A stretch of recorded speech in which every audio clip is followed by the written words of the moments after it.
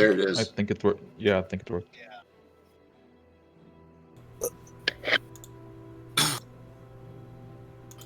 There, I don't know what's going on with that, but there we go. It's fixed.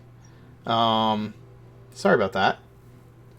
Anyway, announcements right now. The Angelica contest, we have all the art in, so I'm going to post them today so that we can start the voting process, and then we will announce them at the end of February. We have... what else do we have going on? Well, let's see. When we hit 1,000 followers, we are still going to give away a legendary bundle. We're looking forward to that. We are at 635 followers right now, but when we hit 1,000, which we hope is sooner than later, we will be doing that on D&D Beyond, giving away a legendary bundle. It's like an $800 value. So share the stream. Every time we hit 50 subs, our sponsor, farboco.com, gives away a set of dice. And so we're at 27 towards the second or third set of dice for February, 3rd, I think. So yeah, keep that rolling and we will give away another set. They're awesome. They do that for us for free, and in return we advertise for them. So please go over to farboco.com, check them out. Consider supporting them by purchasing stuff through their website. They are awesome people. It's locally owned here in Lancaster, Pennsylvania. So we love to support our local gaming store. For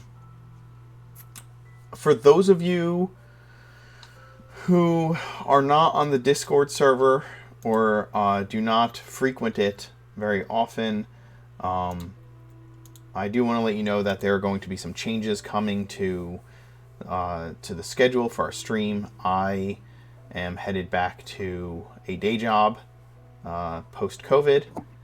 However, we are going to keep as many of the streams going with as regular, with as consistent a schedule as we possibly can. Dark and Hungry God will be continuing every other Tuesday, if not more frequently than that, if possible. But at the very minimum, every other Tuesday going forward. This week and next week and the week after that, we will be here normal time. But we will let you know what the schedule is as it comes. I will be able to let you know when we are playing 2 weeks out.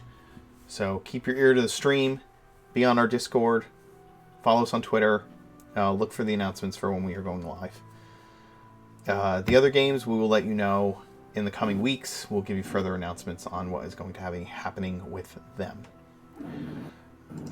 I think that's all the announcements I have at this moment. So, if we could, let's start introducing ourselves and our characters, and we'll get the show on the road. Rightio. Hello, everybody. I'm Big Wendy here on Twitch, as well as on Twitter and such. I am playing Visir, Iron Fist, the Astral Self Monk, also fiance to the party cleric, Luna. He is the somewhat heart of the group. He's only about 18 years old, somehow found himself on a quest to save the world, even though that was not his intent. But when the duty calls, you do what you have to do.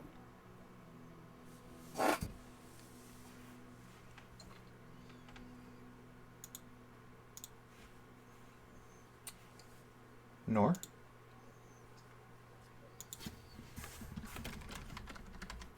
Yeah, sorry. My connection went down. Hi, I'm Noor. I'm playing Luna, the party's half-elf grave cleric, fiance to the party's monk, and the chosen leader to lead this party to banish the demons that are threatening Orad. And hopefully we're about to meet the queen. Yeah.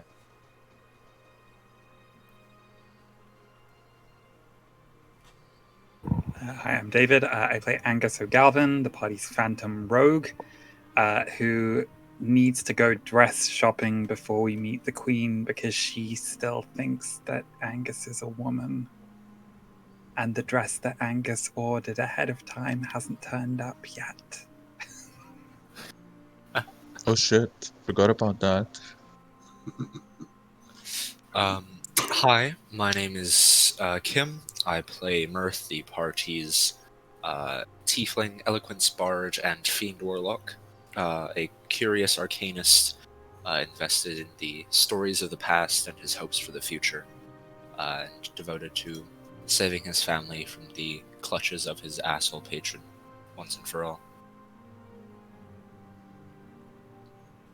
Which brings us to me. My name is Rick, also known as the Loophole King on Twitch, Twitter, and all those things. I'm playing Sarani, the Barbarian, Path of the Sylvan Warden, Druid, Circle of Spores, and Ranger Swarmkeeper, because the party of 5 did not have enough classes in it, so I needed to round out enough of them so we felt like a full party.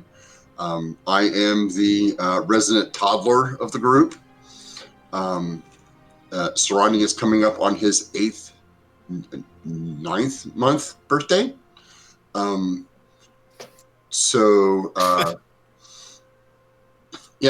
looking forward to cake. And Sarani is also looking forward to getting a new hat because the feather is missing out of his current hat, and he's upset about that. He wants to get a new hat before he meets the queen. And I'm the Mark Knight. I am your Dungeon Master today and throughout the week. When we last left off, the heroes had defeated some hags outside of the village of Darkhaven, Angus's hometown, rescued a curious individual from a mirror, and discovered that it was Philip Valkyrian, the long-lost heir to the Valkyrian Empire. They have left Darkhaven with some parting words that were both hopeful and sorrowful, and arrived in the city of Geneva via the help of Trust, the Seneschal to Elorian, Lord of the Knights of the Golden Dragon. Upon arriving in town, they have stepped out of an alley into one of the side streets of the shining city, the palace towering over the skyline in the distance. And across from them, a brownstone brick home, 3 stories tall, with beautiful windows and a lovely door, cherry stained, with a golden knocker, which is in the shape of a golden dragon eating its own tail. Well, that's pretty obvious. Shall we?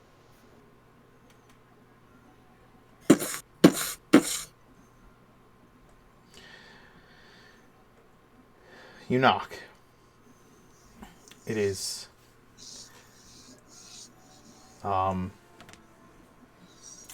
there is a response from somewhere deep within the building.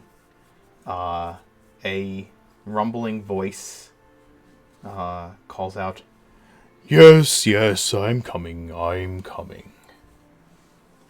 And after a moment, the door opens to a broad-shouldered furbolg who answers the door. "Can I help you all? What are all of you?" As his eyes glance at Sarani, and I am Sarani.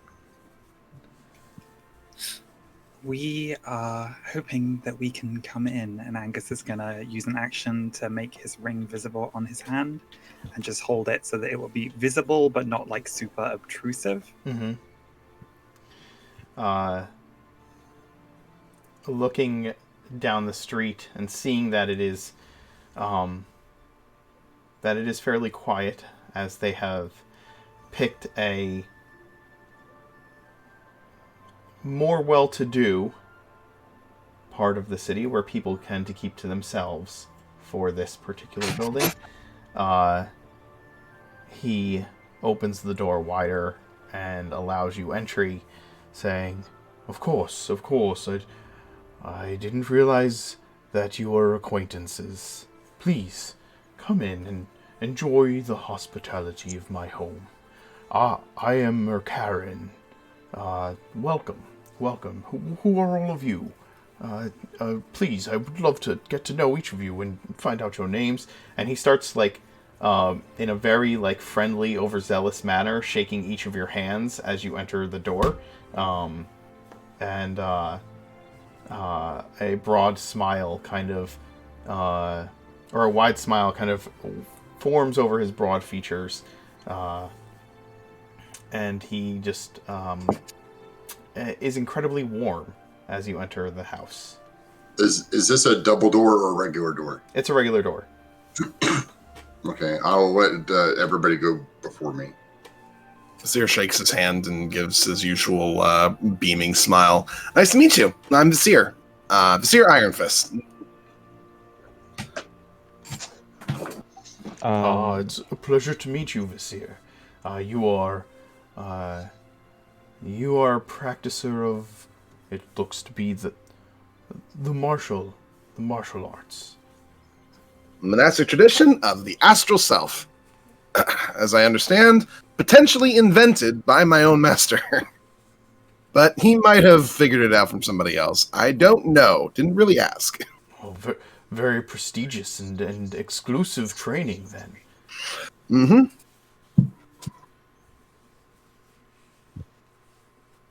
After Vizier, Luna would walk in, awkwardly shake his hand, and just tells him her name.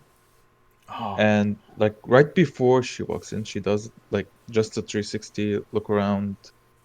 If just somebody sees us, I guess. Sure. The streets are fairly, like I said, empty. Maybe a passerby every now and then who has their nose too high in the air to be looking up around people's porches. This is a very, as I said, this is a very wealthy part of the city. He shakes your hand and says, "You are a follower of Thundra, a priestess, perhaps? No?" She nods by saying, "That's correct." We are happy to receive such a person of noble and radiant purpose. I would hope that you would pray a blessing upon our humble home.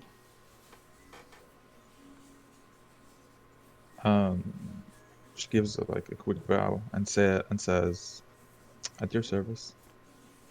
Whatever you need." Very gracious. I'll look up at him and give him an easy smile as I walk through and shake his hand. Mirth, pleasure. It is. Welcome, Mirth. I see that you have drowned yourself in trinkets of the gods. Are you too a priest of some kind? Perhaps Robin? No, it's more of a hobby. I hold on to things. A collector? Many trinkets. He smiles. A wanderer, then? More so in my past, but yes. I'm wandering towards world salvation right now. Well, I know of all of you then. As the sort of... Sorry, not getting a little bit of an echo again. As the sort of trinkets comes up, Angus is going to have to shake himself out of his instinct at being in a nice part of the city, which is to start pocketing anything that looks valuable. And instead sort of consciously turn back and just sort of give a nod of the head to Makarin and say, right now I'm Angus. That will probably change in a bit once I get dressed. At that point, I'll be Annie. I hope that's not too confusing for you. I think that the subtleties of the name change will keep me from forgetting who you are. And he says, are you a member of a theater troupe? A practicer of acting, I think it is. Or is this more for your own personal comforts? Yes. Very clear, like the names. Thank you. It seems to me that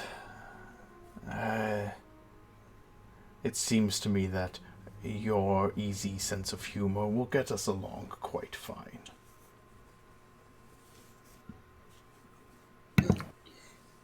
Serrani's just been standing out here awkwardly on the stoop with this big ass mirror strapped to his back, kind of side-eyeing, seeing how much attention he's actually drawing to himself. Because even though this is a nice place, someplace Serrani is not accustomed to and knows he stands out a lot. Yeah, after a few minutes, people are starting to peek out windows at Serrani in particular. So Markarin places a hand on your viney shoulder and is like, friend, perhaps you should step inside where fewer curious onlookers will wonder about a walking shrub. Serrani turns. The furball is quite large, and I'm quite large, so I kind of do that shifty sideways dances, trying to get past him and into the doorway without breaking the mirror again. And get inside, I'm Serrani. It is a pleasure to meet you, Serrani. You are... not something I've ever seen before. Probably not.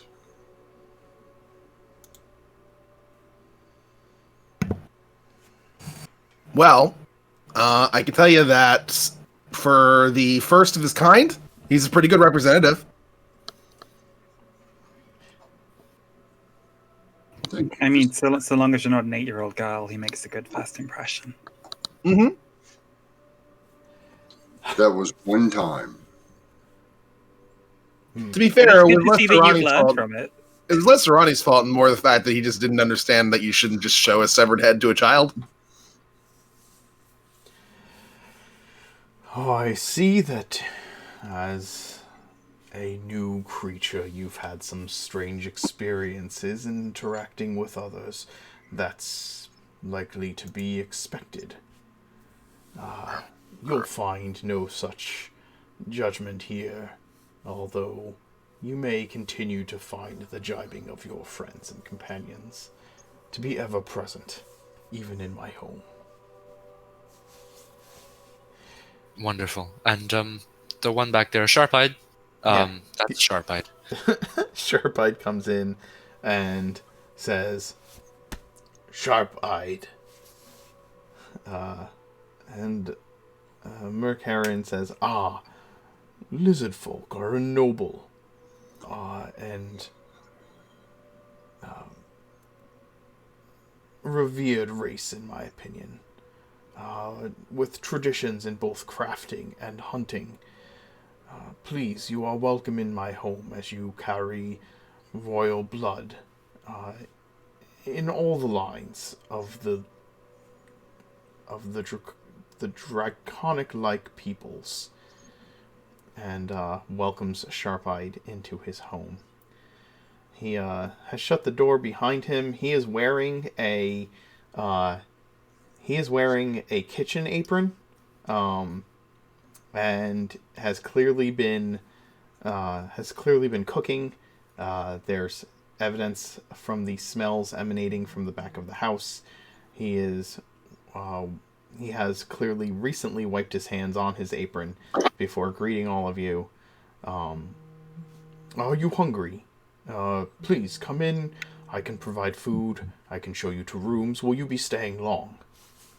Well, not sure how long we'll be staying. We mostly came here for, well, a couple of reasons. But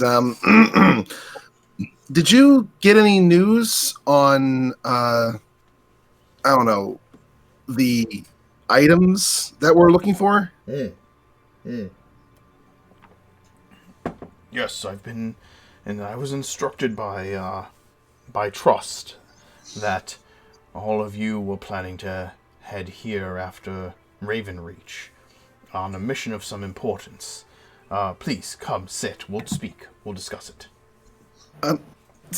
Before we get started, sorry. I don't know. I've never seen anyone like you before. Well, I am a Furbolg. We're a forest people, mostly. That's got to be weird to be a forest person in the middle of a city. He laughs. Very, very deeply. It kind of like rumbles through your chest when he does. Yes, well, some of us get a wanderlust that others do not. In my own way, this has become my forest. And kind of like waves out the window to the city itself.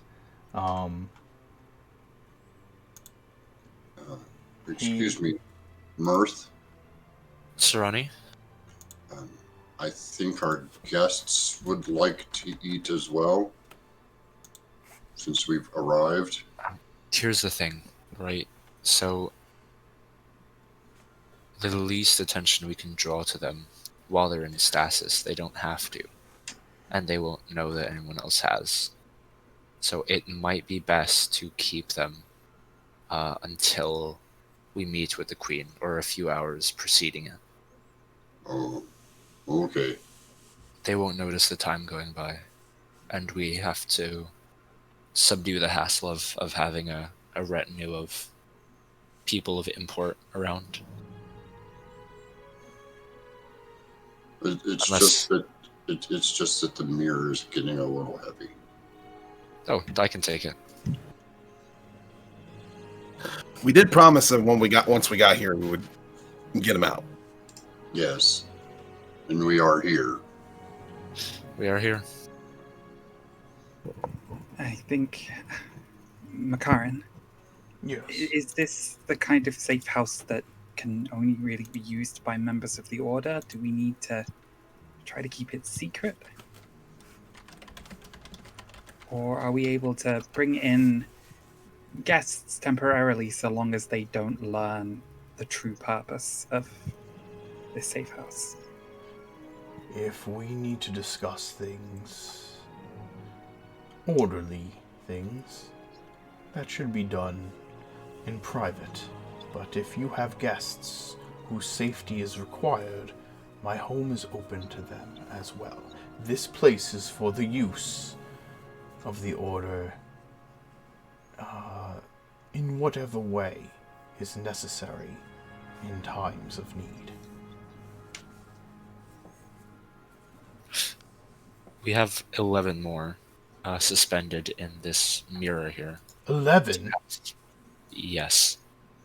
I don't think that's right. We left some of them back in Darkhaven. Yeah. It should just be Philip Oh, and we his did. Yes, closest yes. personal guards. I think You're it's right. 5 The total. other I think it's yeah. 5 as well, yes. It's him, his best friend, his familiar, the coachman, and the guard captain, I think.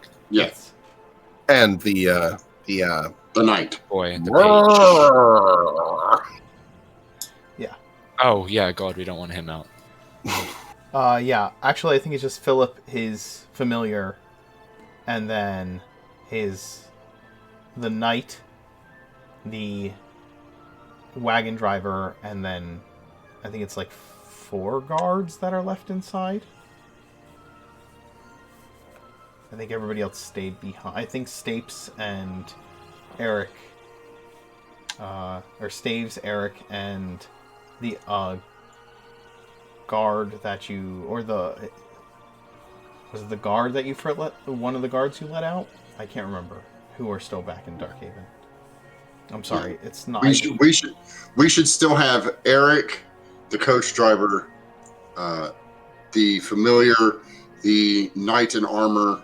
No, Eric and the coach driver, and again, I fully recall it being that it was Philip and his personal guards Yes. are the only ones that were back in the mirror. Everybody else is back in Darkhaven. And his familiar. He brought his familiar with him. He specifically said he was doing that. So I think that's it. I believe David is correct.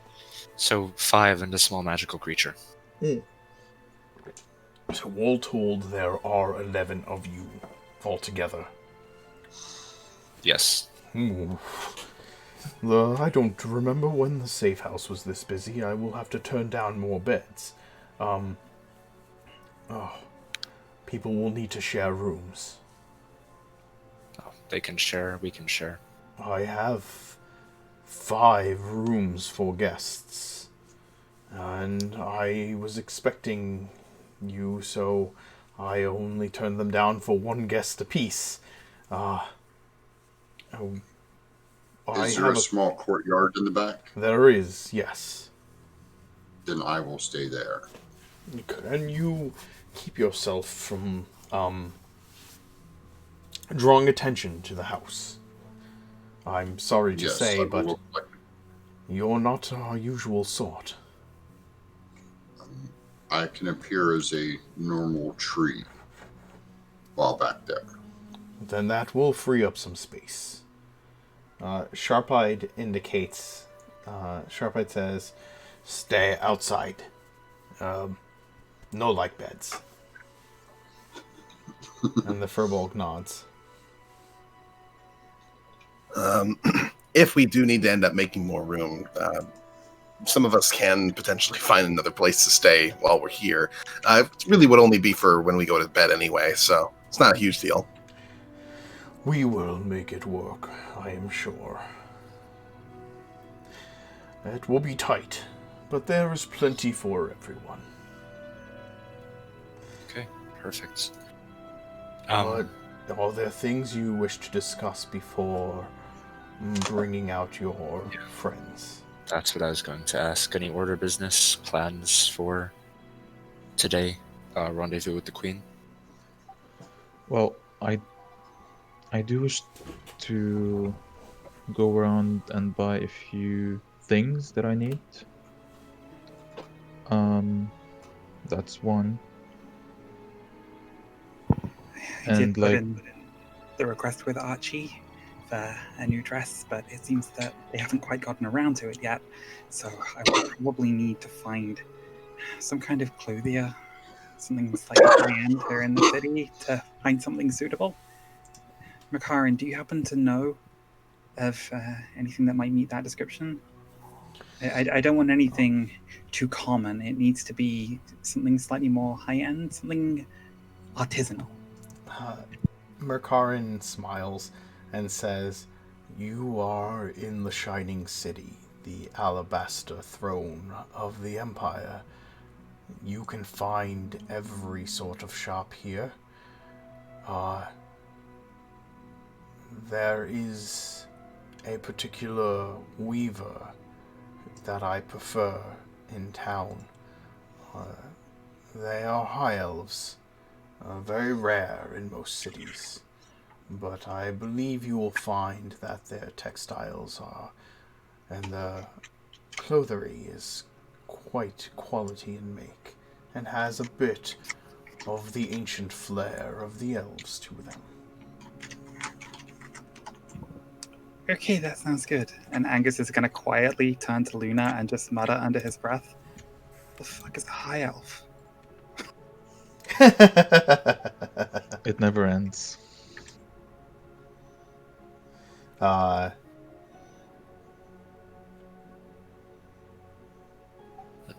Mirth, would you like to join me? I wouldn't mind. Merkan, does the city have... I take it the city has an arcane quarter of some sort. Yes. Perfect. As long as we can stop by there, of course. Yep, and if possible, is there a temple dedicated to Thundra around? There is. There are temples to all the gods.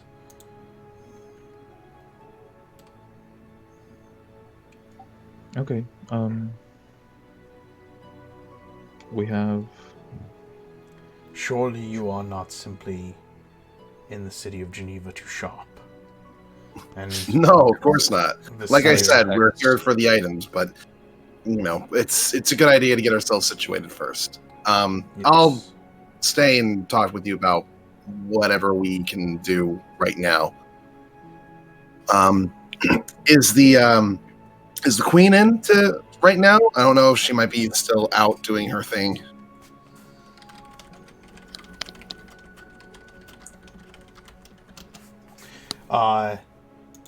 He says that the queen is in Geneva. She sits in the palace, awaiting guests' arrivals. It is big news throughout the city that invitations have been sent out amongst the nobility of, well, Ravenreach and Riverdam, Riverwatch, Plainshaven, Twyland Hill, Drayan, Ironstone Hall, and even as far as Drakengard Keep.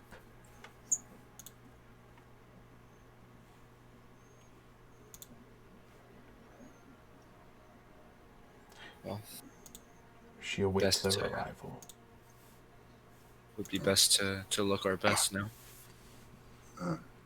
Angus, could you pick me up a new hat, please? I still got my dress shirt.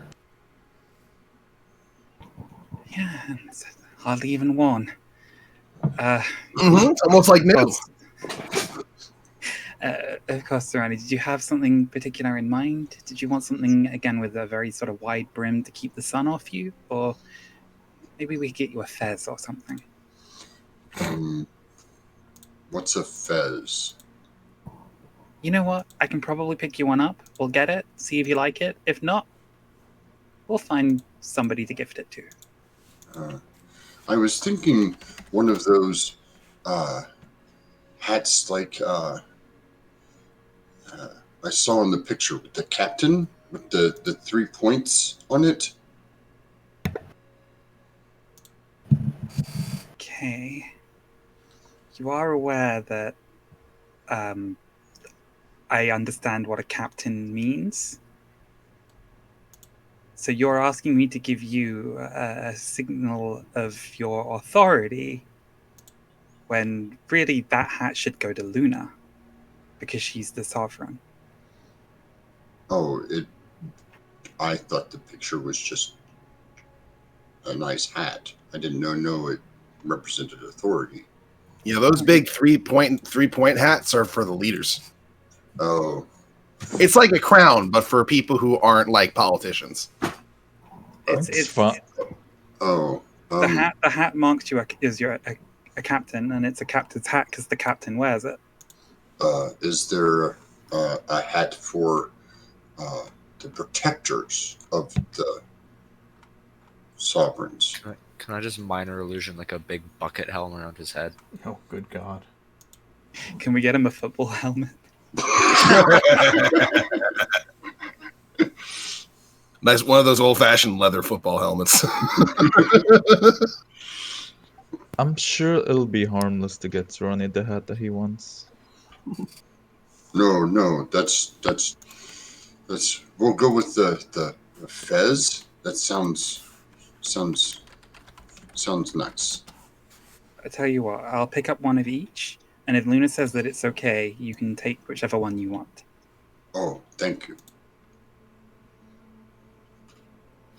It'll Anyone be okay. stopping by to get sharp eyes weapons? Either seems blacksmiths in the city. Of course, there are, but where? Oh, all right.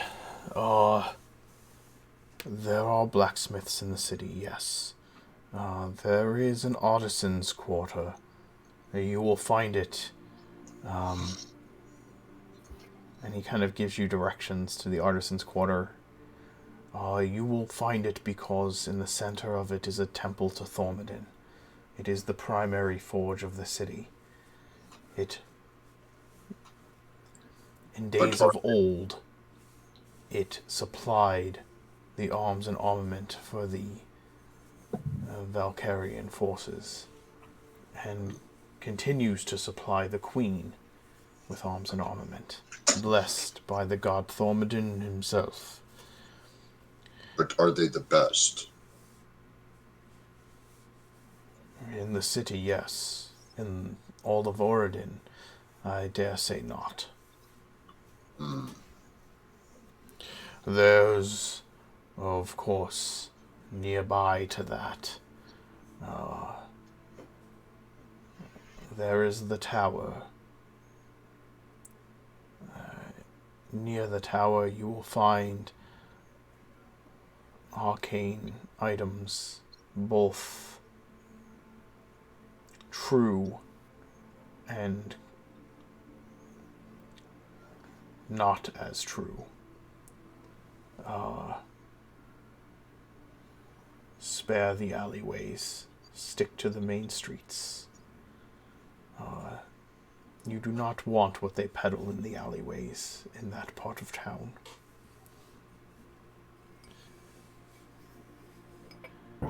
Is this on the coast? Because I might.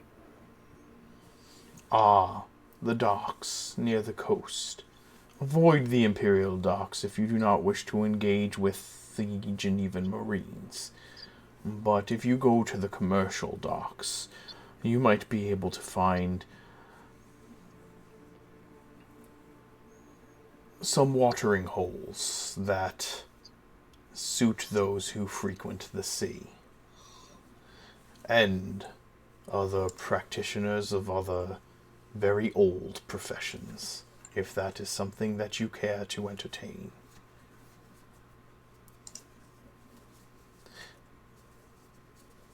If you need things that are less savory, you could search for the opal market. I've never been myself, but it is where the goods of a less reputable nature find their way into the city.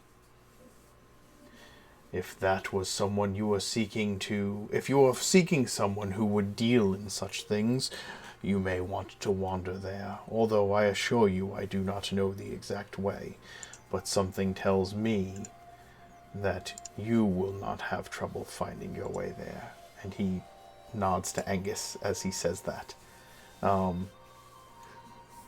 I am shocked and offended, and I'm going to change into a dress. I apologize, I meant no offense. I simply pointed to your skill in perhaps investigating such things. I hope your dress is very fine and comfortable and has pockets. Do you need any help, Angus? I should be okay. Maybe you can help me touch up my makeup if I still haven't quite got it down, but I probably need to shave first. I should probably get more than just a shirt, huh? I mean, we do have money now.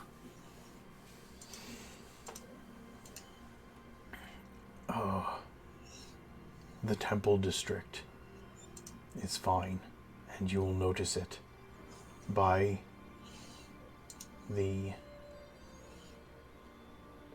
grand temple of Orad in all of its shining colors. But you can find any temple you seek there.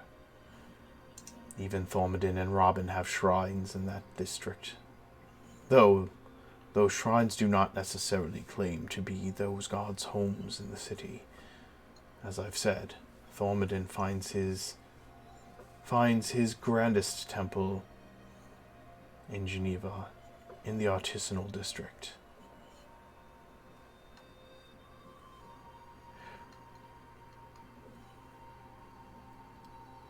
Master Vizier. At this point, he's spooning out bowls of this thick beef stew and passing it out to people. You asked if any of the items that you seek have turned up in the city. I have been told to keep my ear to the ground by our mutual trusted friend, and have come to discover, too late, I might say, that one such item is in the city. It was What do you say too late? It was smuggled in and sold in the opal market to an organization that is quite capable. Though the item is not precisely what you seek, I do believe it is of a substance that will be useful in your endeavors. An ancient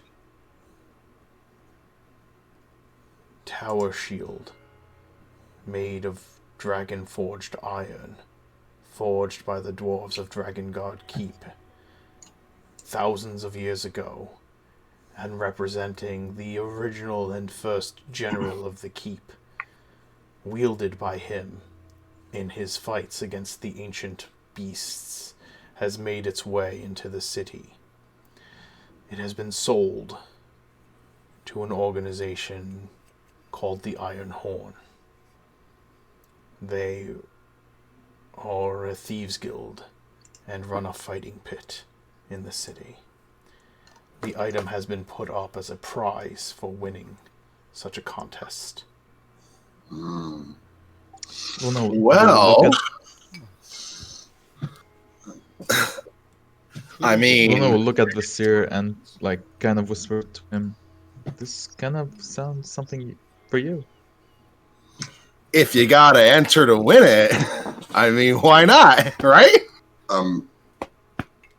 Master McCarran, how do the general populace understand things such as I? Are they acceptable, or should I use a different form?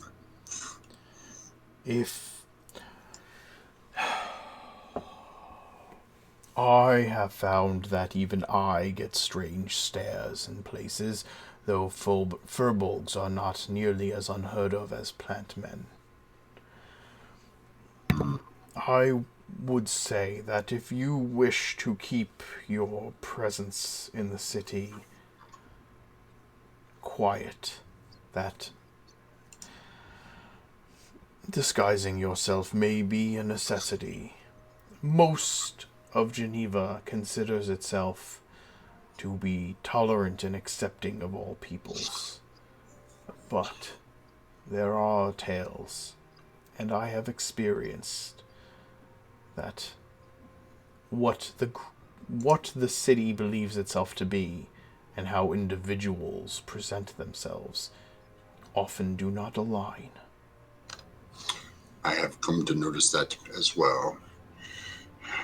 Very well. I will, if we need to leave, I will accompany whichever one as an appropriate animal for the time.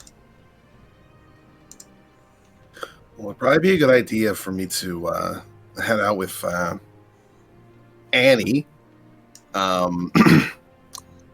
Probably the best suited to finding out where this iron horn, did you say, was what they're called?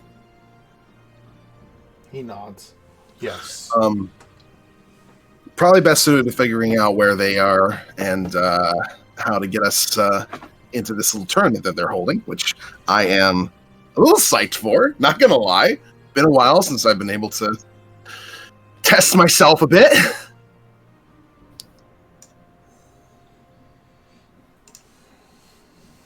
I am glad that this... Sorry, go ahead. No, I was just saying, if you need a sparring partner, you know where to look. And I'll point over at Serrani. True. It actually might be helpful if we can manage to get at least Serrani and myself, and maybe even Annie to a degree, to do this. I mean, the more entrants, the more likely it is that we'll win. I believe Sharp Eye would be an excellent combatant. He has proven himself worthy in multiple occasions. I am glad to see that this is more promising than I had originally thought. I was worried that the item would be lost to us, but if all of you seem eager to embattle yourself for it, then all the more reason to rejoice that it is present in the city. And if none of us ends up winning, then at the very least, I know one certain tiefling who doesn't really have much of an issue with potentially stealing something for the greater good. Oh yeah, sure Trust would be okay with that.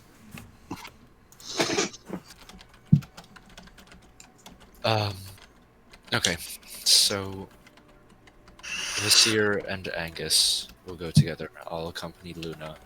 Serrani, are you going to go with? Just kind of gestures with his hands. Well, if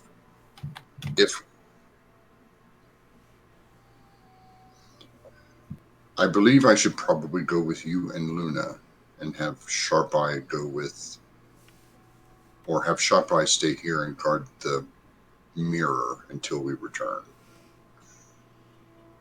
I think Sharp Eye should stay here. He's not much for the city. I believe Annie and Vasir can more than take care of themselves. However, I do not relish the fact of you and Luna being without some sort of protection in the city. So you don't think Luna and Mirth can take care of themselves? I mean, the city will need protection from us. Serrani. I'll be honest. I'm pretty sure Luna could probably anybody who wants to start some trouble on her own. Yes, but I will feel better. I know that while both of them are more than capable spellcasters, sometimes the physical confrontations are slightly beyond their capabilities. I've been juicing. You've been I juicing. think they'll be all right, but if it makes you feel better, right, then you can go ahead and go with them. So who's going where, and are you letting Philip out of the mirror now? Yeah, I we think can. We should let him out. Shouldn't we let him out once we are all back? Like, Now we can let him out and then kind of like Get explain the settled situation into to the him. safe house. Yeah. Explain what the stakes are here and just make sure that they know not to raise Leave. too much attention. Yeah. Won't hurt to get them settled in. We promised that we would let them out when we got here, and we got here, so we gotta let them out. Plus they could eat. Mm-hmm. I can telepathic bond us when we go into the city, but it only lasts an hour. But it gives us just, I mean, it's free, so might as well, right? Yeah. If it ends up taking us more than an hour to figure out what all's going on, then we'll just rendezvous back here. Yeah. If me and Luna end up being mugged by random street goons in the first hour, and Serrani isn't there to save us, we'll let you know. Well, the other option is you can let Serrani wander the streets by himself. Yeah, come along. It'll be fun. I thought that would change your mind. Serrani's got a bag full of gold, and he's itching to spend it. What trouble could he possibly get into? So, I guess DM? Yes.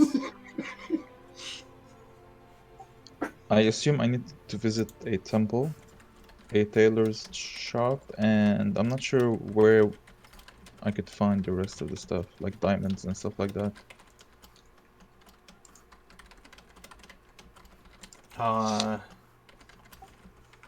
Probably You can where get the Mirth wants to go. diamonds. Yeah, probably where Mirth wants to go. There are jeweler shops there. Oh, hell yeah. I'll tag along for most of that. The library is hard to miss, I'm guessing. The library, the Imperial Library, is connected to the Temple of Vidian. Perfect. I'll probably be heading there tonight, though. I just want to get a beat on it. Okay. Alright, so that leaves me, Luna, and Surani will hit the temples, spellcasting quarters, and clothing, and then anything else that needs doing afterwards. And then Visir and Angus, I think, are canvassing the lower parts of town. Angus needs to get a dress first, and then they will be looking for information on the tournament, as well as Angus wants to go down to the docks, I believe. If you want to breathe water for a day, let me know. What kind of cat is Smudge? Just like a grey tabby, very like grumpy cat, style cat. Does he have wings or anything? Yeah, because he's a Tressum, so just very sort of almost angelic like wings because Yeah, he's a celestial so, spirit. so he has a fly speed. Just make a cat with gills and give it a swim speed. Just freak everyone out. Yeah, well, he has a fly. Well, he has a fly speed, so I can't turn into him. That's why I was double checking. So I'll turn into a cat that looks like Smudge, but without the wings, and sit on Murph's shoulder for the next 2 hours, unless I'm needed. I'm just ridiculously tempted to ask Serani to come with me in the form of a dog, just so I can be Annie with a Sandy. If you ask Serani to come with you, he will. You guys seem like you guys are more than capable of taking care of yourselves. And I will take the care to just cast the aid spell on everyone before we head out, just in case. So that's 10 hit points around the table. yeah, I already had mine, so. Okay. Hold on.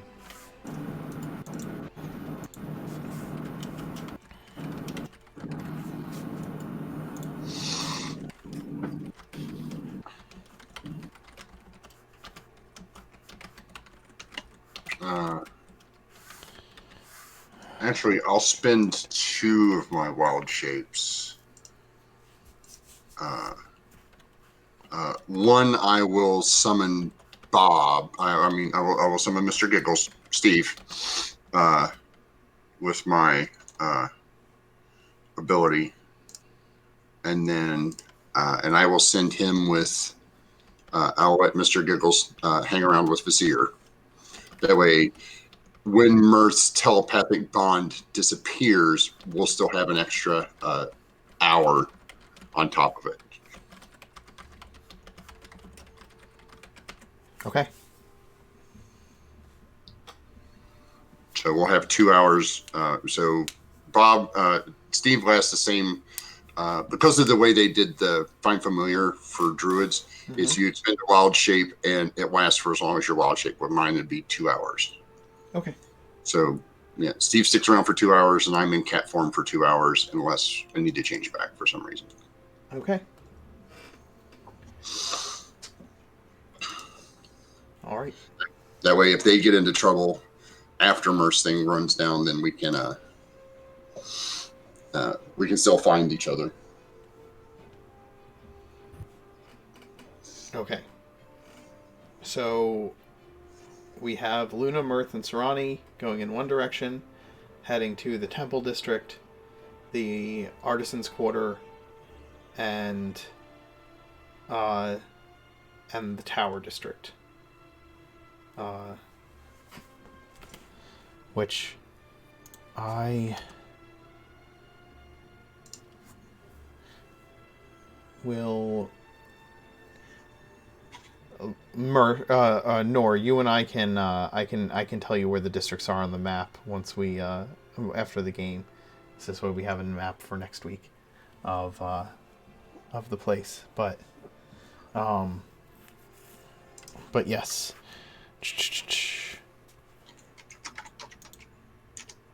Oh, by the way, I'm still seeing the Darkhaven map. Yeah. Are you? Same. Okay, I will move you over to where we're at.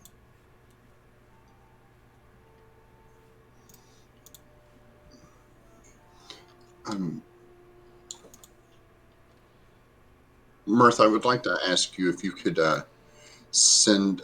Do you have to know the person to do a sending? Yeah, I have to be familiar with them. Yeah. But as long as you're familiar with them, you can send them the message, correct? Yes. I was wondering if you could send a message for me to my lioness friend, my tiger friend. Oh, yeah, sure. See how she's doing and check up on her. Yeah, I know her, so feel Yeah. free I mean, to- you guys have been to a fighting pit before. Yeah. Do you remember where that was? Twilight Hill. It's in Yeah, Twilight Hill. Twilight Hill. Yeah, but do you remember the name Southern of side of Twiland Hill, in what is ostensibly a gym, but in the basement area. Yes, but do Yeah. you remember what the name of the place was? The bullpen. Yeah. And it was run by A Minotaur. The adamantine horn. yes. And this is the who horn? Iron Horn. Iron horn. Oh. So apparently they've got a lot of different. They've got chapters. Yeah. They've got chapters. Yeah, no, I wanted to check in on her to see how she's doing and where she is. And invite her to and see how she's doing. And maybe I'll converse more later.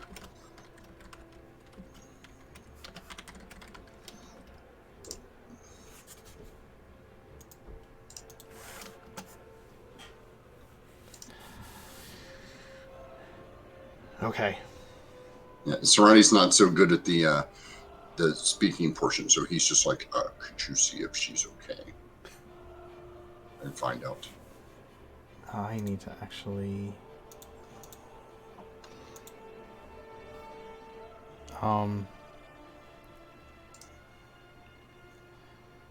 Araska responds that if you set Araska will respond if you send a sending. You just let me know when. Yeah, I can do it at any time. I'm asking Rick to do it because I know her and it's his message. So Fair. I just Yeah, it's basically Serrani's really bad at this, so he's just like, Araska, this is Serrani. Are you well? Where are you? Do you need any assistance? Would you like to meet? Araska responds saying, I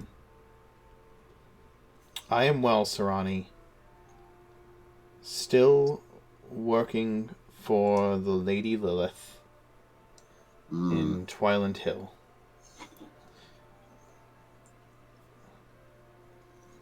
If you are back in town, I would be more than happy. I would be happy to see you.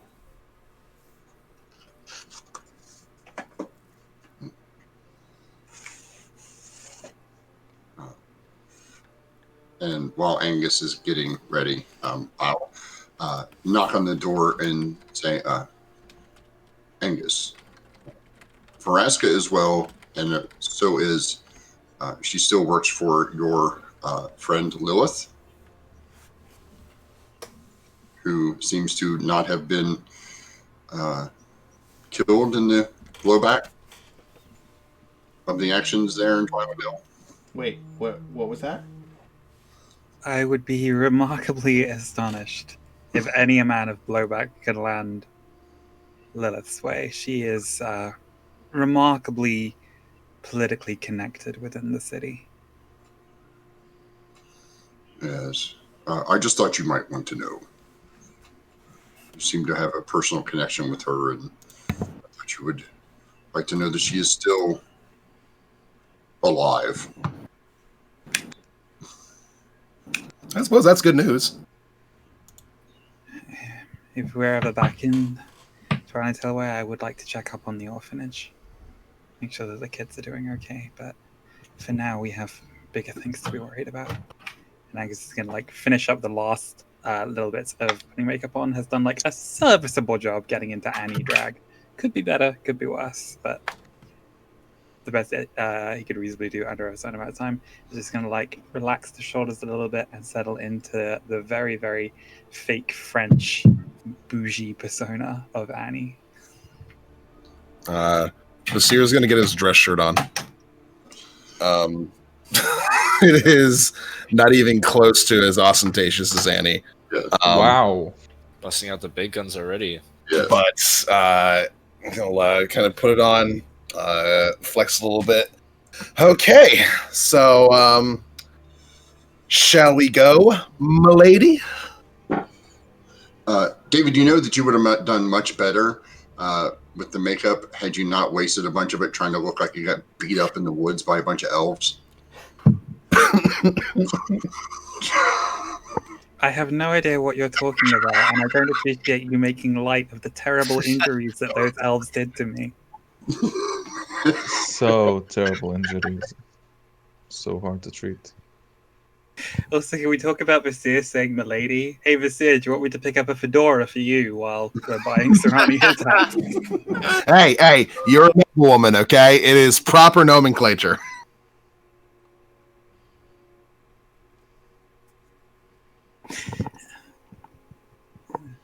But of course, we shall go. I will simply take one moment, and Annie is going to introduce Makarin to Smudge so that he will be able to recognize, and then put Smudge into his pocket dimension for the time being. Okay.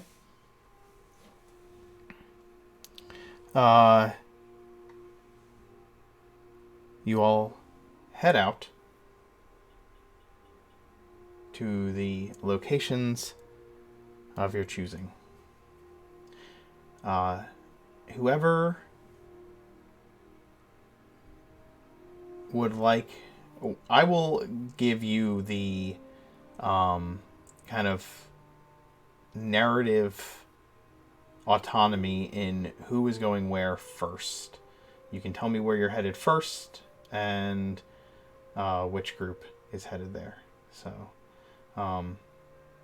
you've held out your arm to Annie and have headed off, and the others head in an entirely different direction.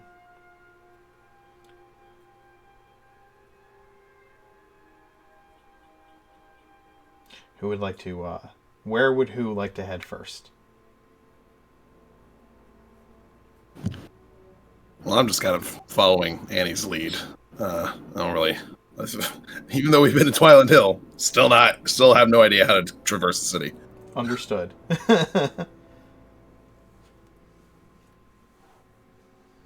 I'm somewhat familiar with where we are going.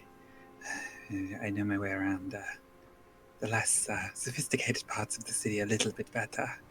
I have not been to this part of the city all that much, but I'm sure we will find where we are going. Eventually, I guess. In the meantime, we should probably keep an eye out for anybody who looks like they might perhaps be a good source of information about where we can find this iron horn.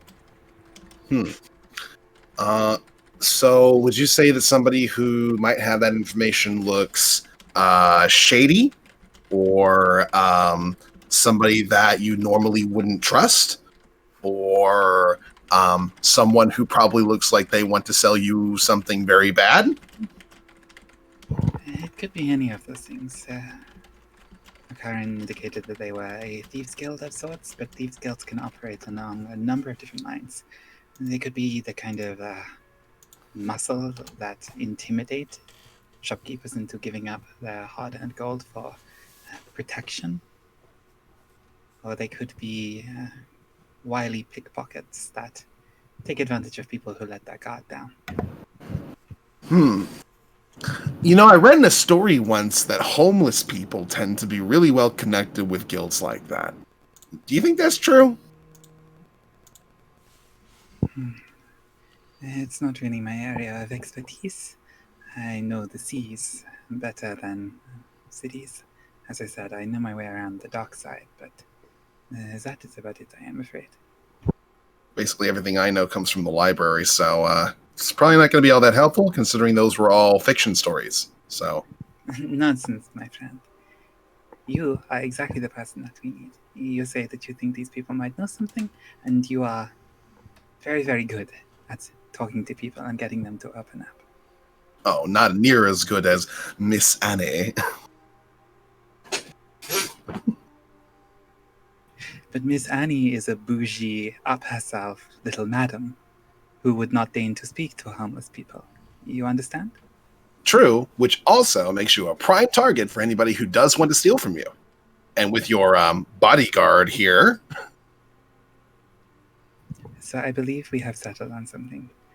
While you are talking to anybody on the street that you think might be connected, my bodyguard will be distracted, and I will be oh so open to perhaps attracting the attention of another source of intel. Sounds good. So just look for somebody who looks kind of like you when I first met you.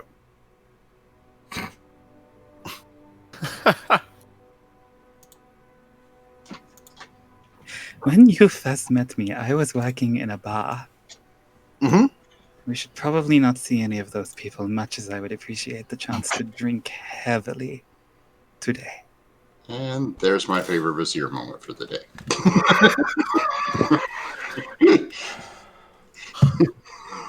All right. Looking for some shady people who don't look trustworthy so that we can trust them with giving us the right information. Oh, then you should find a Yeah, half. after Have a punching mirror them back at the safe house if you need it.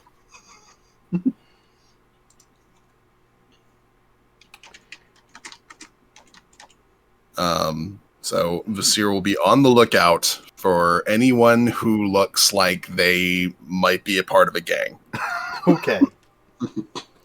And so you've headed down to the commercial docks area of the city to start perusing for individuals of questionable morality. Can Angus as well check around the entrance to any alleyways if he sees any thieves' can that might give some indication about like gang affiliation here in the area? Okay. I like how Angus is using his own experience to root out criminals, and Vasira is more like taking the suburban white guy lost in downtown Atlanta approach. Just people who look like they might be in gangs. Oh my god! Straight up, just do some like racially insensitive shit, like just approaching a halfling and just being like, "Are you?" yeah, exactly. Tall. Hey, are you a tall fellow? I want to hear your accent. Let's go. I don't trust these short people. Do you have any illicit materials for sale? I'm looking for people who do crime things. Stab people, I stab people. We should stab people together. What's your name?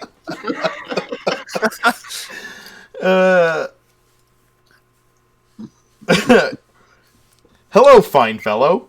Do These you... mesh pants hold so many drugs, man. I am looking for people who sell the drugs. Okay.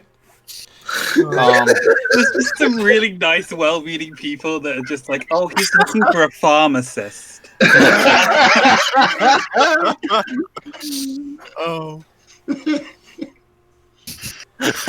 You're a rather homeless-looking individual. Do you crime? Would you know where I can find people to steal things? Because I would like to do that.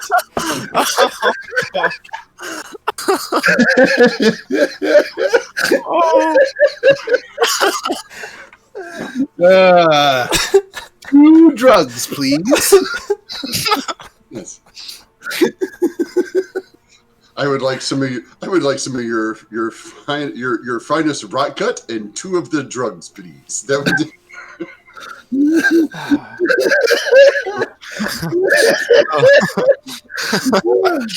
Oh fuck! The Sierra in downtown area is the funniest fucking thing. Oh. I'm trying to imagine him like sagging his kilt.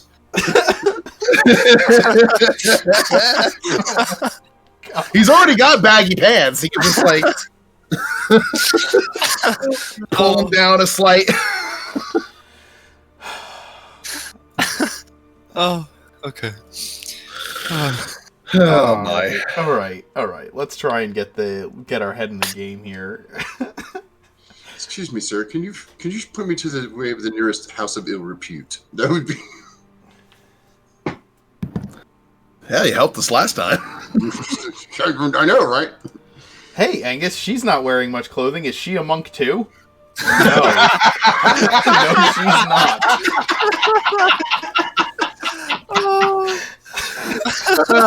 Oh boy! Oh shit!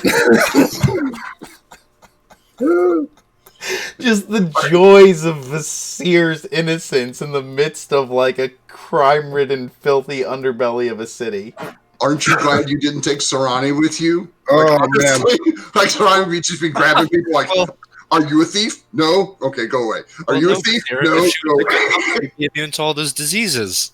Oh, ma'am, this is gonna be great. Oh, good God. Every time we're in the We're city, definitely gonna be same thing relying on happens. somebody trying to get humanity. Look, this is clearly like weeks of just the oppressiveness Oh, yeah. of like the hag storyline. Just kind of like this is the cathartic like just need to get some humor going episode going on. Absolutely. Oh, break the tension. Well needed. We haven't had a good like just lighthearted episode in a while. It's true. So you come across a guy in an alley slaughtering children to the god of undeath. I'm just kidding. Yeah, that just happens. Just kidding. Everyone else is walking by. They're just like, "Yep, that's every Tuesday." But see, Basir is so polite. He'll wait until the guy's done and then go, "Oh, I don't think you should have been doing that." That doesn't seem like a very nice thing to do. He's stabbing like what? By the way, do you know where I can get? Sorry to interrupt your ritual sacrifice, sir, but I was looking for some criminals. You look like you know criminals. He's walking around like this part of town, and he's clearly wearing a pair of New Balances and khaki shorts and a polo shirt. It's just kind of like, just kind of listening to Britney and then trying to find somebody who can sell top some 40 hits. So he's just like, "Hey guys, yeah, I'm looking for some gangs." Oh my Hitting God! people with the finger guns. Do you know where I can find some illegal parts for my lawnmower? Because I really need some right now. All right. Let's wrap it up. Let's bring it back. The two of you are walking through the downtown, this seedier parts of the commercial docks.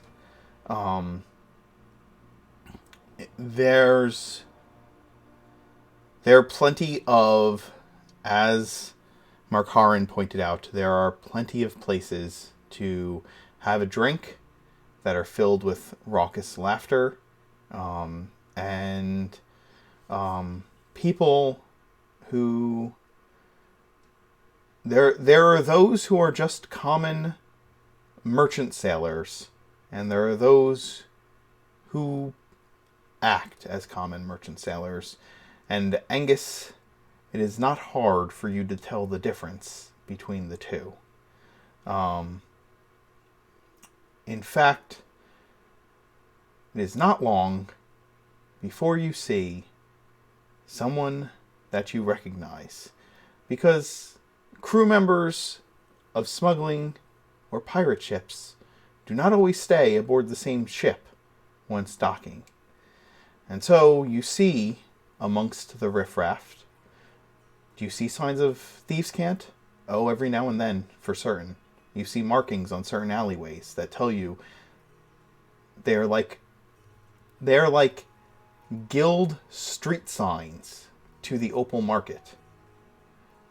You see a former member of the Bloodthirsty Sun who was expelled from the ship for being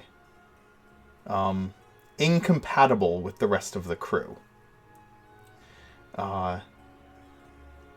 He had a reputation for starting bar fights on purpose and getting multiple members of the crew heavily injured in bar fights, like the day that you were supposed to go back out to sea. Yeah, Larry. We kicked him out because he cried in his sleep, though. That was the last straw. Okay. Again, it's like trying to get across that idea of like somebody who starts bar fights, like Angus.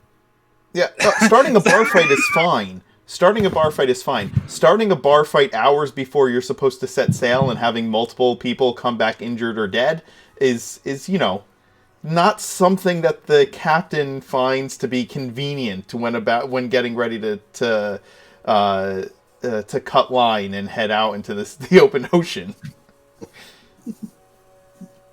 It's the timing of the bar fights that was the problem. Yeah. As long as you have like shore leave and have plenty of time to heal up before you set sail, that's fine. But it's like we're about to go raid another ship, and now several of the people I need for a boarding action have broken arms. This is a problem.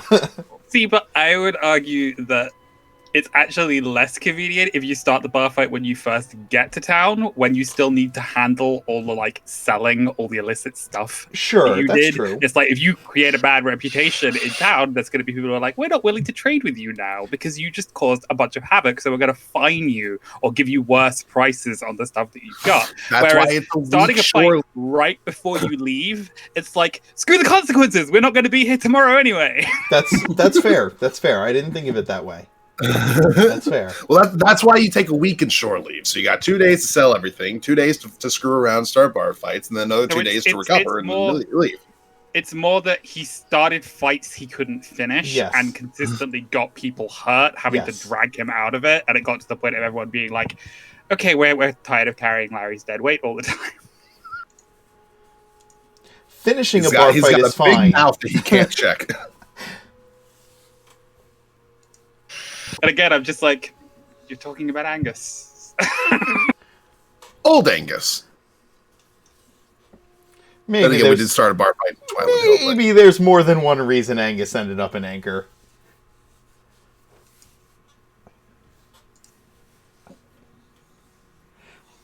I knew I shouldn't have gotten this tattoo that said does not play well with others. It's not a great advertisement for recruitment, I'll tell you. So yeah, you see Larry in amongst the actually getting tossed out of a bar on his ass as you're walking through this part of town. And again, you see various like thieves' signs on certain alleyways because you know where to look. And Angus, you've been to Geneva with the Bloodthirsty Sun, haven't you? Yeah, again, mostly in like the commercial docks, so like this neighborhood, but not really like much of the city beyond that. Okay. Well then, I mean, you know the signs to look for the Opal Market. So you find them very quickly. You know what you're looking for. Vasir, I mean, everybody around here could be a criminal. You don't know. Like this is not the type of places that you're used to being in. except for the times in Twiland Hill where Angus dragged you around to these types of places before, like How people. dare you besmirch Lilith's fine, upstanding establishment like that? No, her establishment is fine and upstanding, and I would not besmirch such a thing in such a way. But Vasir, you just see a bunch of sailors. They're just a bunch of people who are like day laborers or sailors, or these are ordinary folk. You wouldn't think badly of any of them. There are a lot of people. There are people here though that this isn't the best part of town. So there are people on corners begging. There are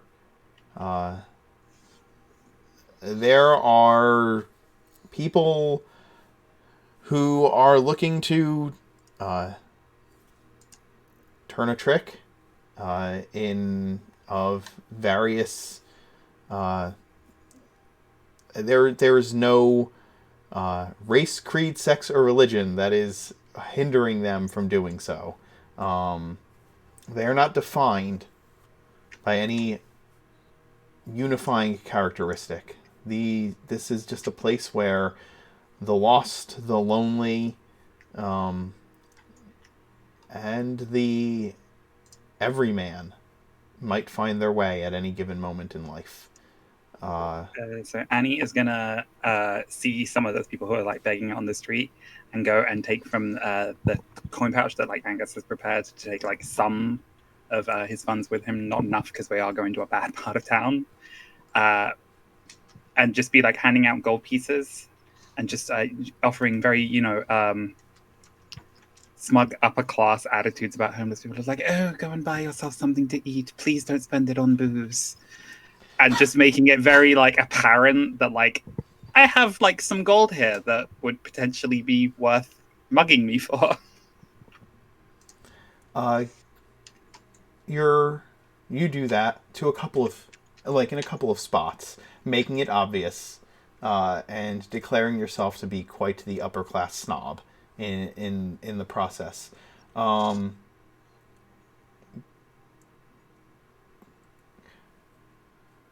What is your perception? Passive is 19. Okay. Same here. You two continue to move through the streets when you easily catch the young pickpocket attempting to snatch your purse. The two of you notice. Well, Angus, you notice it first. It is he is trying to steal from you, and so you notice it first. But also, you know the signs to look for in this particular venture. In fact, because you've been drawing people to it. You're much more aware. While Vasir, you have the 19, Angus, because of having advantage for those various reasons, your 24 picks up the thief just before Vasir notices him. Just gonna like gently grab him by the wrist and pull him around to face me and just lean down and whisper in thieves' cant. Now, I don't know your face, but it looks to me like you're in the trade. You get me? In thieves' cant, he says, "You're not a woman." Observant, too. Now, you're pretty young, so I don't know how long you've been doing this. Especially since you clearly can't recognize a target that's intentionally trying to attract attention in this way. Maybe take that as a lesson for next time. But I'll let you go if you can tell me where I might be able to find somebody who can tell me about the Iron Horn.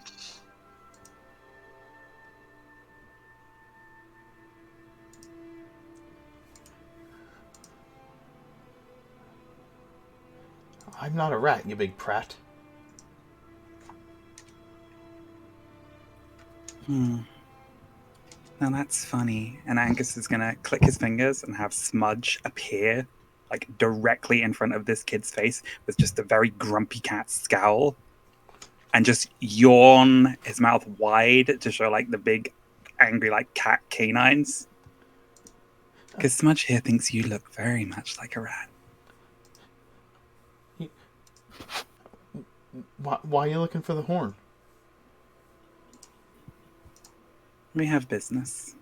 And Angus is just going to like nod his head towards Visir. This one thinks he can take the grand prize. Personally, I'm planning to make a bundle betting against him.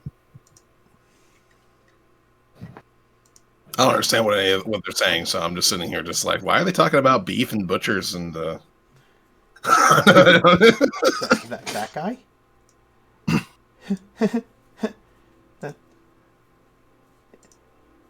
that. All right. You let me go and not empty-handed, right?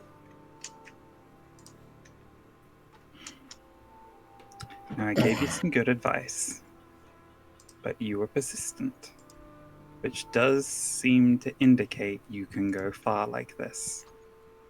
So yes, just gonna like very, very carefully take out the coin pouch and just like make sure he's not gonna try to make a grab for it, and dish out 3 gold pieces. He tucks the gold pieces away, like deep in his tunic, in like as safe a place as he possibly could, and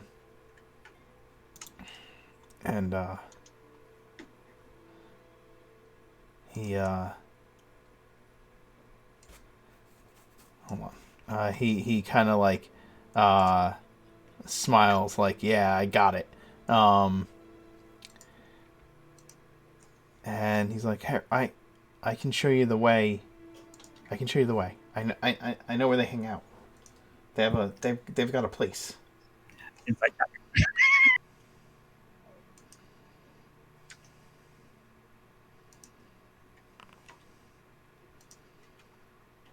Can I give him my inspiration? Yeah, you can.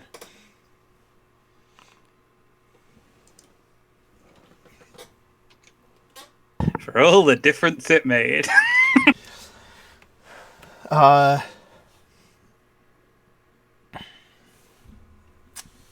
Yeah. He says, he just says, "Follow me. I can show you where they. I can show you where they hang out, where they have the fights."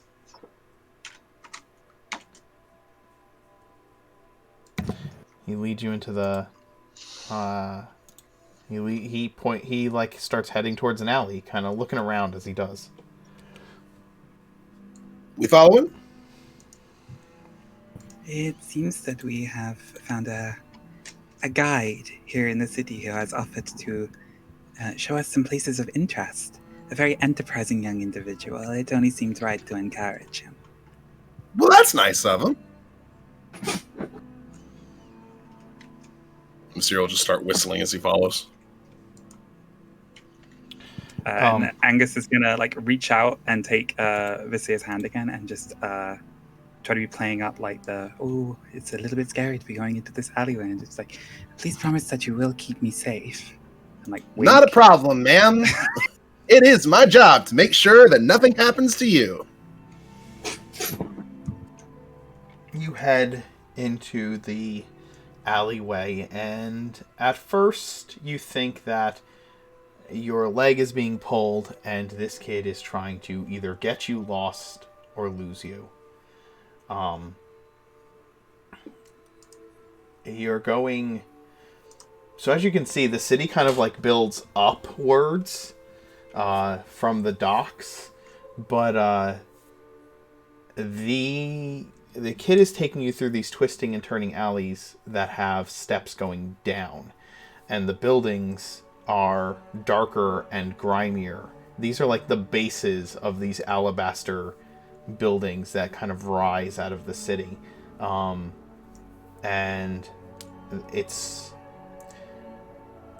reminds you almost of being back in Coriel with the huge trees that would block out the sun. You know it's daytime, but everything here is kind of in shadow and grime. It's dark. But if you look up to the sky, you see the blue sky and you see the white shining buildings way above where you're standing. This is like a shadowy, this is like a hidden away part of the city.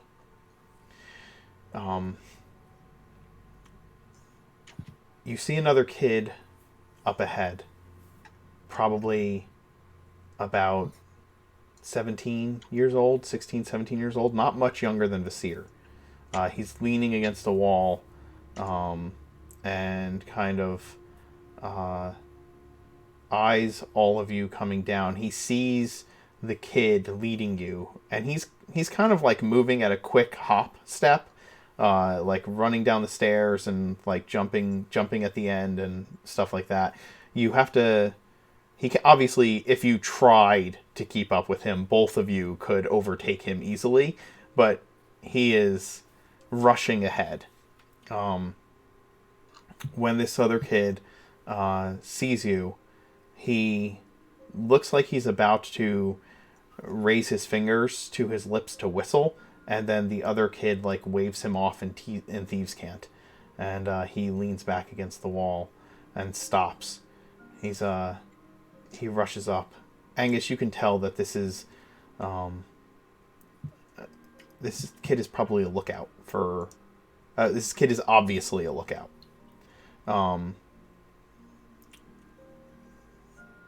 The young thief rushes up to this older kid and says, he says to him,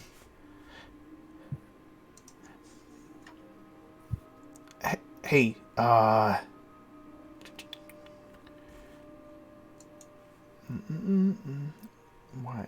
Hey, Matt,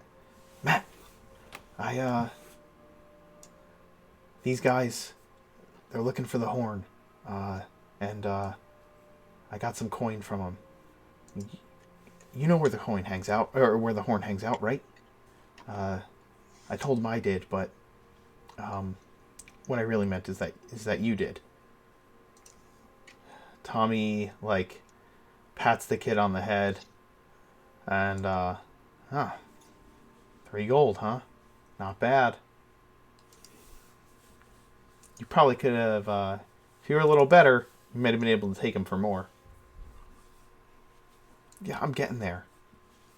But this... Angus is going to like ask out loud to Common just to Vasir, did I really do such a bad job with the makeup today? No, you look great. But they can tell. But you still look good. Matt looks over.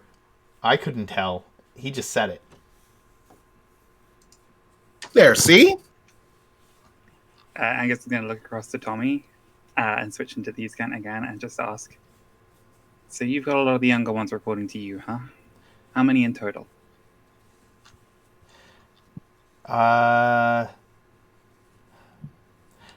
We each get 4.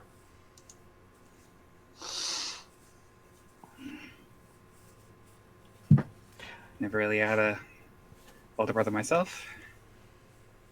A couple of the guys, once I was on the crew, they started taking care of me, so I understand how important it is. So you say you need a bit more? I can provide that, if you can genuinely lead us to where we need to go. Enough to make sure that you and your 4, and heck, you got friends, same as you, same position, they got kids under their care. I can make sure you all eat well for a week. His eyes raise. A week? Wow.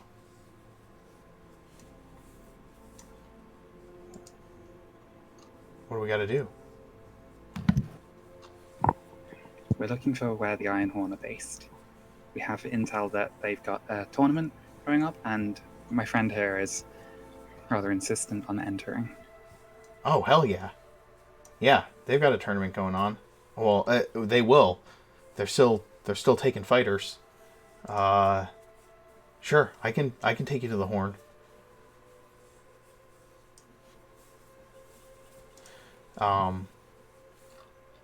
He says, My name's Matt. He kind of holds out a hand to you. Nice to meet you, Matt. I'm Vasir. Pleasure to meet you. Give me a Just perception gonna check. I was gonna say Angus is gonna like ask Visir to watch closely and to just demonstrate like a thieves' cant style handshake to just covertly indicate and just try to get Visir to memorize the sort of routine and pattern of it, so that if he needs to introduce himself once we get to the horn, he can not stick out like a sore thumb. So,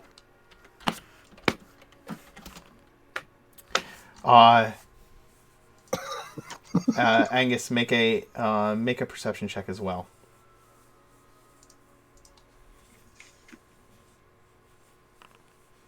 Okay.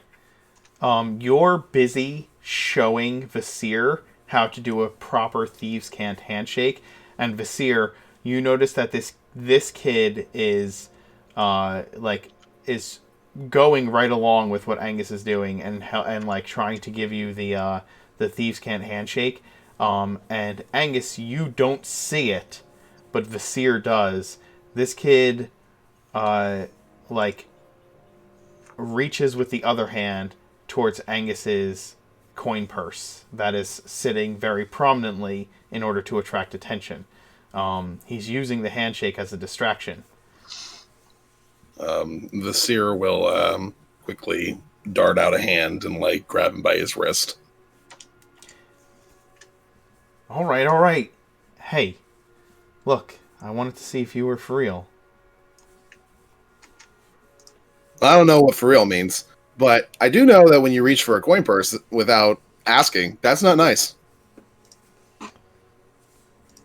It was a test. I would have given it back. Okay. I have already demonstrated to you a willingness to give you money for assistance. I made an offer to you in good faith, and you threw it back in my face. Tell me why I shouldn't track down some other little slum rat like you and have them lead me to where I need to be. He holds up his hands and takes a step back. Look, orders come down. If anybody comes around claiming that they know the trade, I'm supposed to test them. I mean, that seems reasonable. If you're too dumb to notice me taking a coin purse while practicing thieves' cant, then you have no business being back here.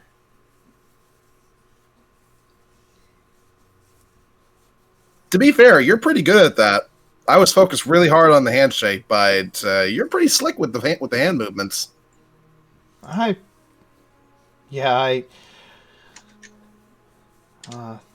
Somebody's got to pick up the slack.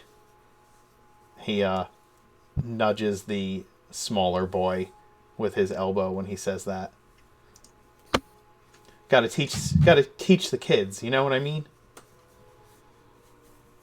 And Angus is going to look down at this younger kid, Tommy, and just have like a wave of affection and recognition of the fact that Angus has acquired certain skills over his lifetime, but has never been in this specific position of having to like steal and scrape by.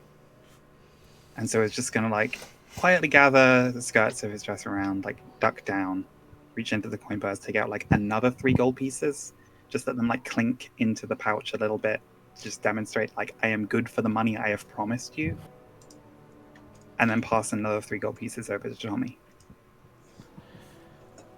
I'm sorry that I was short with you, but it is important.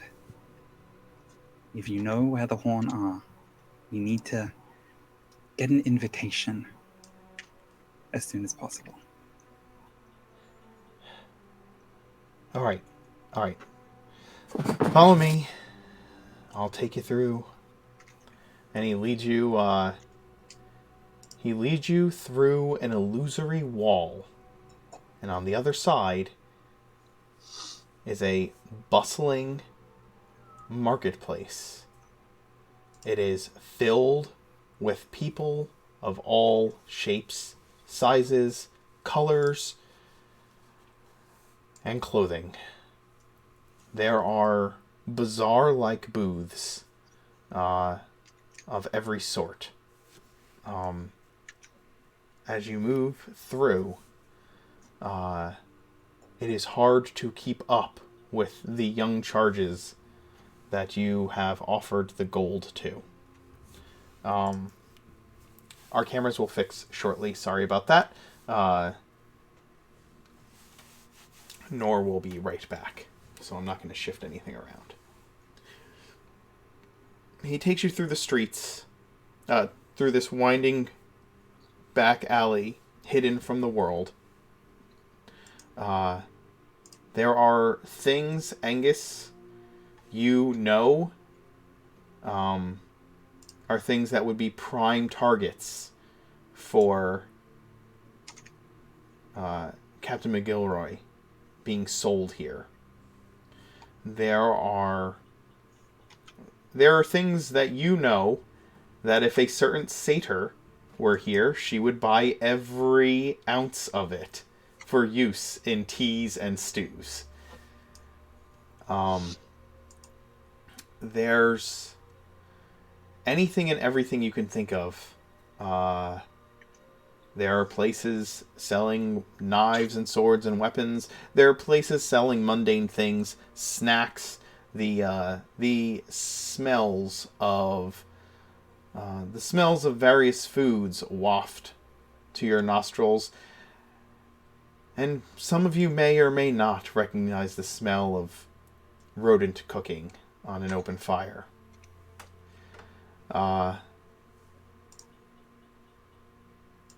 Welcome to the Opal Market, a place where you can buy anything as long as you have enough coin.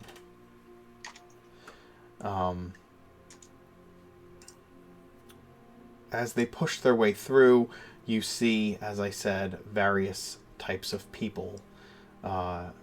There are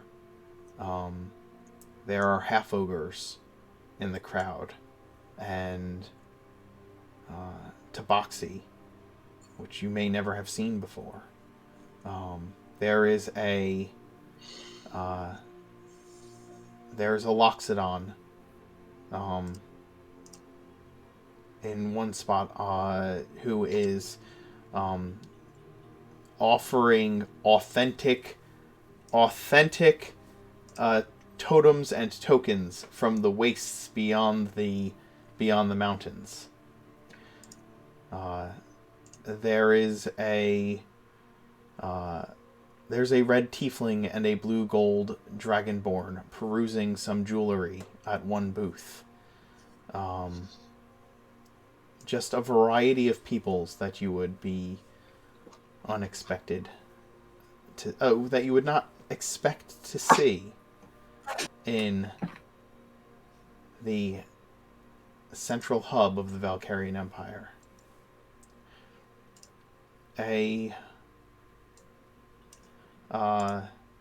Matt turns to you and asks, "So, you guys... You're not from Geneva, huh?" I'm from all the way on the other side of Orad. I'm from around.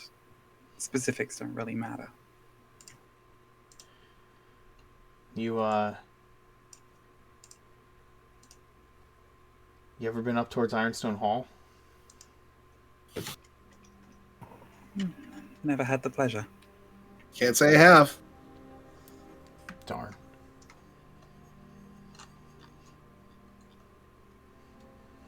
Somebody that you're curious about up there? You've never been that way. Don't worry about it. Okay, fair enough. We travel extensively. We might go that way at some point in the future. True. I got a buddy who got a job up in Deer Bluff. And I don't know, if you're other up that way, He keeps pushing through the crowd. Haven't heard from him in a while. Kind of hope he's all right.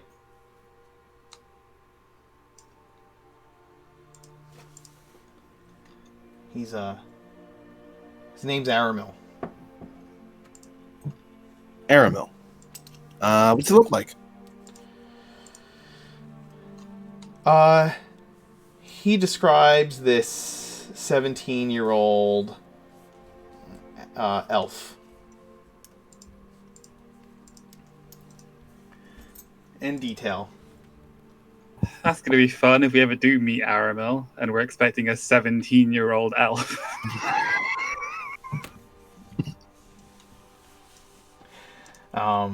And he pushes his way through the crowd towards a big building at one end that has a sign out front. The sign is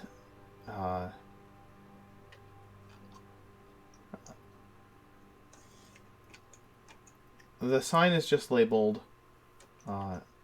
the Octagon. That's the place there. The Octagon. So this is the place? Okay. Yeah. Some... Get me all signed up, huh? Yep. Just be careful when you go inside. The people in there are kind of rough. Well, I'm not going to start any fights. Yeah, you're not. And I'm still looking forward to that week's worth of food that you had mentioned. If that's still on the table. Of course. It will be. We just have to make sure you haven't led us on a wild goose chase first. Once we're finished with our business here. Is there anything in the market here that particularly strikes the fancy of any of the kids under your care? A treat. Something they'd appreciate. Something they don't get often. Take time to think about it. Whatever it is. I'll make sure you get enough to buy it for them. He points past the booth where the tiefling and the dragonborn had been perusing jewelry to a stand that has thick fragrant smoke wafting off of it. Yeah, they sell these really great meat pies that a lot of us love. They're not that expensive, so we can get them when we can, but we don't get to get them a lot. But yeah, they're really good. And Angus is just going to nod and mentally note to check if we go to that stall what the meat supply is like to make sure that he's not about to buy these kids pies full of horrible back alley cat meat. Or worse, people. The pies are people. Yeah, is the stall manned by a Mrs. Lovett by any chance? Mrs. Lovett, what a charming notion. He turns towards the Octagon and knocks in a rhythmic pattern of 8 knocks. And a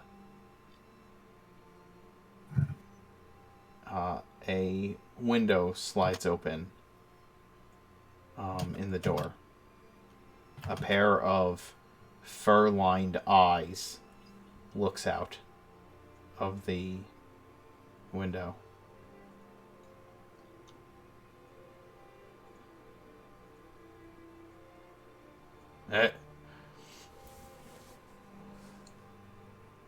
Who knocks? Matt responds, has some words with him in Thieves' Cant about this guy wanting to lose in the fights, and points back with a thumb over his shoulder at Vasir. And she wants to make some bets on it.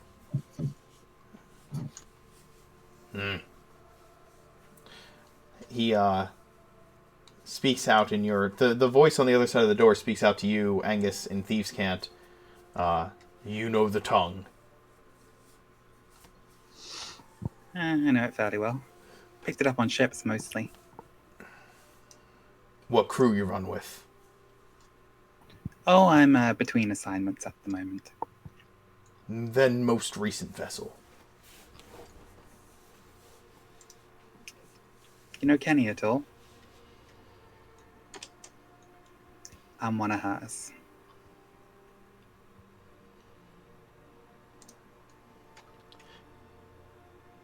The door opens. Inside is a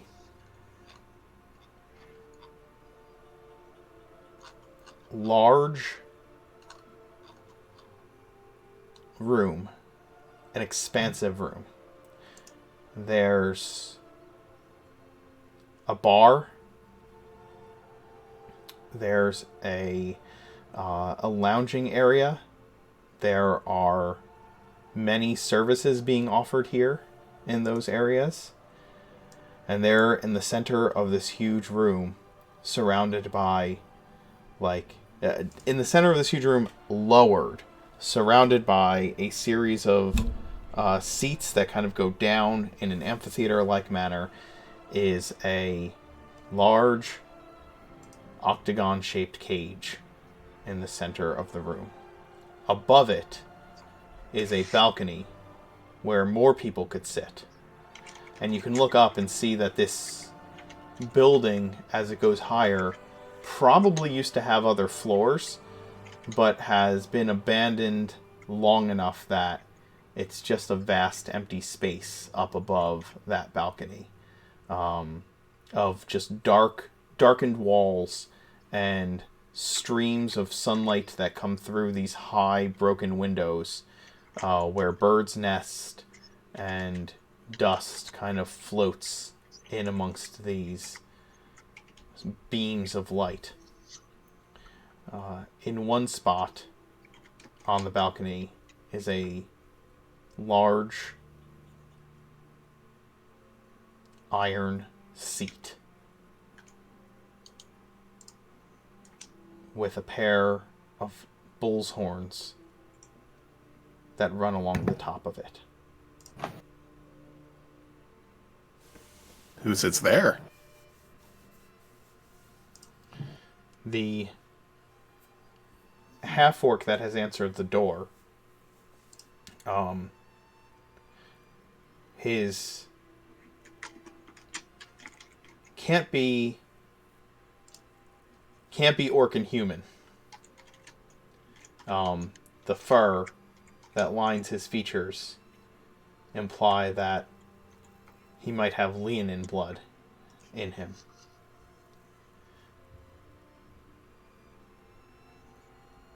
And he says to you,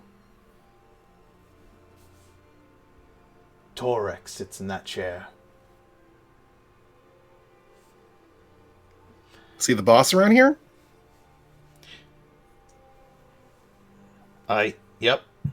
He's the boss. He's running this tournament. Gets tired of sitting in that seat. Decided whoever could beat him gets the prize. You're signing up, huh? Yes, indeed. Well, welcome in. You just head over to the bar over there, and the bartender will get you right set. Great. I do love bars. Enchanté and merci. And Annie's gonna like gather up her skirts and just like mumble under her breath, like, and Mirth isn't here to keep these clean. And be like very, very careful about trying to avoid getting as much dust and bird crap on my lovely dress as possible.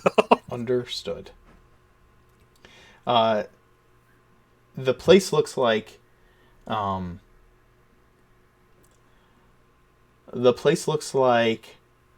somebody is made to regularly clean the floors. And in fact, in one spot, you see a couple of kids down on hands and knees scrubbing an area.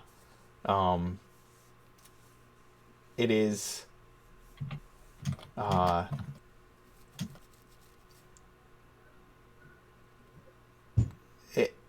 It needs to constantly be kept up with because of the state of the upper areas of the building. And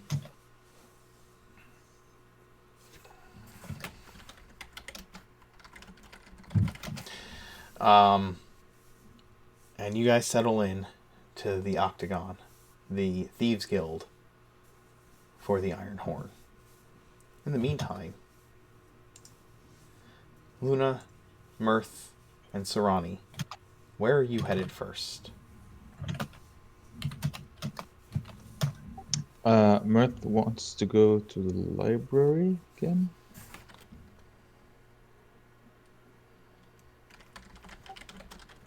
Kim? Oh, yeah, sorry, I was muted. That can wait. He'll go later on his own. Like maybe Mirth can go to the library when Luna goes to the temple, or do you want to come to the temple with her? Mirth is going there tonight to do research. Okay. Then So- I guess what's first? What's closer to us? Either the arcane shop or just the temple, or the tailor shop. I guess whatever comes first. The Tower District is probably closest.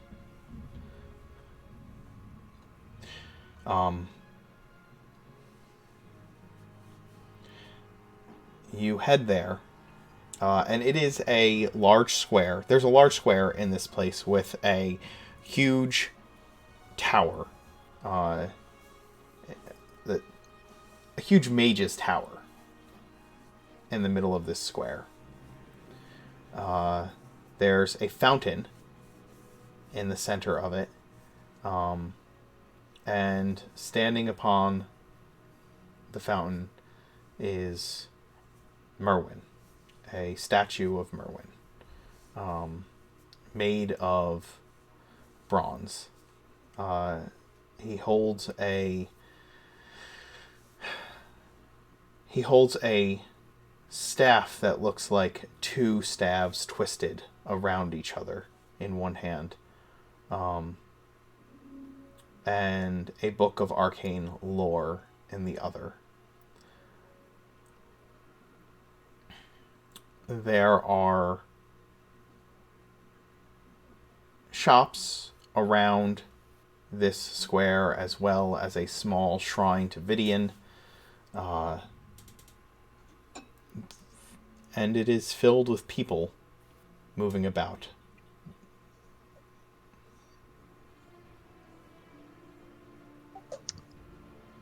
May I ask, how do people react to seeing a tiefling and a half-elf?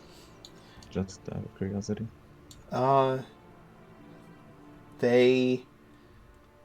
Most people don't bother you. There's a couple who take note. This is a very metropolitan place. Certainly better than 500 years ago.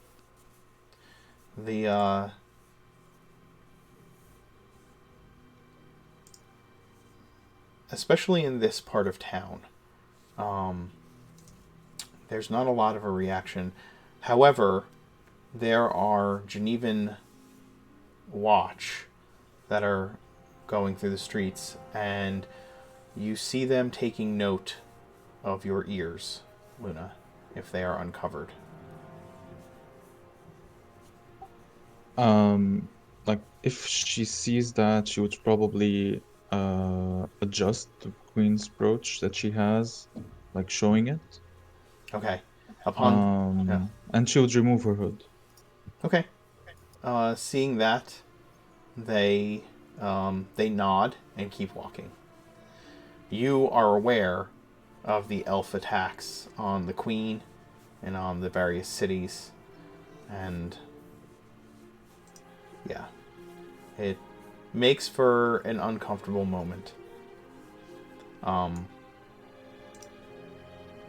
Mirth, this is not Ravenreach. This is very much not Ravenreach. But you know that doesn't keep the eyes of the Horned Order from taking note of tieflings wherever they go.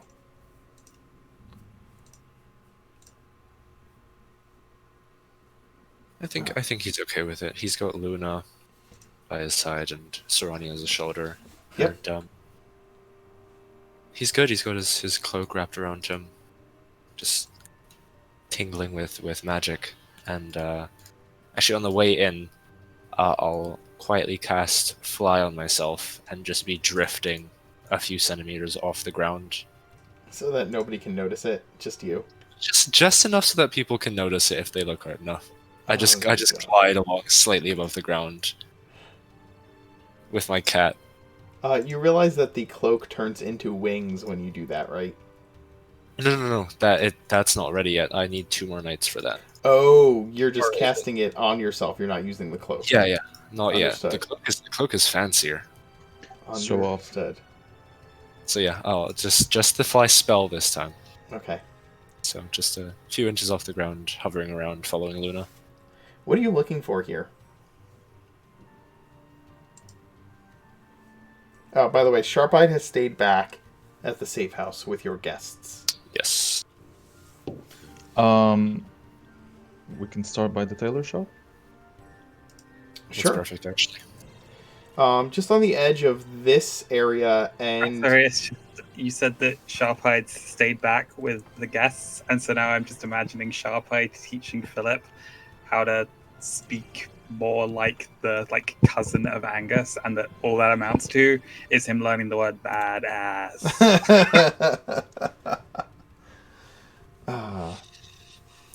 the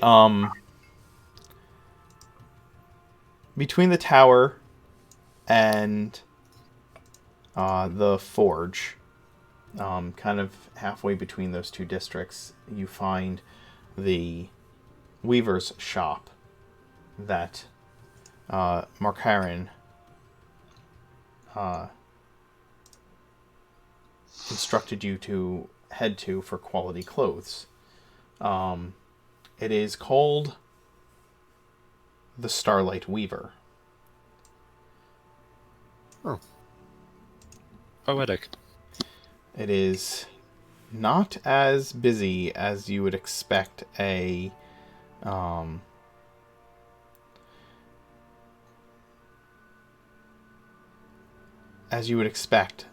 place like this to be.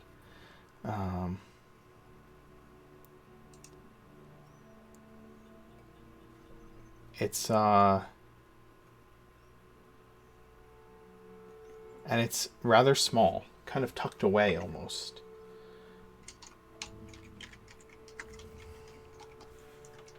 I'll mage hand the door open for Luna.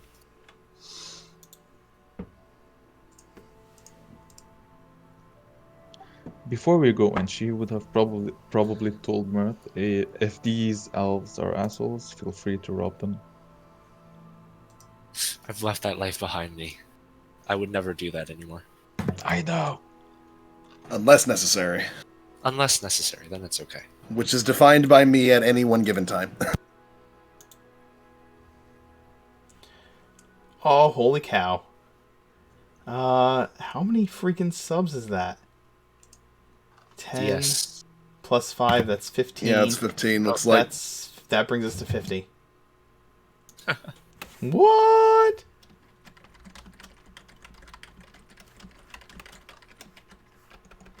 I believe there is a way to do this. Let me try this. Wow, it worked.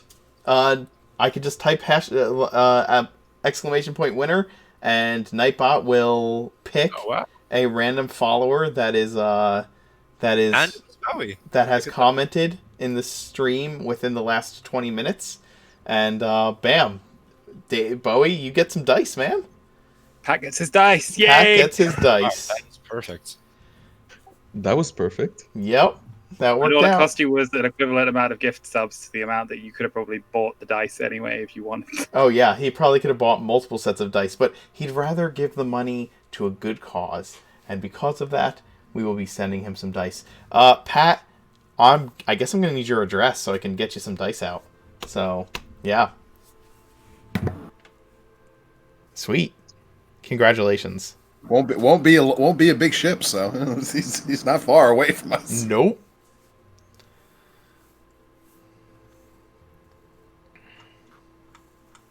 I mean, is he close enough? You can just stop by the store and pick him up on his own. Probably yes.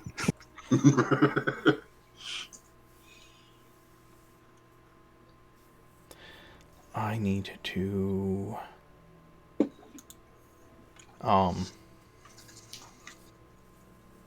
Yeah.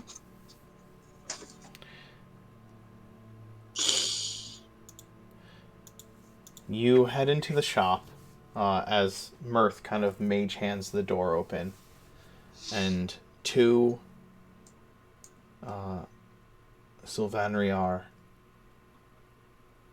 elves work within.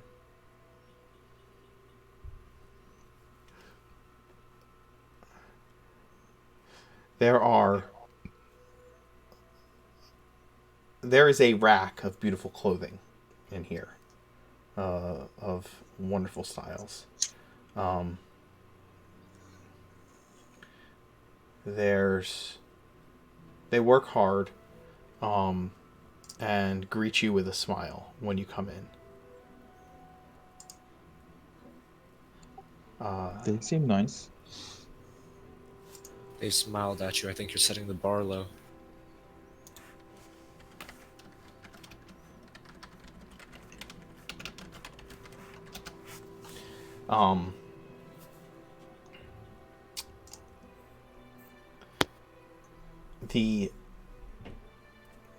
The male elf approaches and holds a hand out and says, welcome to the Starlight Weaver. I'm Varys. How can I help you? Well, we're looking for a hat, as she looks towards Mirth, and probably a white shirt, which she will describe how exactly she imagines it.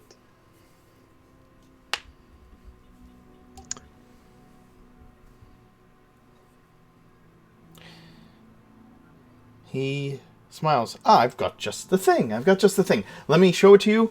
He speeds over to a rack of clothing, pulls out a white shirt with silver trim around the neckline and down the sides of the sleeves, and says, "Here we are, beautiful." A beautiful white shirt in a Genevan style with a bit of an elven flair. What exactly are you looking for? That is perfect, Alan. Do you have any shoulder pads? Have any what? Shoulder pads? I'll just elbow it. It'll be funny. Do we look this gaudy to you that we would have such things? No, of course not. Okay, Petty, we'll find someone else. There are cheaper clothes in town if you want to head over to any of the... Never mind. Does this mean that Annie can't get herself like an 80s power suit with massive shoulder pads? You can from any of the Taoist shops, but definitely not here. I imagine she would describe the most fancy shirt, whatever, shoulder pads, whatever, to Varys, and she will ask Mirth, by chance, would you have some parchment or some paper, Mirth? He'll reach for the backpack on his back and then remember it's not there anymore. and then frown. Actually, no. I mean, there's a library and other shops down the street. I could just pop over there. Then she whispers, like she approaches you and whispers, could you probably use prestidigitation to write the following on the shirt? And she'll whisper to you the exact sentence. Oh, yes. It only does last an hour. So I imagine it's a cantrip, so you can keep casting it whenever we need it. So yeah, I'll give her a little display. I'll do a few different fonts with some gilding on some of it. And just see which one she likes best. Feel it out.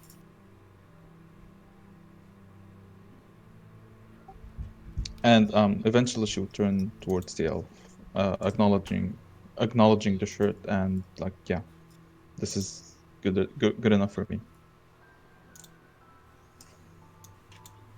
And should probably ask like Surani in his cat form. See anything you like? You're going to have to go to another store to find hats. This is a clothery and a weaver's, but you'll need a haberdashery.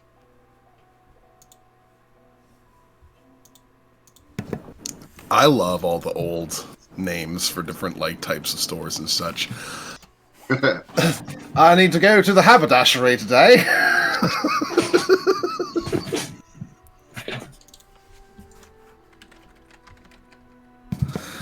And then after that, it's off to the cobblers. I'm sorry, I misspoke. You'll need a milliner's. Milner? Okay. It's a hat shop. Hat shop? Okay. A hattery. Hat? Okay. No, okay. Yeah, because people think haberdashery means that, but haberdashery is It's more just a like men's scraps clothing of store. cloth. Yes. It's more like buttons and like the sort of things you would use if you're in the textiles trade. Yes. No, you need a milliner. Unfortunately. Is there anything in here that would fit Annie that looks appropriate to wear to the Queen's Gala? Sarani, give me a insight check. Sure. After all, how would Serrani know what's appropriate to wear at a Queen's Gala? Because he's trying. Exactly, he's trying. He is trying. He's trying really hard. Yeah, Sarani, you see something that you see some clothing that let's see. You've been around some nobility. So you see a dress that you believe would be appropriate for that. They have several in several different shades with various either silver or gold kind of What's the gaudiest one they have? oh god. They have nothing in here is really gaudy, actually. Something appropriately diva-like. Again, there's nothing specifically gaudy in here, but there is one that is like the most frivolous, I would say. In its there's like a ball gown style. Oh yes, dress. definitely. I tell Luna that's the one I want. Then she'll present it to Varys, as in, like, to buy it.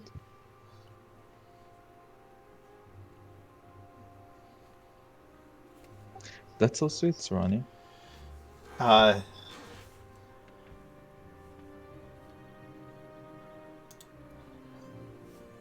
Anna, the other elf here, looks at the dress and says, "Ah, is this for you?"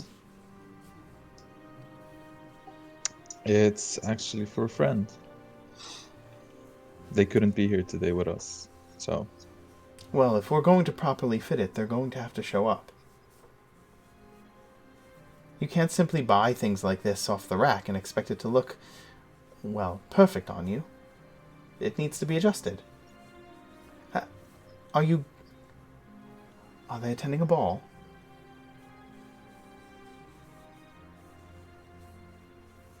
It's something like that. More or Luna, less, yeah. Annie isn't built too far from you, right? In terms of height? Oh no. We're very different. Completely different. I haven't fitted dresses before.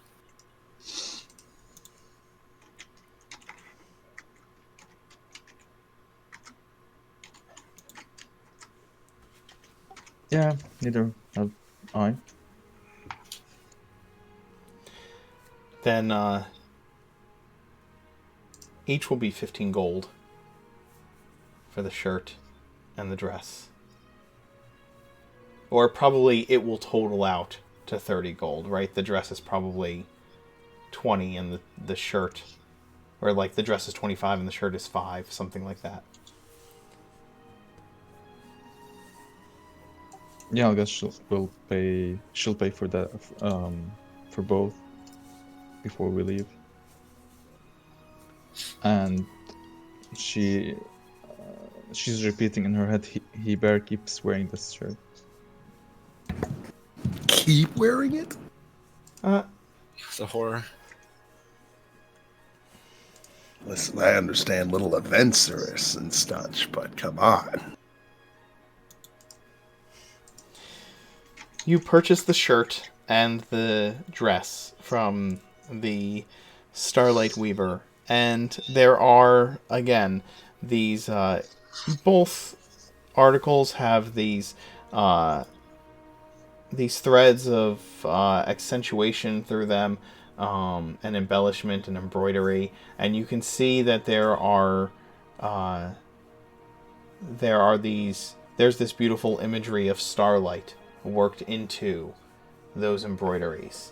The clothing is fine, well made, and you look at this little shop and wonder, why is it in this back alley part of town, in this tiny broken down shop with clothing of this quality?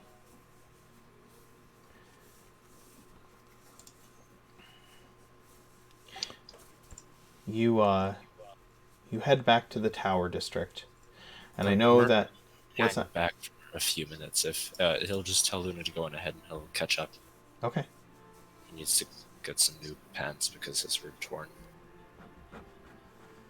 You hang back a moment.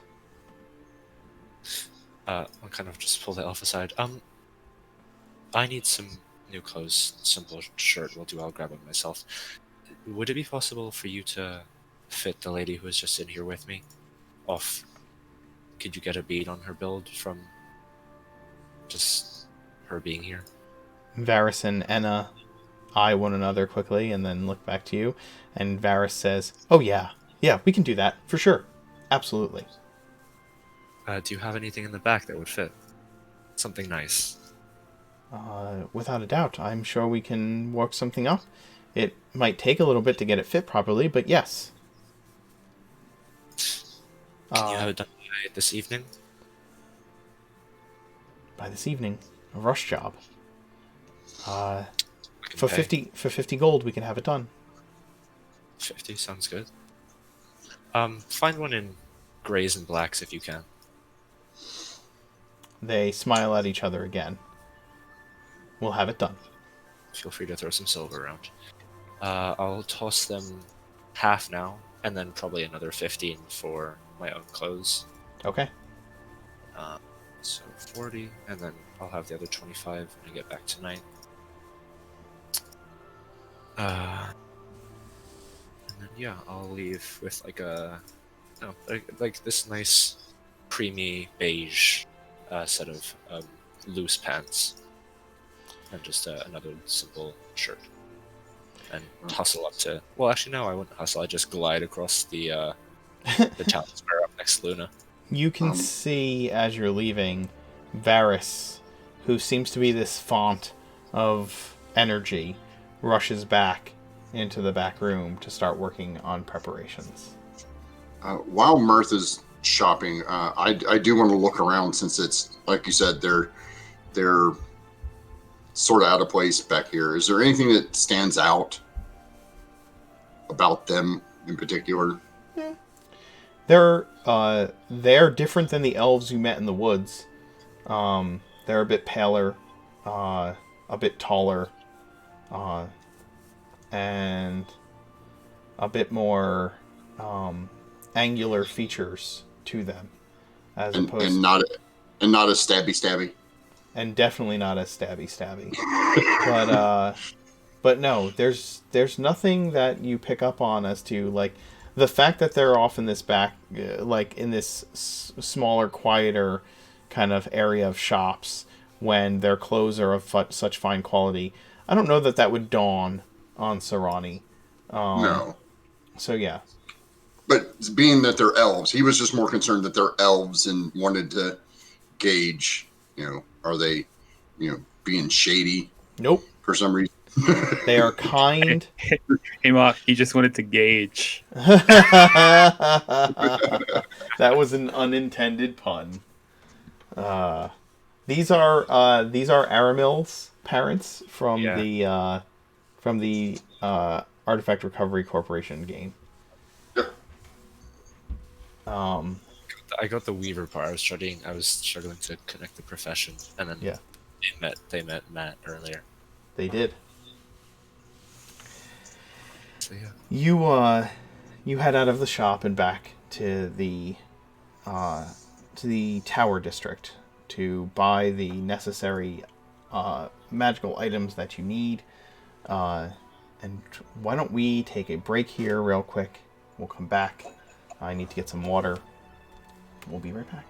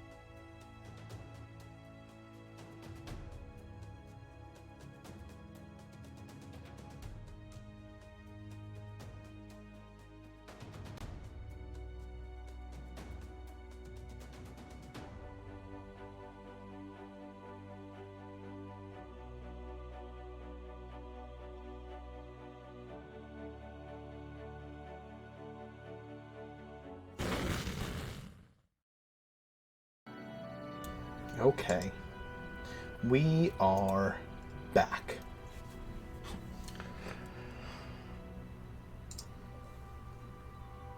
Luna, as you leave Mirth and Sarani behind, because I'm assuming Sarani's... from the way that you were speaking, Sarani is on Mirth's person, is that correct? Yes. Okay. And you find yourself wandering through the temple district of the city. In the main feature of this district is the Temple of Orad, which is this large alabaster temple, trimmed with gold and glass domes open like that allow the light of the sun to pour into this temple from every angle of the sun's arc across the sky. It is a gorgeous, beautiful testament to the Valkyrian Empire and the architecture and artistry at the height of its existence. Around it, kind of in this arc shape, on either side, are temples to the other gods of the pantheon. There is a temple, a cathedral to Thundra beside it, to its right, and there is a hall of Vidian, a temple to Vidian on its left, which seems to extend back into a academic-looking building behind it.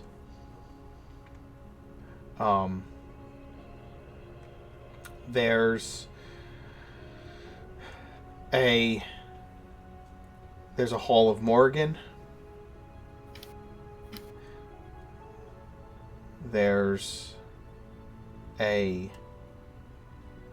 small shrine to Robin and a small temple shrine to Thormodin here.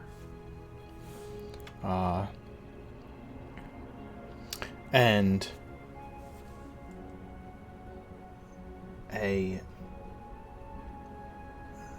besides those, there is a church to Krakadon as well. Something you haven't seen, really, since leaving Anchor.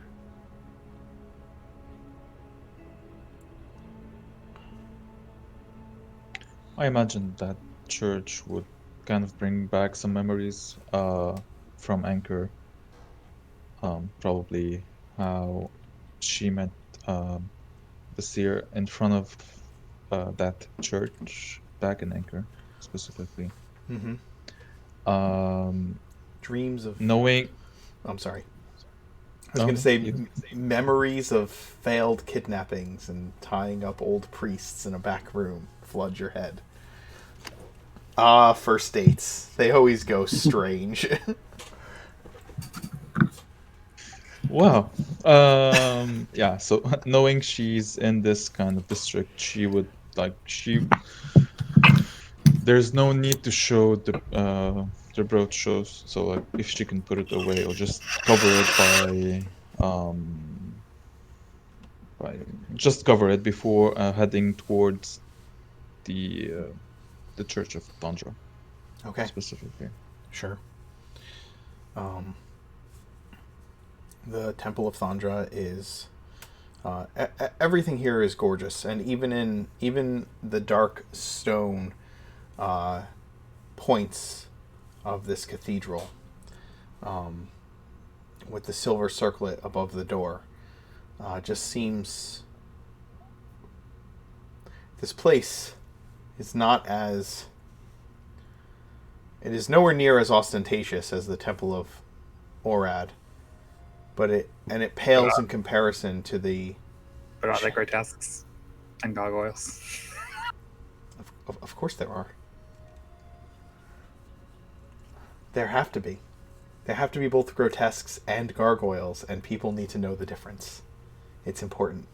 Just ask Leopold. He would tell you that. It is smaller than the cathedral you visited in Ravenreach. But it is still beautifully built. And there's something slightly brighter about it. Just because this city just seems to shine, to make every building in it shine.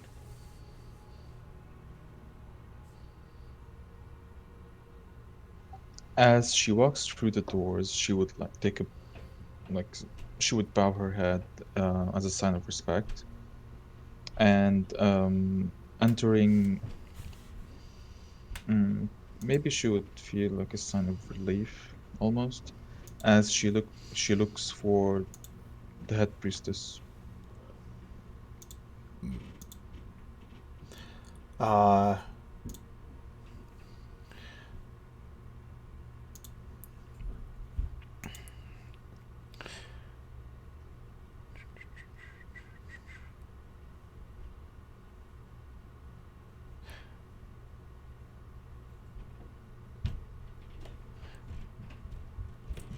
You find here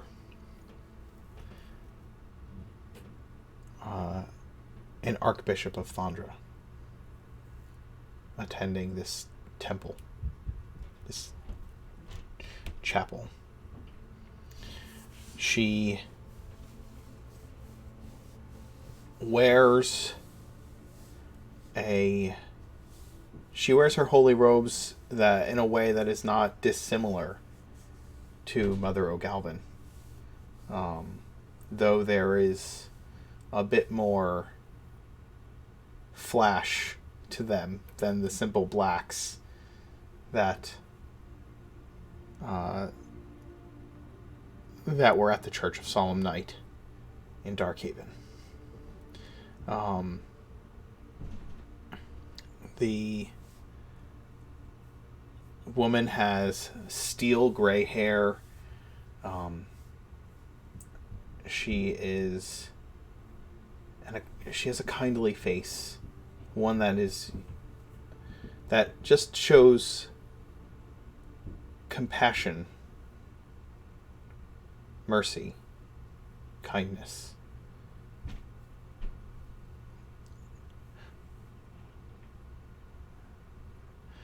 She's adorned with a platinum and silver circlet of Thundra at her neck.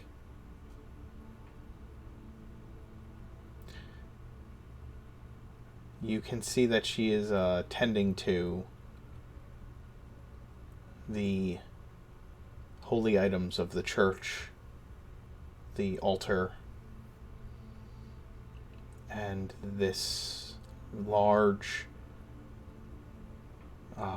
tome of religious writings on the Lady of the Long Sleep. When you approach, she steps down from where the altar is and holds her hands out to you and smiles welcomingly. Hello, sister. Welcome to the Temple of Eternal Rest.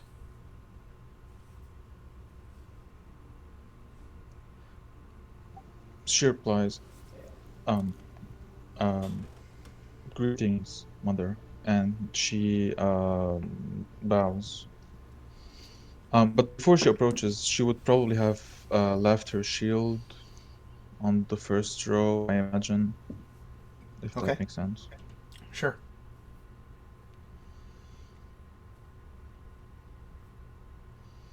I hope I do not disturb your I'm not disturbing your day. a sister within, a sister of Thundra's matrons can never disturb my day. How might I serve you, child? I am actually looking for some supplies, and if there's a place for me to cast a specific spell, I need to contact the lady. And I think from this place, it would be perfect for me.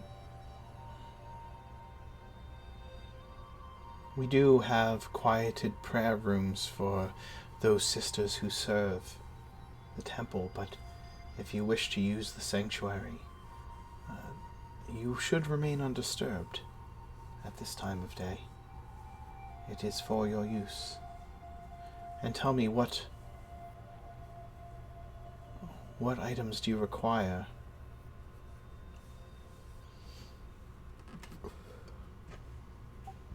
She hands her a list written on it, some incense,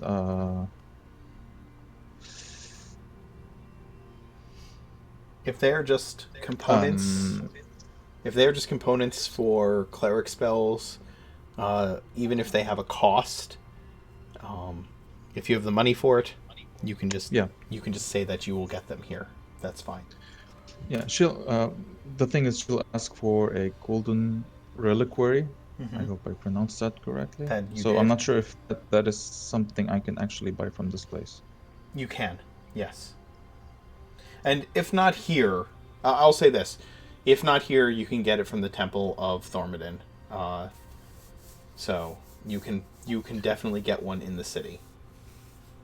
Yeah, like I said, basically spell components and stuff like that. I can send you the list. Like I said, if they're just spell components and you have the money for them, just you can mark them off your list and deduct the cost from your coin purse. And she'll continue with. Then I'd like to visit this sanctuary if possible. So you're in the sanctuary proper, but they do have prayer rooms if you would prefer one of those. If like it's kind of empty, so it could work. Okay. That's what I'm trying to say. Sure. Then she nods and says, "Take as much time as you need. I will gather the items you are looking for. If you need my assistance in any of these things, as in communing with Thundra or the casting of spells, of cleric spells," she tells you, "I am at your disposal to offer you aid while you are here."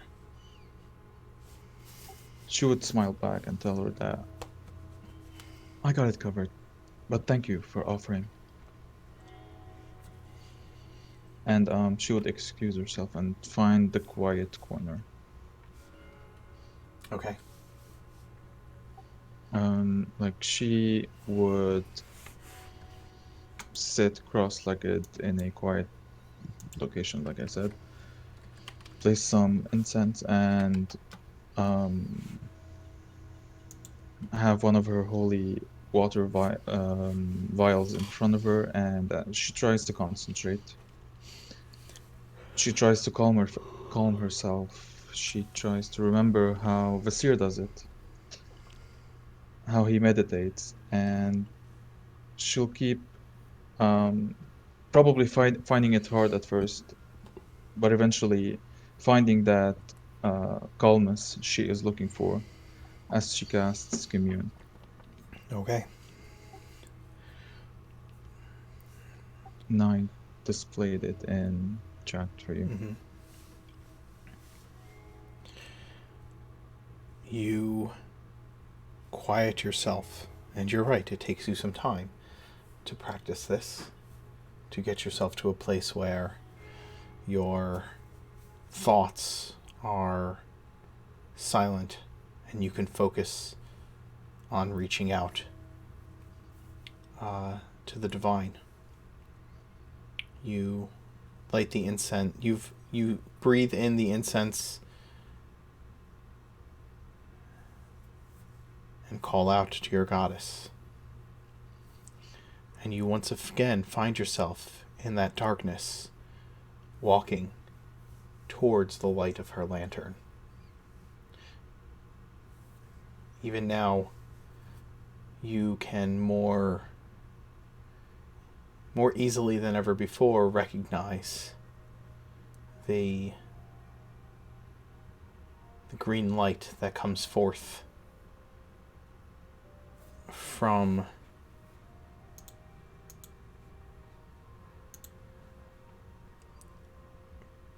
the lantern's eyes.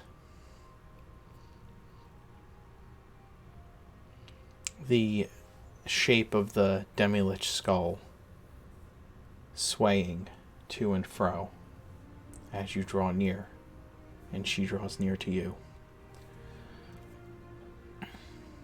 With quiet, silent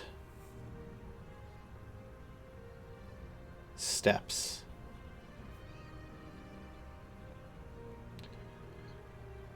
the pale features of the lady peek out from beneath her dark hood.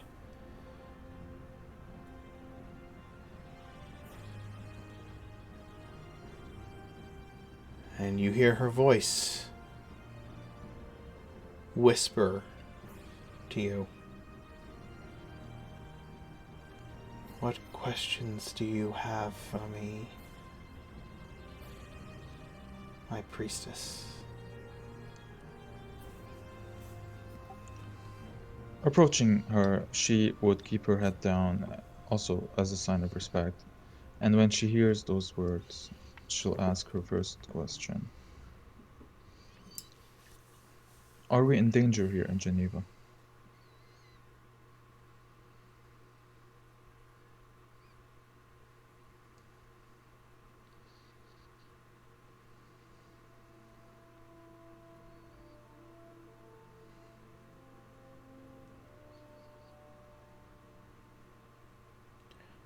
No.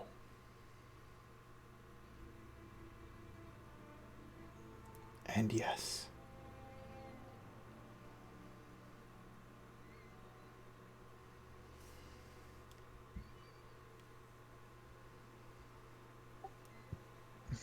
She felt this relief before hearing the no, which got her worried.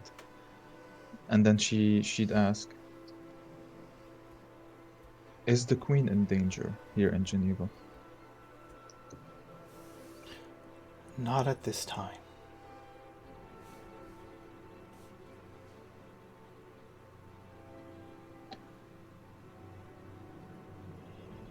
And lastly, she'll ask, can we trust Philip Volkarian?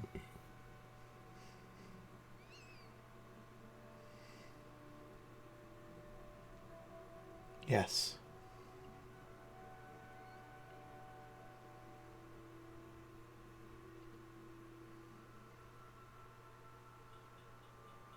I think that's 3 questions.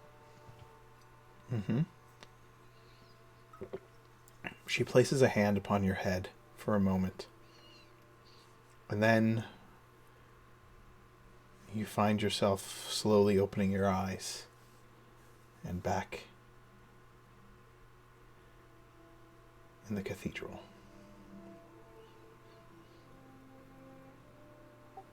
Did Mirth cast telepathic bond before we left? He did.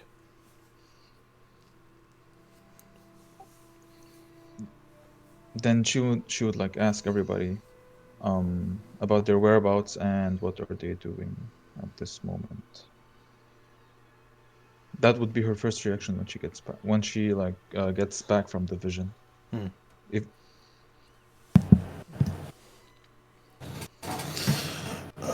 Presuming that it's still up, because it does only last an hour. Yeah, it hasn't been more than an hour. Vasir will respond. We managed to get a hold of somebody who led us to the Iron Horn people. I'm going to get myself signed up for the little tournament here.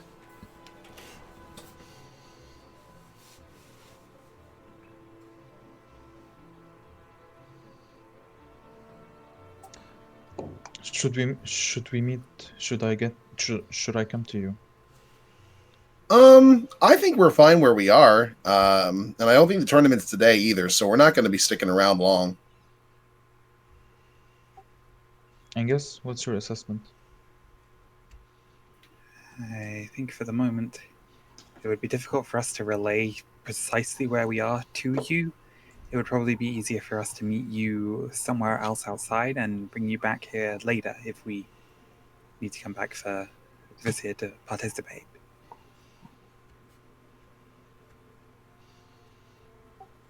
And like full with confusion because of the first answer.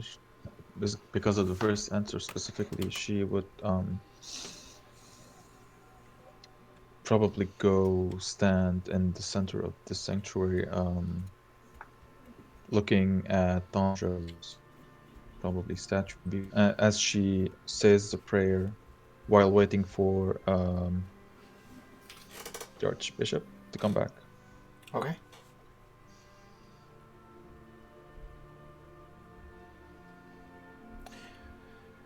Mirth, you and Yes. Sarani spend some time purchasing some of the more mundane spell components that you need. Maybe some of the more rare spell components that you need as well. But you eventually find yourself... Dust. What's that? A lot of diamond dust and a few things that Luna asked me for. Yep.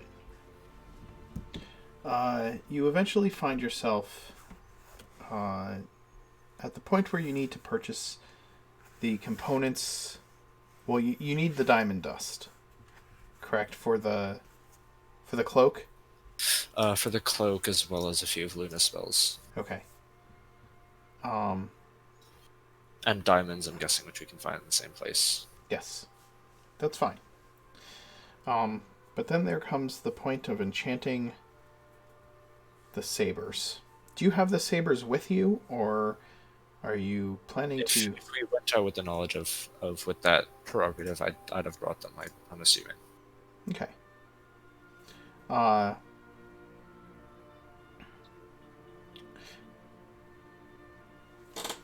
You head to a building that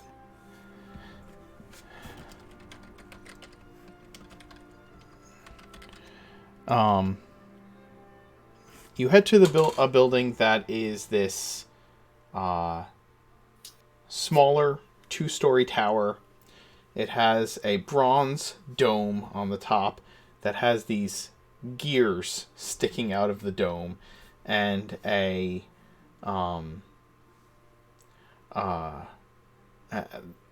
clock face on the front of it, and the gears are moving in time with the clock.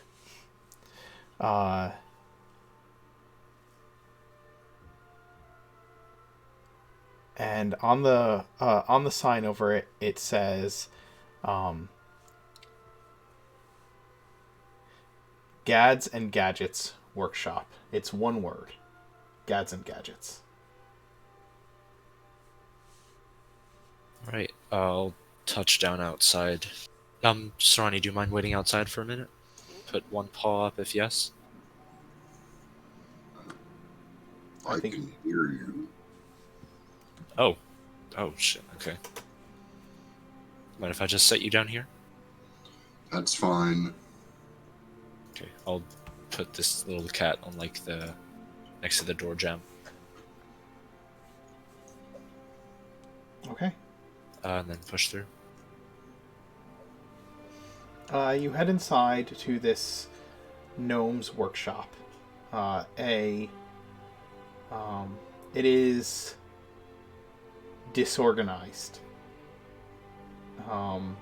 There are lots of parts and items and components that are just kind of piled in places and hanging from the ceiling and cluttered all throughout this place.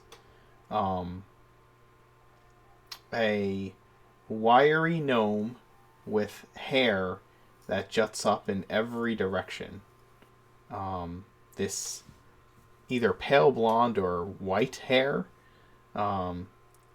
that's just wild and kind of like untamed has his head in a trunk and is throwing things out of the trunk onto the floor as he's cursing up a storm in Gnomish looking for something. Is there a doorbell? Yeah, it actually rings as you walk in, and he jumps when it rings and hits his head against the top of the trunk. Shouts out in Gnomish, looks up, rubbing his head. He's got this bushy white mustache that is completely untamed except for the very ends of it, which he has waxed into kind of these curls, but like it has fraying bits coming out all over the place. Like it's not well waxed. And he's got these goggles on his head, and when he hit his head, one like fell back onto an eye, and the other one is still kind of hanging like up on his forehead, just kind of stuck on a bushy eyebrow. And he looks over at you. He's like, "Oh, sorry. How can I help you?" I look painful. Are you okay? Twitch E Gads and Gadgets at your service. Welcome to my shop. Thank you. Mirth, pleasure. I'll kind of bend over a little bit and offer my hand. He shakes it, jerkily. What can I do for you? I'm looking for spell components. I couldn't find them down at the Commons Market. I don't suppose you have diamonds and the respective dust lying around, do you? What kind of artificer do you take me for that I wouldn't have diamond dust around? And he Very sorry. He waves you off, heads around to like behind this counter.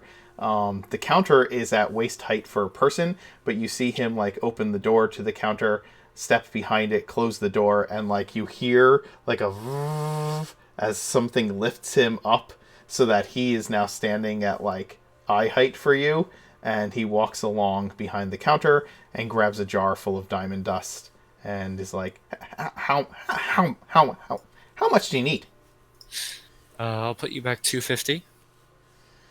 He measures it out on a scale, and you could see his like hand shaking as he's like dumping it onto the scale, but he's still surprisingly accurate in spite of the random like jerks and kind of quakes that he seems to get. He closes up the jar, puts it back on the shelf, and hands you and kind of wraps this diamond dust up in this leather pouch and hands it over to you. Thank you very much. And if you don't mind fetching me, just two diamonds worth about 300 each. I don't have any in supply. You'll have to go to a jeweler for that. But I use them myself. Oh, okay. Terribly sorry. As he was wrapping up the diamond dust, can I just give just the workspace a quick scan? Anything I find interesting? Like for purchase or just out of like curiosities? For purchase in particular, but anything that just catches my eye. Sure. Cool trinkets. Mm-hmm.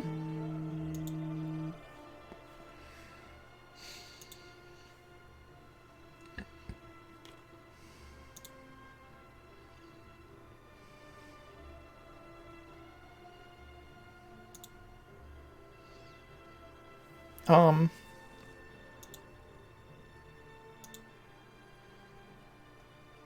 there's there are like a whole bunch of different things. There's some like weird looking gloves hanging from the ceiling.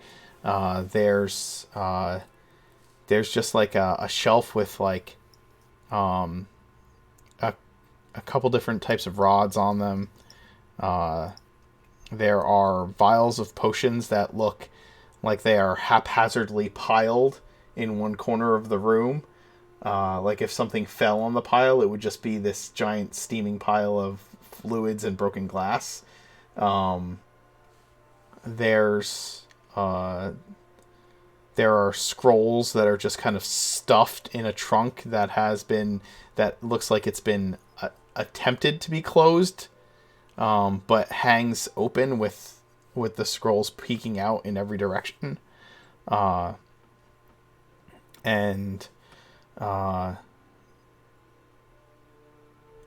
Most of these things, you would need a moment to like look over them and identify what they are.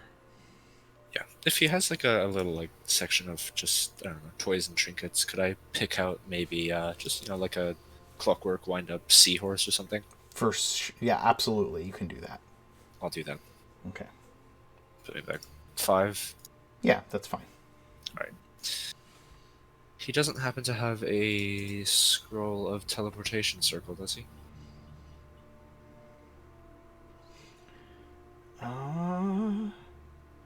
Scroll of teleportation circle. 5th level. Yep.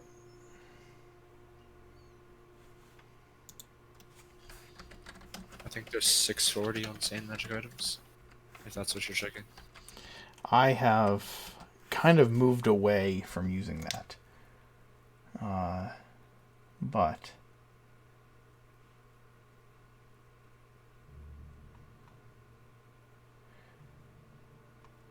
that sounds about right for the price. Yes, you can buy one for that price. Sweet.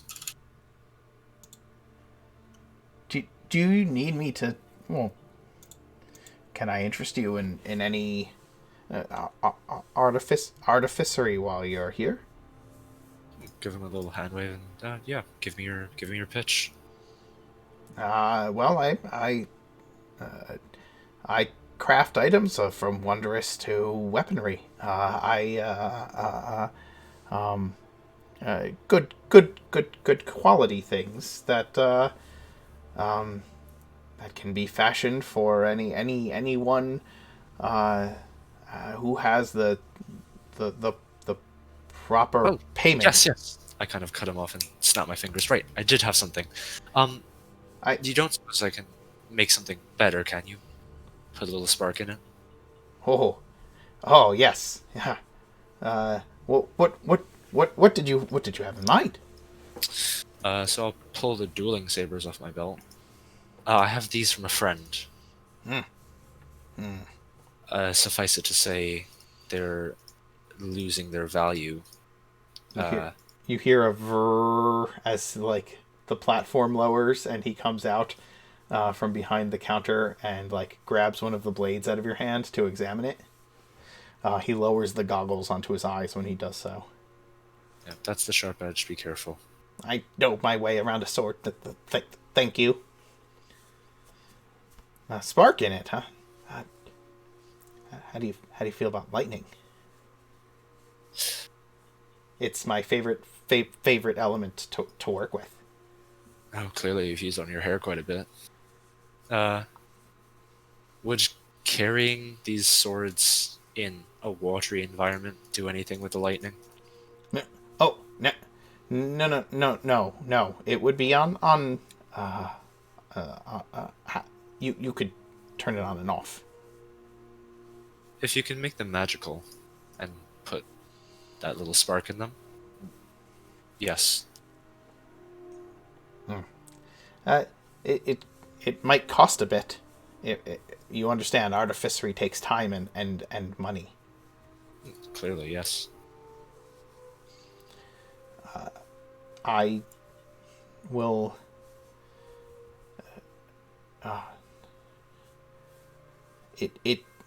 It would take me. He looks at them.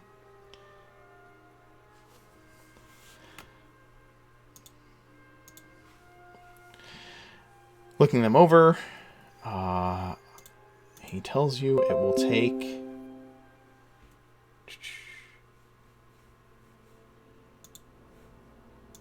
Nope, that's not the right tab.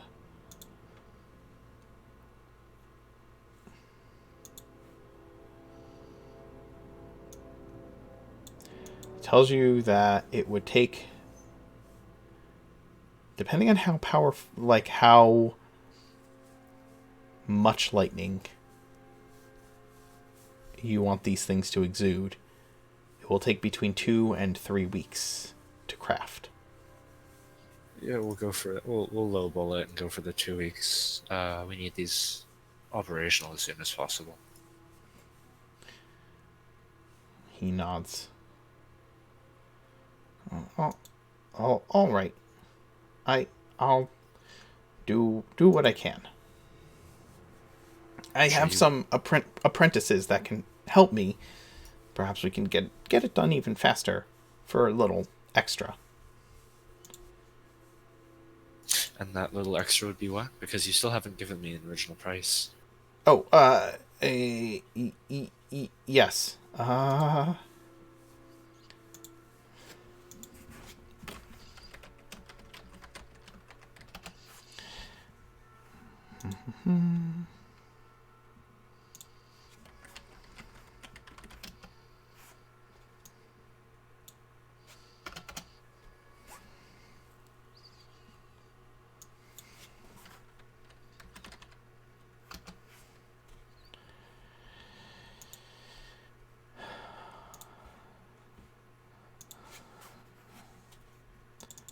I love doing math and D&D.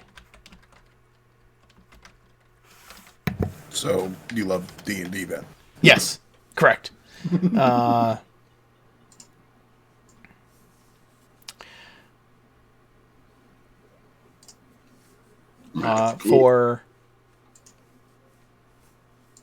He tells you that if you want them done right away, he can have them done in a week, but it'll cost you 1,000 gold per saber. If you don't care and you want them done in 2 weeks, it'll cost you 700 gold per saber. If you want them to be the more rare weapon, it will cost you, and you want it rushed and done in a week and a half,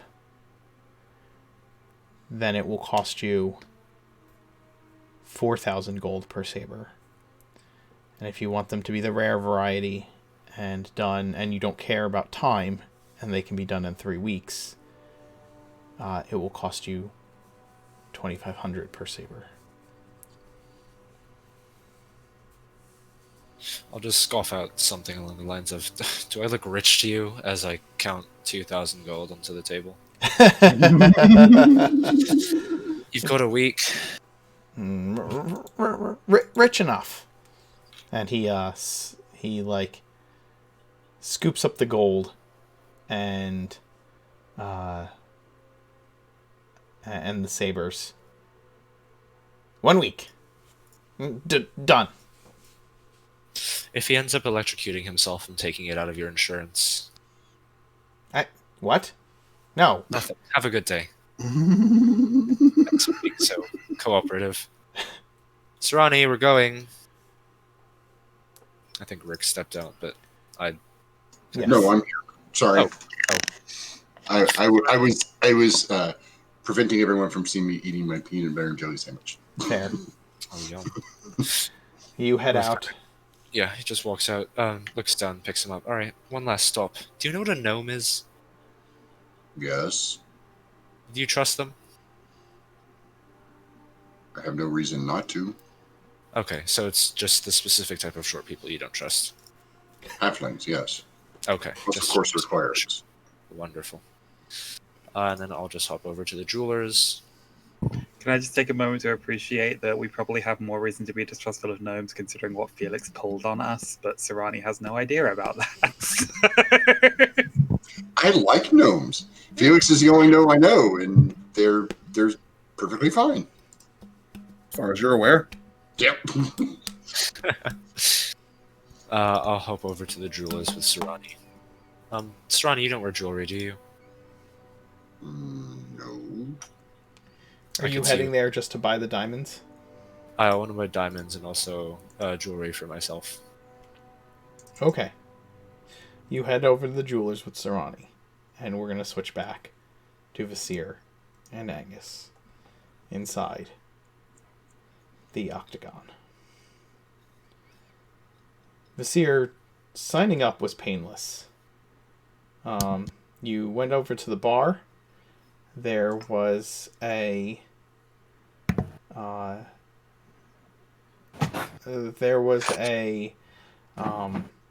very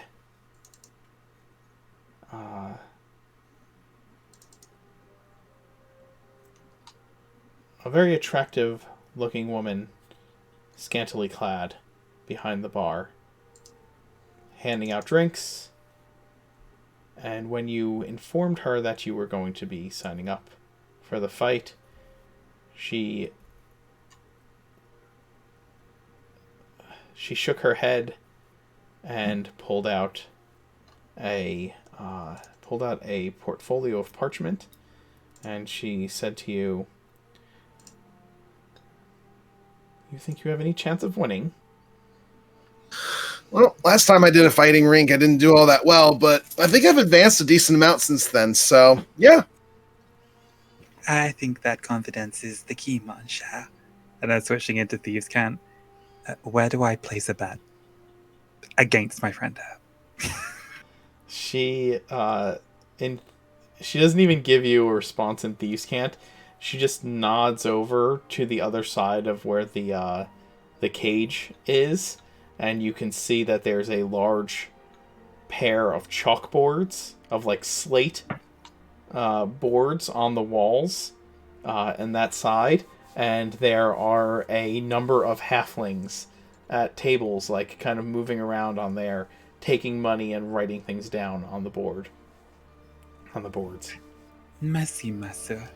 And yeah, Angus is basically just going to go over, chat them up in halfling, and place like a small bet against Vasir for the sake of appearances. The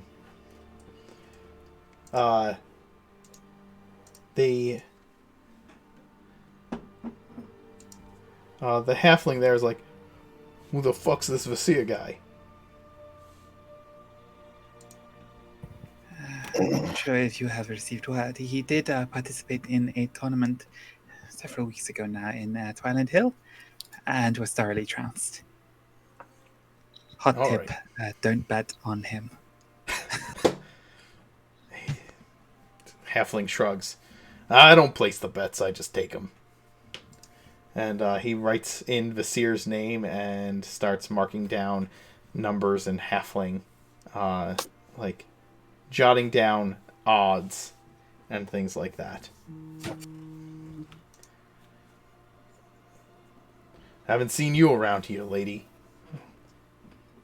You new in town?" Oh, I have been in and out of town. It's been a little while since I have been here. I am a recent acquaintance of young Vasir here, and he is a reliable source of income, so long as he remains naive to the fact that I am banking on his failure. He's still a little young and idealistic. Ah. Poor kid getting strung along, I see. Kind of looks down the way at where where Vasir is, like, at the bar.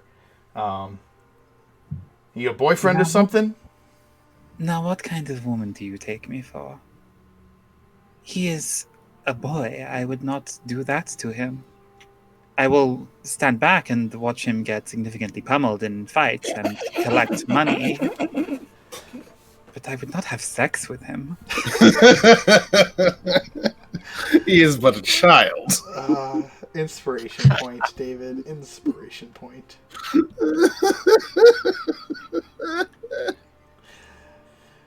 The halfling. The weird thing is, the way that you say that, it makes it sound like if you were to have sex, that would be like a worse thing to do. Yes. To him. Yes. Like, I'm not that bad of a person. So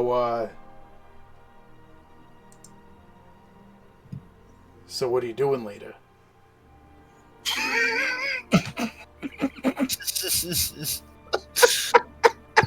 I know if you're new in town, I know some great places to get food around here. Some nice halfling, like, you know, nice halfling food. The good stuff. I'm like fully torn now between like it's been so long since we had something good to eat and also just like gesturing with the left hand to like show like I'm wearing a wedding ring. Oh, I'm sorry. I didn't mean to. I didn't mean any offense. It is all right. I am quite flattered, but I am taken in that regard. If the offer stands for a new friend, I would be happy to take you up on it. It would probably do to feed him up a little bit before the bout so that he does not go down in the first, I believe it was 18 seconds at the last time. Well, if you're,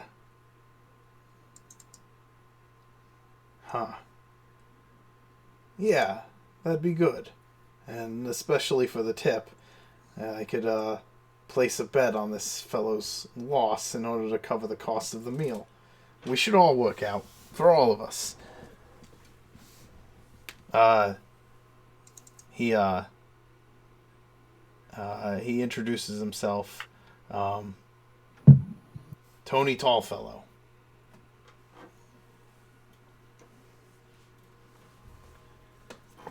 Well, it would appear that your reputation precedes you. That name carries quite a bit of weight in these parts, I am told. I got a big family, you know what I mean? Not so much. I am an only child myself.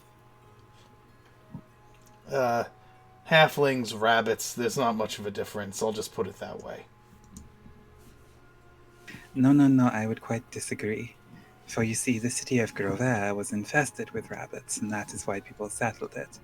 I find halflings much more charming than that festering shithole. You ever been to Riverdam Raft? It's beautiful. Cannot say that I have ever had that particular pleasure. When the sun sets on the lake around the city, and you see the gleam of the light on the water, it looks like the city's on fire. It's beautiful.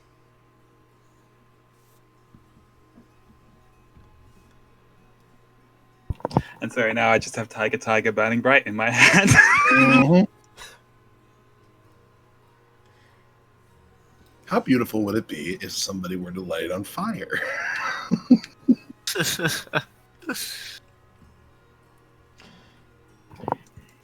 I must say, Tony is an interesting name. How do you spell it?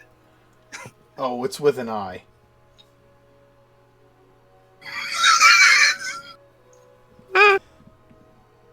So PTONEIH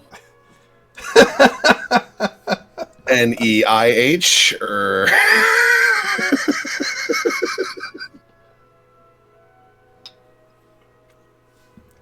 Emmy's over here spamming keys on her keyboard because she can't even fucking take it right now.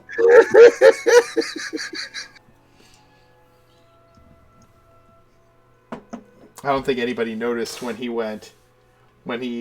pointed to Vasir.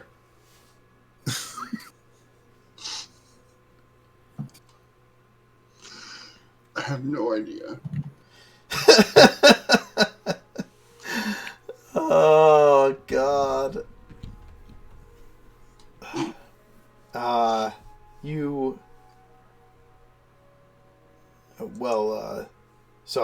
tonight? Another night? How long are you? I guess you're in town for the whole tournament. We will be. There is a couple of other little bits and things that I need to do while I am here in the city. Old friends to speak to, that sort of thing. I suppose we will be back for the first day of the tournament and to hopefully meet your boss. I believe I was told his name. Torex. That is it. He's not really my boss. We run the gambling part for him, but he's more of a strong arm type of guy. You know what I mean? Like he runs the muscle, we run the bets. It's kind of a mutual understanding. Very much so. It is, after all, the brain that makes the muscle move. Yeah, that'd be his second. She's the one who makes, well, all that happen. She? Oh. I am always delighted to meet another enterprising woman working in our trade. Would it be possible to meet her as well? I don't know if you'll meet her. Maybe if your friend there actually does well in the tournament, he might get to. I hear she's the one who's going to be giving away the prize. But, you'll see her. She'll be up there with him. They're always up there watching. I suppose I will probably have to chip in for dinner then to make sure that the Overseer here has an actual fighting chance of getting through to the later stages. You may want to factor in the odds a little bit. I'll try to find a way to make it work. Well, listen, you keep, like you said, friendship's important in a new city. I can be your friend, you can be mine. We can help each other with these, with the odds, if you understand my meaning. And I can.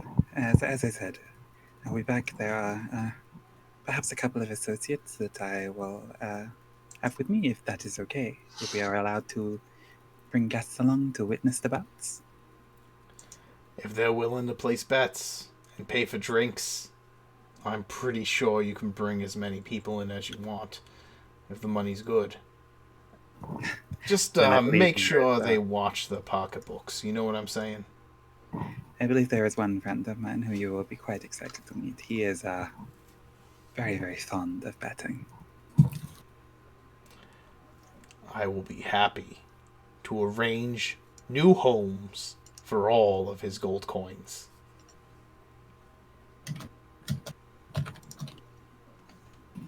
But yes, so we will be back to meet with Dorex and to see about the logistics of when the first bouts will be organized, and you will be able to meet several of my associates. And again, I think it is only fair that I would front my side of the bill as well, if we are all going to go out to dinner at this charming little restaurant that you have mentioned. Yeah. Don't let the name fool you. Tall Fellows is a great restaurant. We'll, the tournament's set to start in another day. You got, another couple days. You got 2 days. Is he taking us to the Orad equivalent of the Olive Garden? No.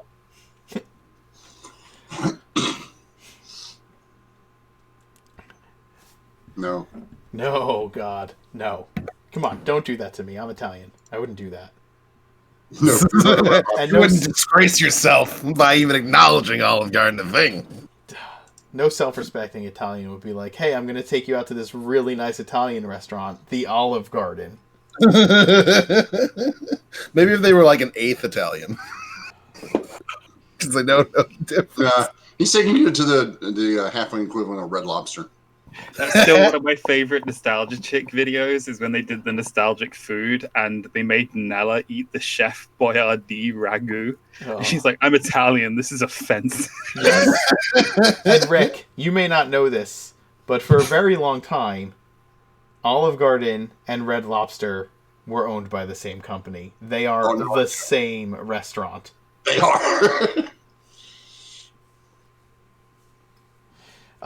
The Olive Garden is the Taco Bell of Italian food, okay?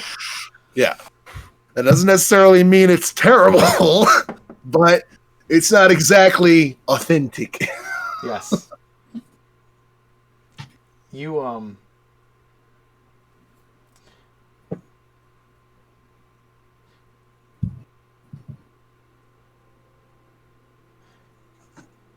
You feel me then, Dio. You feel me.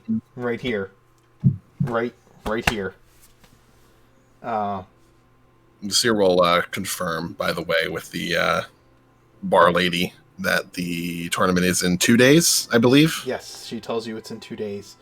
She said, are you here for the pleasure or the prize? Well, hopefully the prize. It's not exactly much of a pleasure getting the crap kicked out of me, so kind of want to win. Some people enjoy a good fight. I definitely do. I just, I like winning more than losing a lot. In fact, last time I lost, it just wasn't a good time for me. I think you'd find a lot of people feel the same way. Probably. But, unfortunately, only one person can win, right? That's kind of the point of these. That's very true. Well, I wish you luck. Thank you very much. I'll be back in a couple of days, and we'll see how well I do. I guess we will. You are aware that the whoever gets to the end of this tournament fights a Minotaur, right? That'll be a first for me. Just checking. Just kind of heads over to Annie. Hey, Annie. What exactly is a Minotaur? Oh, not something that you need to worry your pretty little head about. Just gonna boop him on the nose. Well, apparently it is something that I need to worry about, because that's the person that I gotta beat in order to win the whole thing.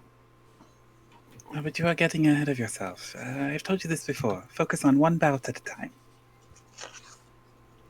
I guess. Just gonna put a companionable arm around Visir's shoulder and start leading him away, throw a wink over the shoulder back at Tony, and then just whisper to Visir under his breath. Okay, I've made us some friends. It seems that we might have a little bit of an in there. Please do your best to win. I wasn't gonna do anything less than my best. I understand that you've voiced objections in the past to my cheating, but there is a significant amount at stake to us winning this, and so if there are ways that we can assist you, will you be willing to explore those opportunities? I'd very much prefer not. If I understand correctly, if this place is anything like the other place, then any sort of magical enchantments on me or anything would probably go away the moment I enter into the ring, provided it's the same way. But presuming that to be the case, because it was the last time, then there really isn't a whole lot you could do outside of interfering with the fights as they happen, which probably would be spotted and probably would get me disqualified, which is the exact opposite of what we want. Okay, perhaps a demonstration is in order. And Angus is gonna fumble around. Where did I put this damn thing? Fumbling around in a purse. Just trying to pull out the Witchwood wand. And then just gonna give Visir a tap on the chest with that and speak an incantation.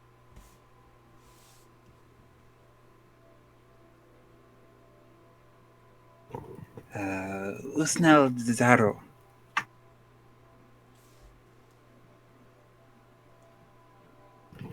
And Visir is now invisible.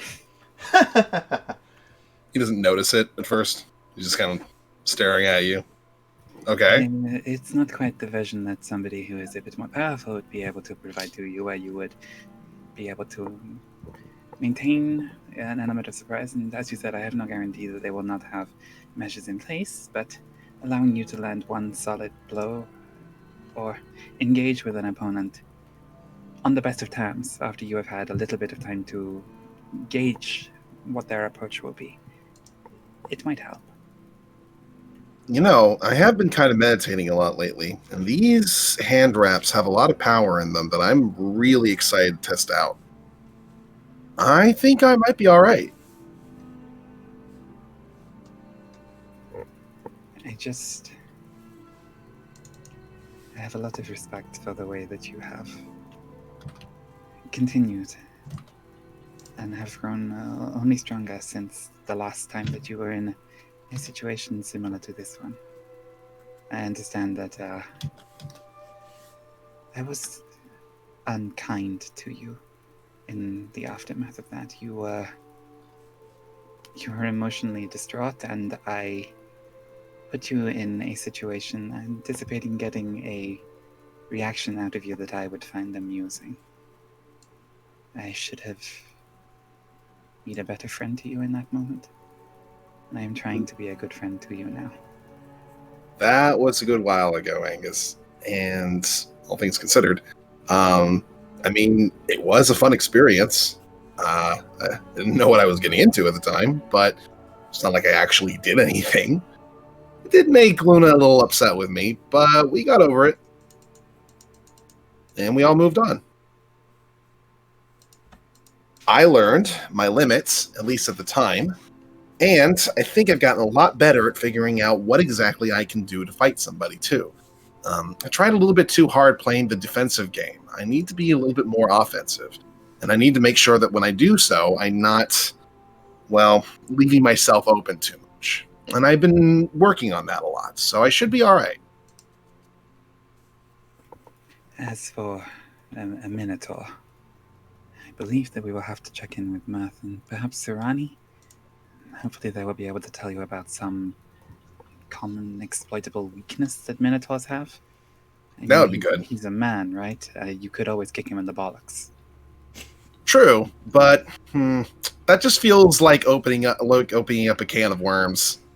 You guys have like made yourself back, made your way back to the docks proper at this point, to the commercial dock part of town, and are walking through and having this conversation.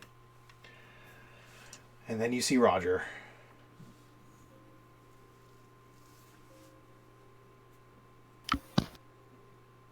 The fuck?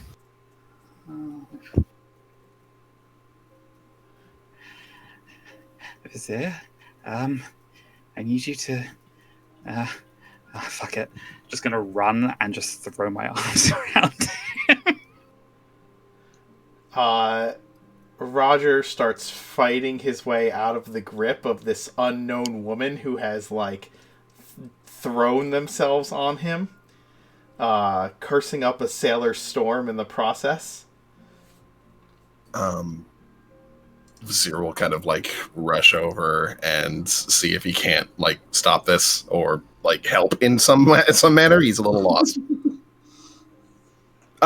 Sorry, sir. She's a little, excitable, I guess. Can you please get your wife or girlfriend or sister or daughter off me? Annie, let's not bother people, okay? Vizier, please do not tell me to let go of my mate lot. You're what? He stops. Like, He's gonna, like, look Roger dead in the eye, like, looking up at him, because he is, like, 5 inches taller than him. when you say that, he, like, stops, like, in dead shock, and then, like, looks at who he's looking at, like, who's got their arms around him, and completely changes direction from pushing you off to pulling you in. Oh! You're Roger! Sorry, I never got a physical description. I didn't know. He kind of steps back from you after a moment, Angus, and says, "So you've talked about me." How could I not? Sorry, this is Vasir. I met him in Anchor. We've been traveling together. It's a lot. I didn't really get time to tell you. And did you get my letter? You got my letter. You didn't you? I sent you a letter back. Did you read it? In all the chaos, I forgot. It's just gonna like reach into the purse again and just like tug it out. I did get it. You must be here with the crew. You must be busy. Do you have time? The sun's in port, yes. We're staying here. We're supposed to go and meet Luna now. Luna. I didn't Luna expect to see you. I thought you were in the south. I mean, I got your letter. I knew you've been traveling, but It is a long story involving a demon that is under the swamp to the south, and I would like to tell you more, but it's a very long story, and I am a little flummoxed right now. It's good to see you. it's more than good to see you. And he embraces you again. He, in every way that you would expect him to,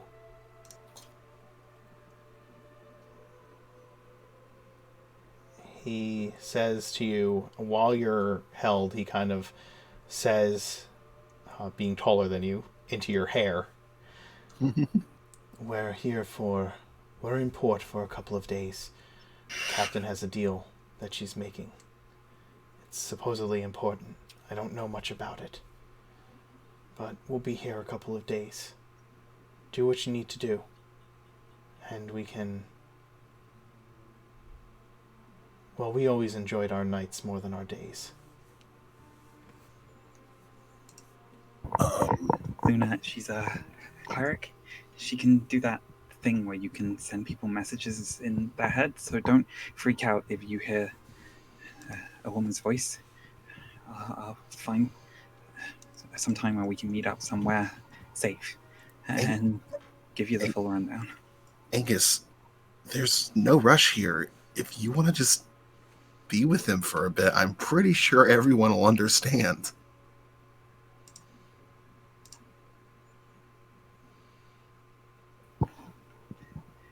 If you can. I'll just let Luna know that you've met Roger and that you're catching up with him. She's not going to get mad at you. Unless, well, other option, Roger, if you want to come with us, I'm pretty sure everybody will be pretty stoked to meet, Angus's husband. Such proper Yeah, terms they are. that you use amongst your friends, I see. I tried explaining it. They don't understand the distinction. Well, they're land kissers. They wouldn't understand, would they? There's a lot I don't understand. Roger turns and just gives Vasir this once over. Yeah, that rubs the right way. Steve is quietly sitting a little forward on Basir's shoulder, eyeballing Roger, trying to decide whether he's a good guy or a bad guy. Not quite sure yet.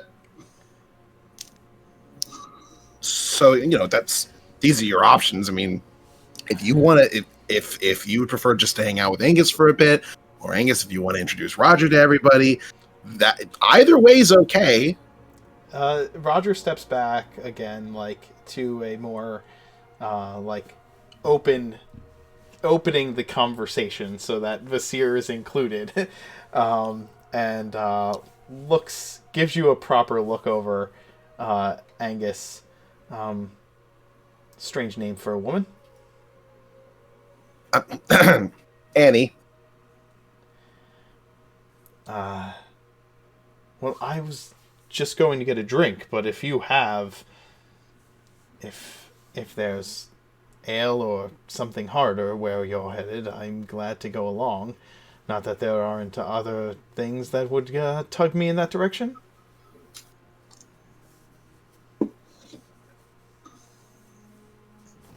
We have come into a little bit of money recently. So if you wanted something a little bit more upscale, you could come and meet everybody. It's been too long. I couldn't let you go wandering off where I couldn't see you again. I guess I'm just going to have to stick by your side for a few hours. Oh, what a shame. I'm sure everyone has so many things they should be doing, but if you have to come... He's not much for teasing, is he? Agus is gonna loop his arm through Rogers and start pulling him down the street, and then just glare daggers up at him. If it was so hard being away from me, why the fuck didn't you come with me?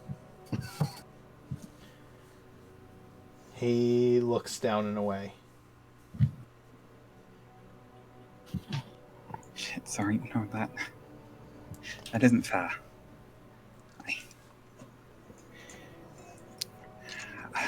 I know I was kind of a mess the last time we spoke. Again, it's a lot to explain.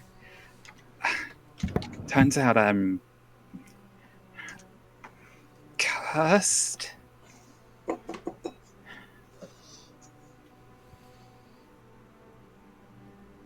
He looks at you. Wait, you're serious? About as serious as can be. We're working on it, but it's kind of on the back burner. Like I said, there's a lot to explain. Problem. That's kind of priority one right now. This will be easier to explain over drinks. Everything's easier to explain over drinks. And I'll try to give you some explanation. I'm sure you deserve one after all. It's okay, as long as you're here. As long as the captain listened when I said, don't go further south than go there. There's bad stuff happening down there.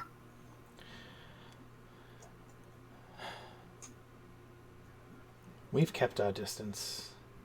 Although, it's been hard to. The shipping lanes have opened up down in that area. Seems that the Western... And he spits on the ground when he says it. Fleet, for lack of a more appropriate term to call them, has pulled back from the shipping lanes into the city.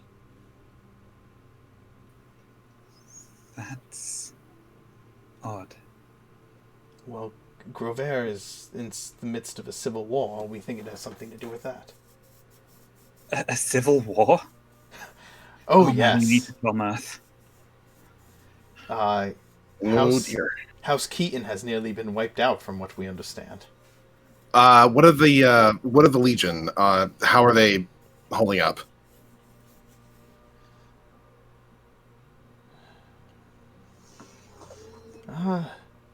They're there. I don't know what else there is. I only know what's rumors are on the sea.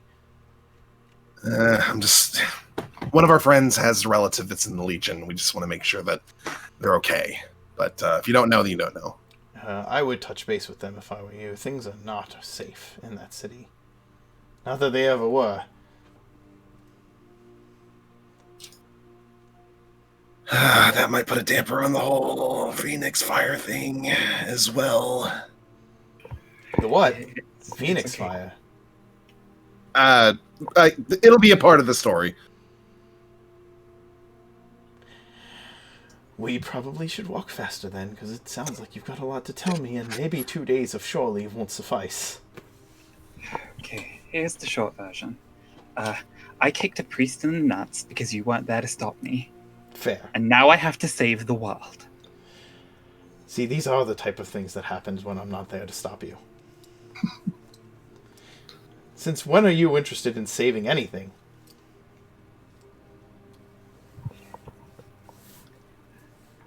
am interested in making sure that the people I love don't all die.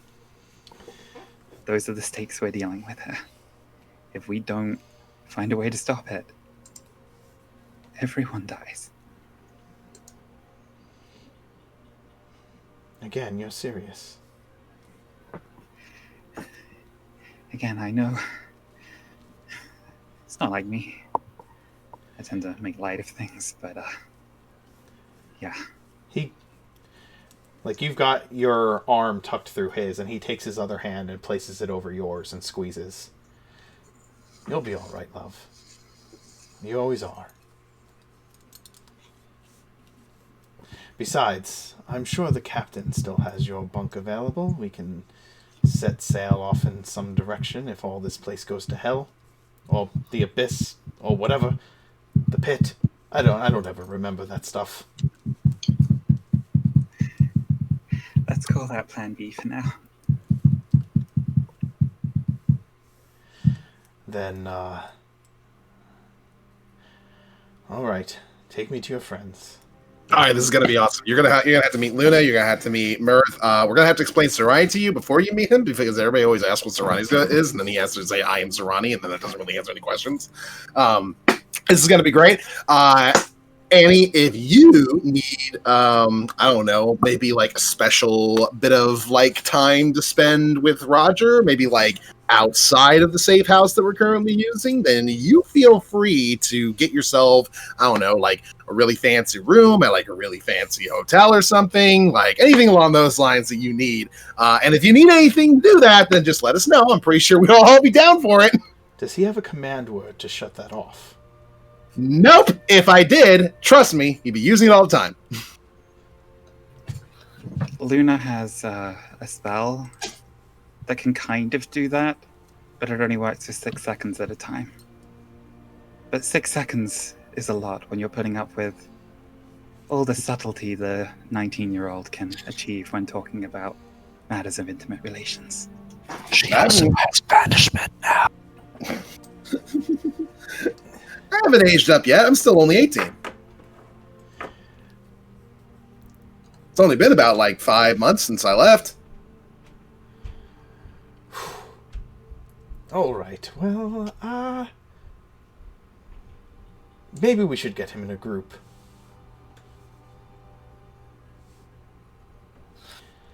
Where are you staying? One of the old places. No, again, it takes context and time to explain, but there's a group I've been working with. The group I'm traveling with, but a larger organization.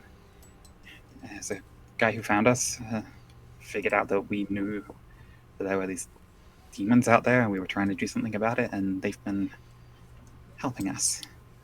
We have a plan. We're trying to get all the pieces in place. Big old magic ritual. Requires a lot of stuff that we don't have right now. We did get a lot of stuff already, but there's still a lot more stuff. Well then, lead the way.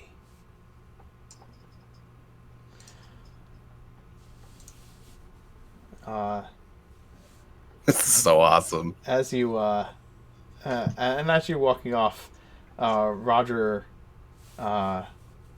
looks down at you and says, "You know, you don't look bad as a woman." Right? Okay, you say that like this is the first time you've seen me in drag. How much did you drink? You were complaining earlier that your makeup was off. How much did you drink at the festival? Because that was the first time I pulled this, and that was to get us both out of trouble. So it's like, you're not the only one that saves the day sometimes. I understand that I make stupid decisions when you're not around to stop me. And I guess I am proving my own point by pointing out that while you were so thoroughly drunk, I decided that dressing in drag was the best way to escape from an angry crowd. But do you honestly not remember that? I think I've gotten a lot better since then. So I thank you for the compliment. Oh.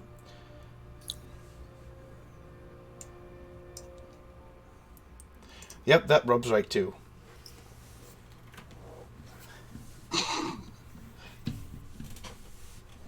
you like You're deliberately choosing phrasing that's just making it clear that Angus is just feeling intense sexual frustration? You two are adorable. I love this.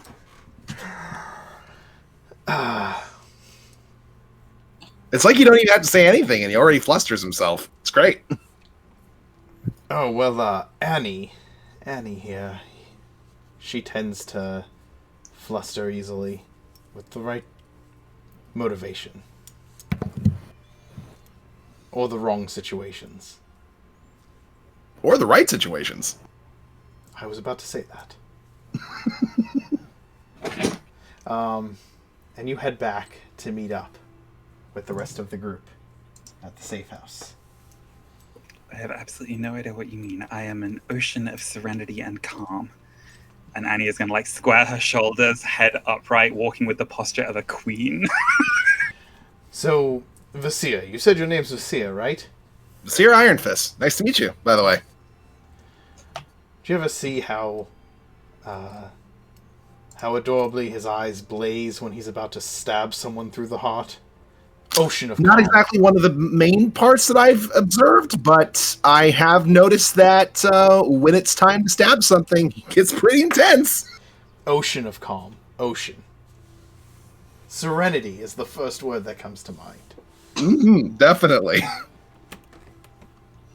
It's like when I'm in the midst of meditation, nothing but absolute peace.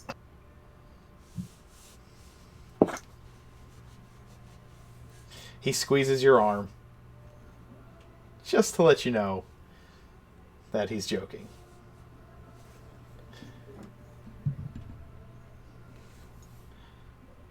I've missed you.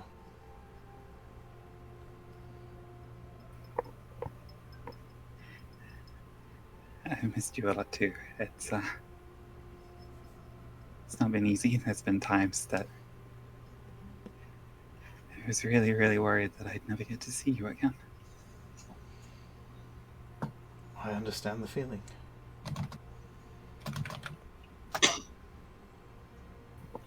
I meant what I said in the letter, you know. It's hard to explain, but even if something happens to me, my love for you will endure. There'll be some version of it out there somewhere. Let's not think about that right now. It's okay. I need to tell you something sweet and tender before I have to introduce you to the groups that I've been traveling with. Because, spoiler alert, Misty is probably the most sociable of them. They can't be that bad. They put up with you.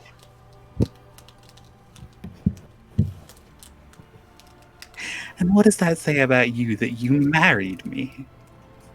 I can't be that bad either.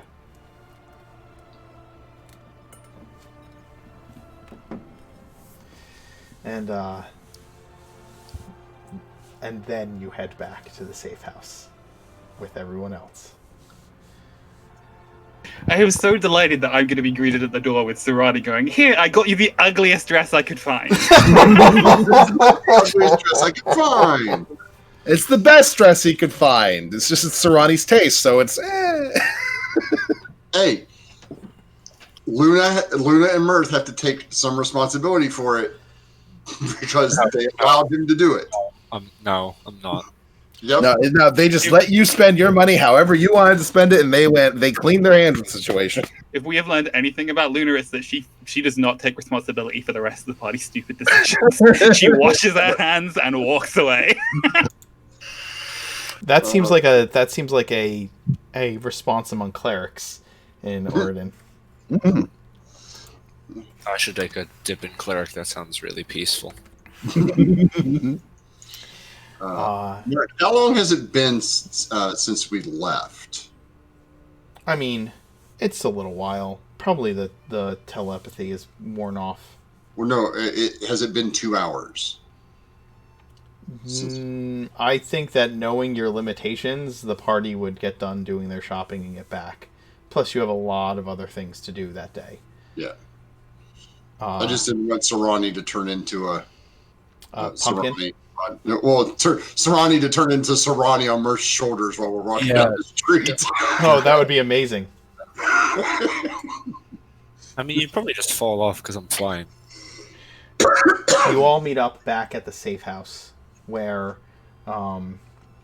Sharp-Eyed is learning more common from Philip. And Philip is learning how to say good, bad, food, and badass from Sharp-Eyed, while your Furbolg host is tending to the many potted trees and plants that are throughout the safe house. Phil, you're not teaching him bad boy slang, are you? What? I don't know any of that. I'm trying to learn it from him. Okay, good, just checking. Honey almond? I'll offer him a little packet. Oh, thank you. I hope your errands were successful. Yes, they were. Oh, Luna, I have your diamonds and your dust. I'll pull 2 from my pocket, toss them over to you, and then a little pouch, and toss that to you. Did I give his knight a name last week? No. Okay, I didn't think so. Him out of the box yet. He was still in the box when we had him.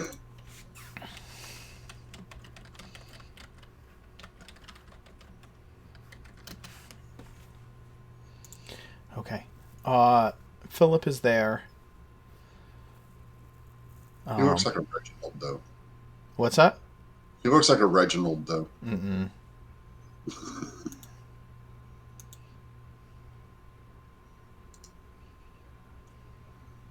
Cassius. Cassius.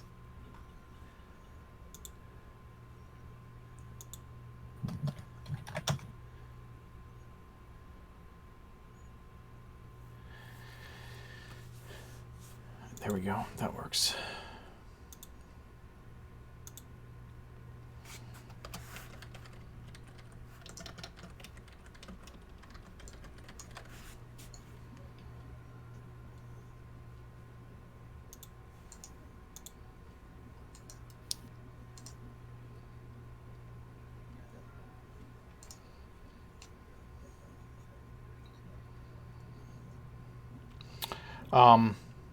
There is a knight in the tabard of the Valkyrian Empire and full plate mail, standing behind Philip, with his arms crossed. Short, cropped hair, steel, like salt and pepper gray, square jaw, exactly what you would expect, like an older knight sergeant or captain would look like. Although there's kind of a grimness to him. I haven't had the opportunity to introduce you to the captain of my personal guard. This is Sir Gerard Pearson. He bows halfway. At your service.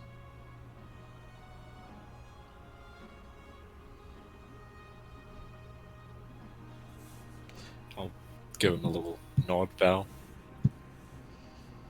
The rest of the guardsmen are sitting at a table, playing cards and just like snacking on some things at the table. Not really sure. You can tell that they're like not sure where they are or what to do with themselves, so they're like, this is like defaulting to a common activity that they are familiar with. And Luna, Mirth, and Sarani, you've been the first ones to arrive back at the safe house, obviously. Yeah, I'll jump down off of Mirth's shoulders and transform back and introduce myself.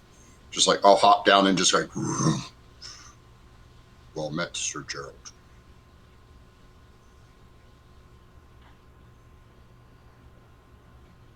He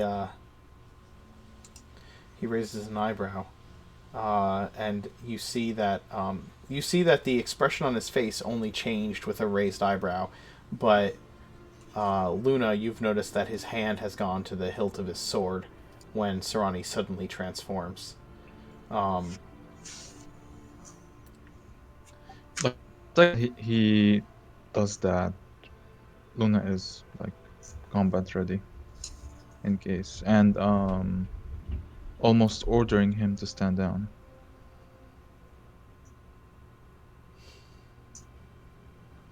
Do I notice this little exchange? Philip says, "Calm down, all of you. I told you, Sir Gerard, that they had a strange one with them. This is the friend Sarani, as he introduced himself. You can... he's kind, although a little blunt. You do not need to worry for my life." The knight just kind of looks to Luna, looks to Philip, nods, and goes back to his relaxed stance.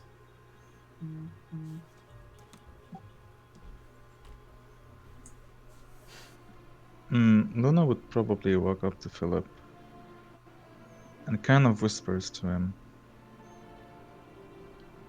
"You probably should choose better words to describe our friend. He might be different, but he's not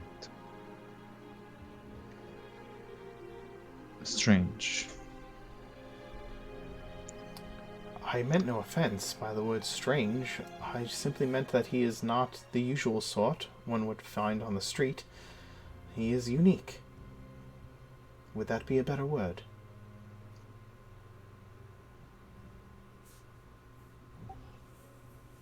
Sure.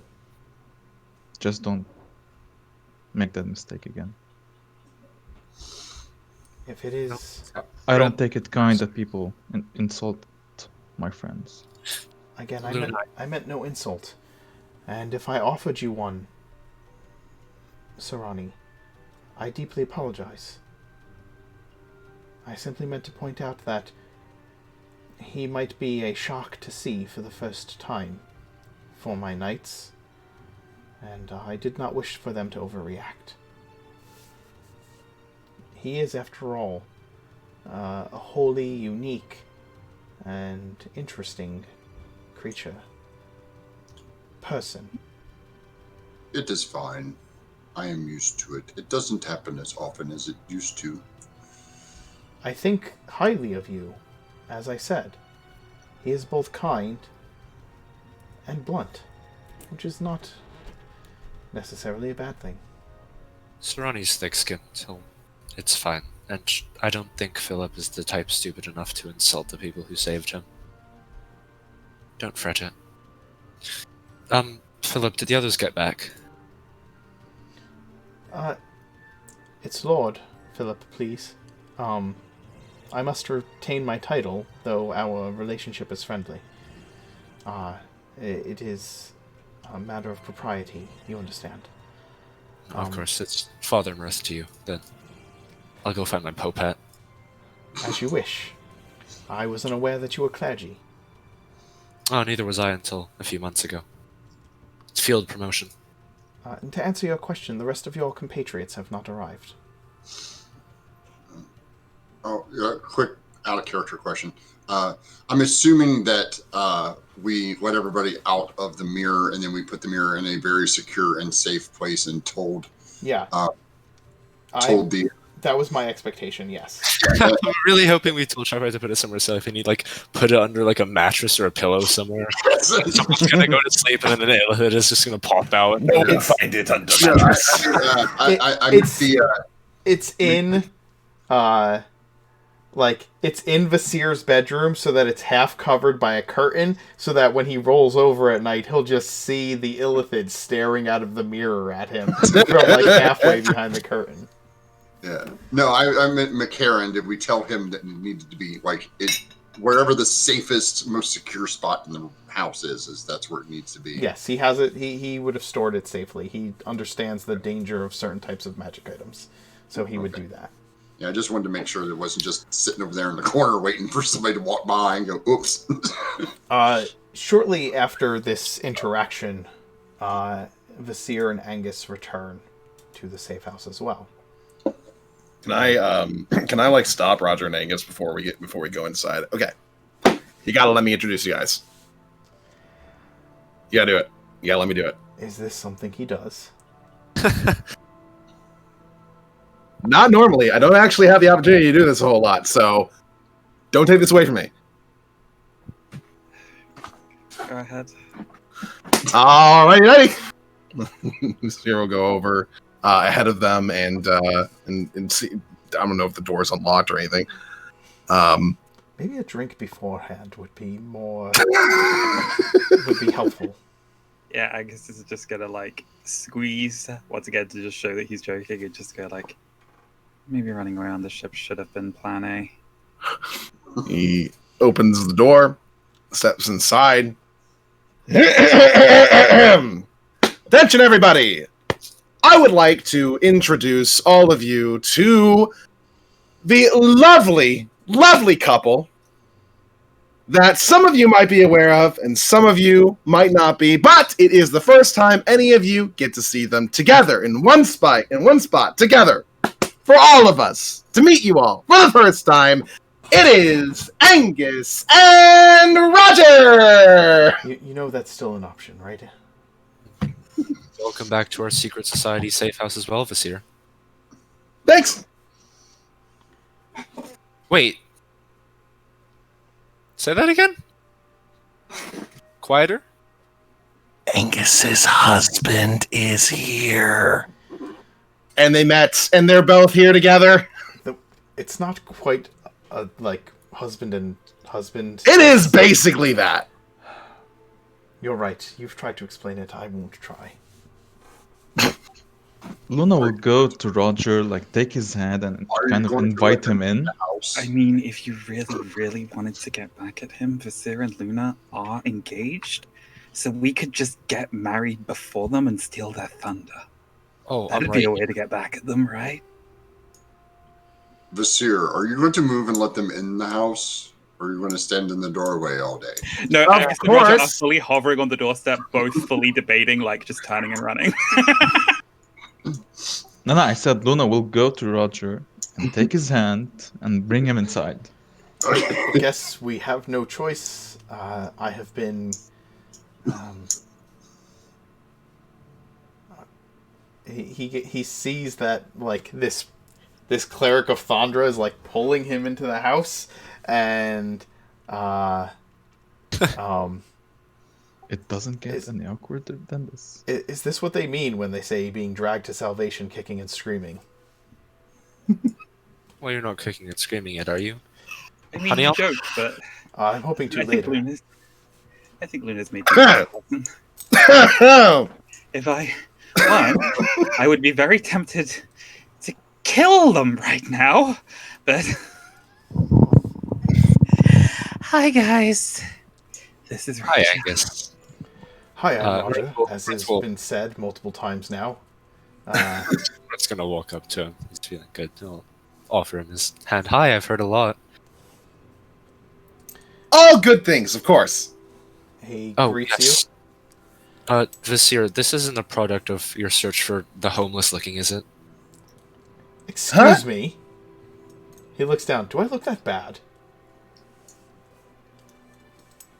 Well, you're not exactly. Anyway, welcome to the safe house.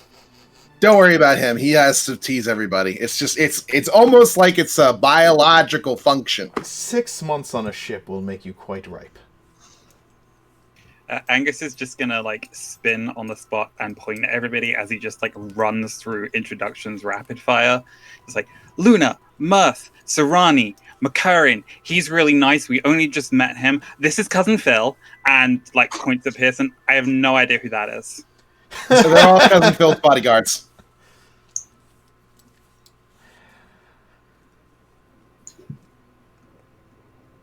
Are we gonna call him Cousin Phil in front of Roger? Do you think he should know, or? It's one of the many things that we will have to explain. Better to start at the beginning. Oh, Annie. And Serrani kind of winks a little bit, and that kind of like, I know you're Angus, but we're still calling you Annie because you're dressed up. He knows the rules. Yes, Serrani knows the rules.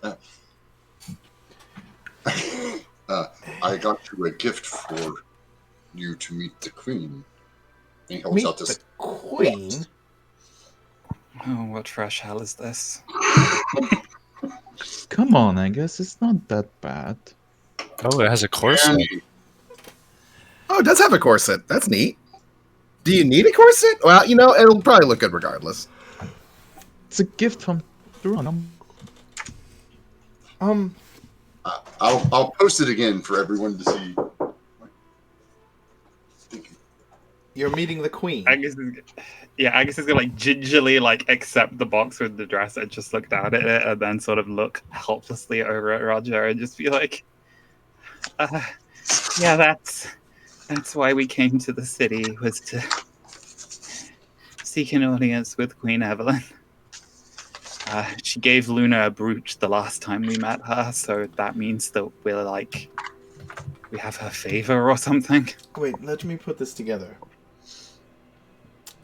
You've gone from pirate to courtier.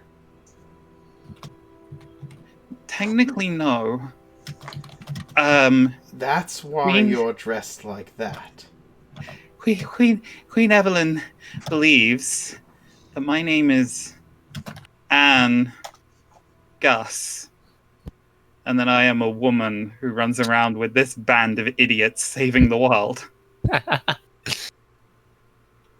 It seemed like a really good idea at the time.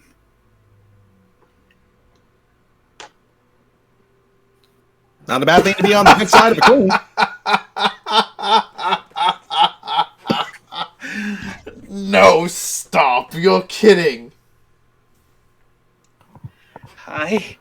I honestly don't think I could come up with something this stupid if it hadn't actually happened. Okay. Oh, when I tell the captain about this, she's going to be in stitches. It's a good thing he wasn't actually a woman, because he ended up dangling from a balcony that night. I did a very good job of keeping my skirts covered so that I would not be exposing myself to people below. So, what are you stealing?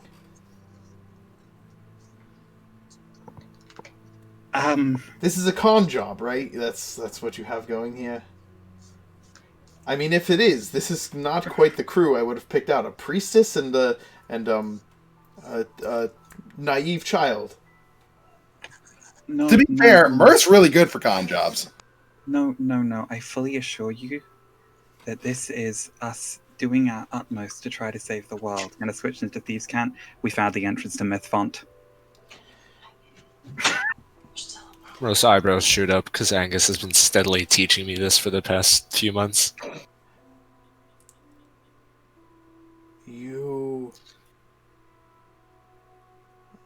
So is that where the take is? He says in Thieves' Cant. Possibly, but it's going to be kind of hard to steal it out from under the nose of the Queen of Geneva. And we've stolen plenty of things out from under the nose of the Queen of Geneva if you count the warships that we've put in the water. Whatever what the fuck is in Thieves' Cant, I'm just signing it right now. And Angus is going to look and just realize that, like, oh, crap, I taught Mirth Thieves' Cant.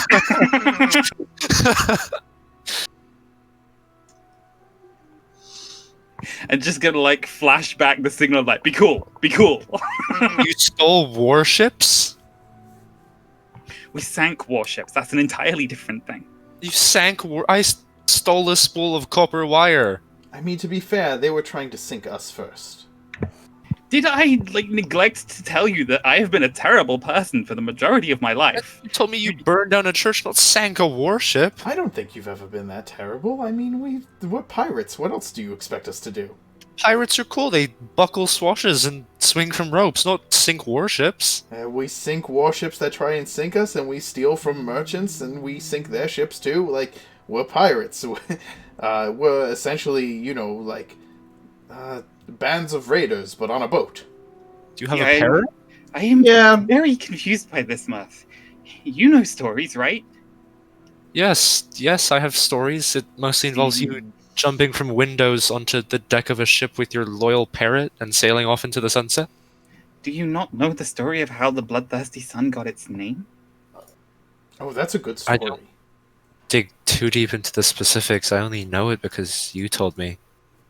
The first time we caught a Western, after what that prick did to Eight Blades, Miguel Rai strapped him to the top May of the the mast lady and rest his split soul. him open by his stomach and stained the sails red with his blood. That was a good day. I mean, the sails are red, but it's mostly dye. I mean, they're not. It's not. It would take an enormous quantity of blood to actually like. That's beside the point. Wait, if you're here, then where's your ship? In port. They're just letting you? We don't advertise. We have to come to port sometime, don't you understand? There are ways of disguising it. Oh, I remember this part. You have your identity as a ship, as a pirate, as like a flag. But when you don't want people to know that that's who you are, then you take the flag down. I Right? kind of do the same thing with. I mean, this. Yes, Like we Declan. Annie the ship. We dress it up as a woman, and then nobody knows what it is. Oh, okay. That'd be a big woman. Specific. Just I just gotta like they were out. gently like elbow Roger and be like, the sarcasm is not appreciated. Sorry.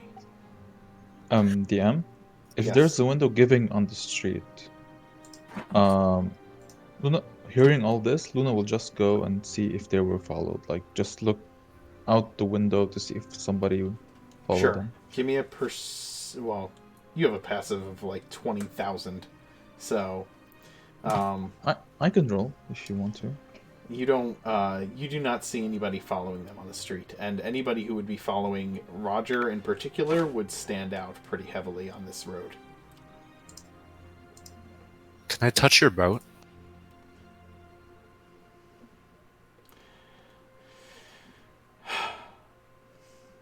You have a lot to tell me about.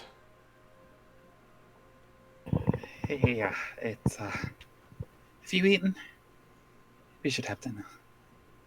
This is gonna take a while. You spend some time regaling Roger with the tales of your triumphs and woes over dinner. Serrani will mention it before dinner, and we start to move through the building. Serrani will look over at McCarran and go, "We have quite a popular secret hideout." Yeah. It's just a home. I invite guests who need places for quiet rest and recuperation. It's not a secret. Well, that part isn't a secret.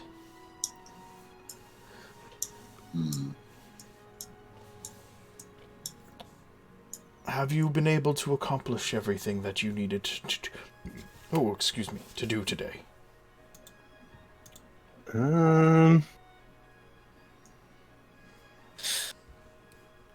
Today, yes, I expect I'll be up a little later.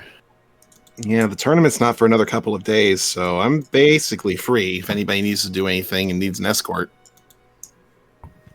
If there's time, I suppose I should go back to the tailor shop and get Serrani's lovely gift for me, fully measured and fitted to, so that Annie can make the best possible appearance when we present ourselves at court. Oh, Angus, I'm actually going back to the tailor we got the dress from tonight if you wanted to re-examine Serrani's purchase. Yeah, that. Hopefully it won't take too long.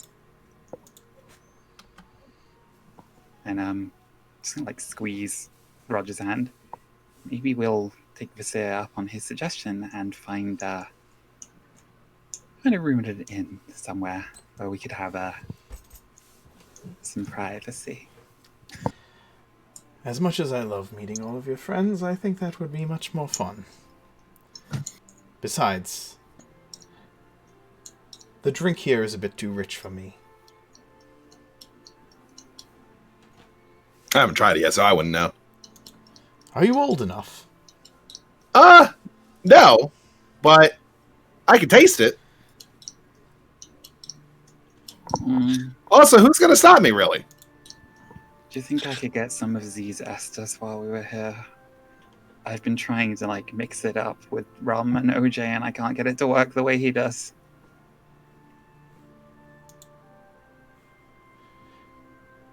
I'm sorry, I missed what you said. I was checking my notes. I apologize.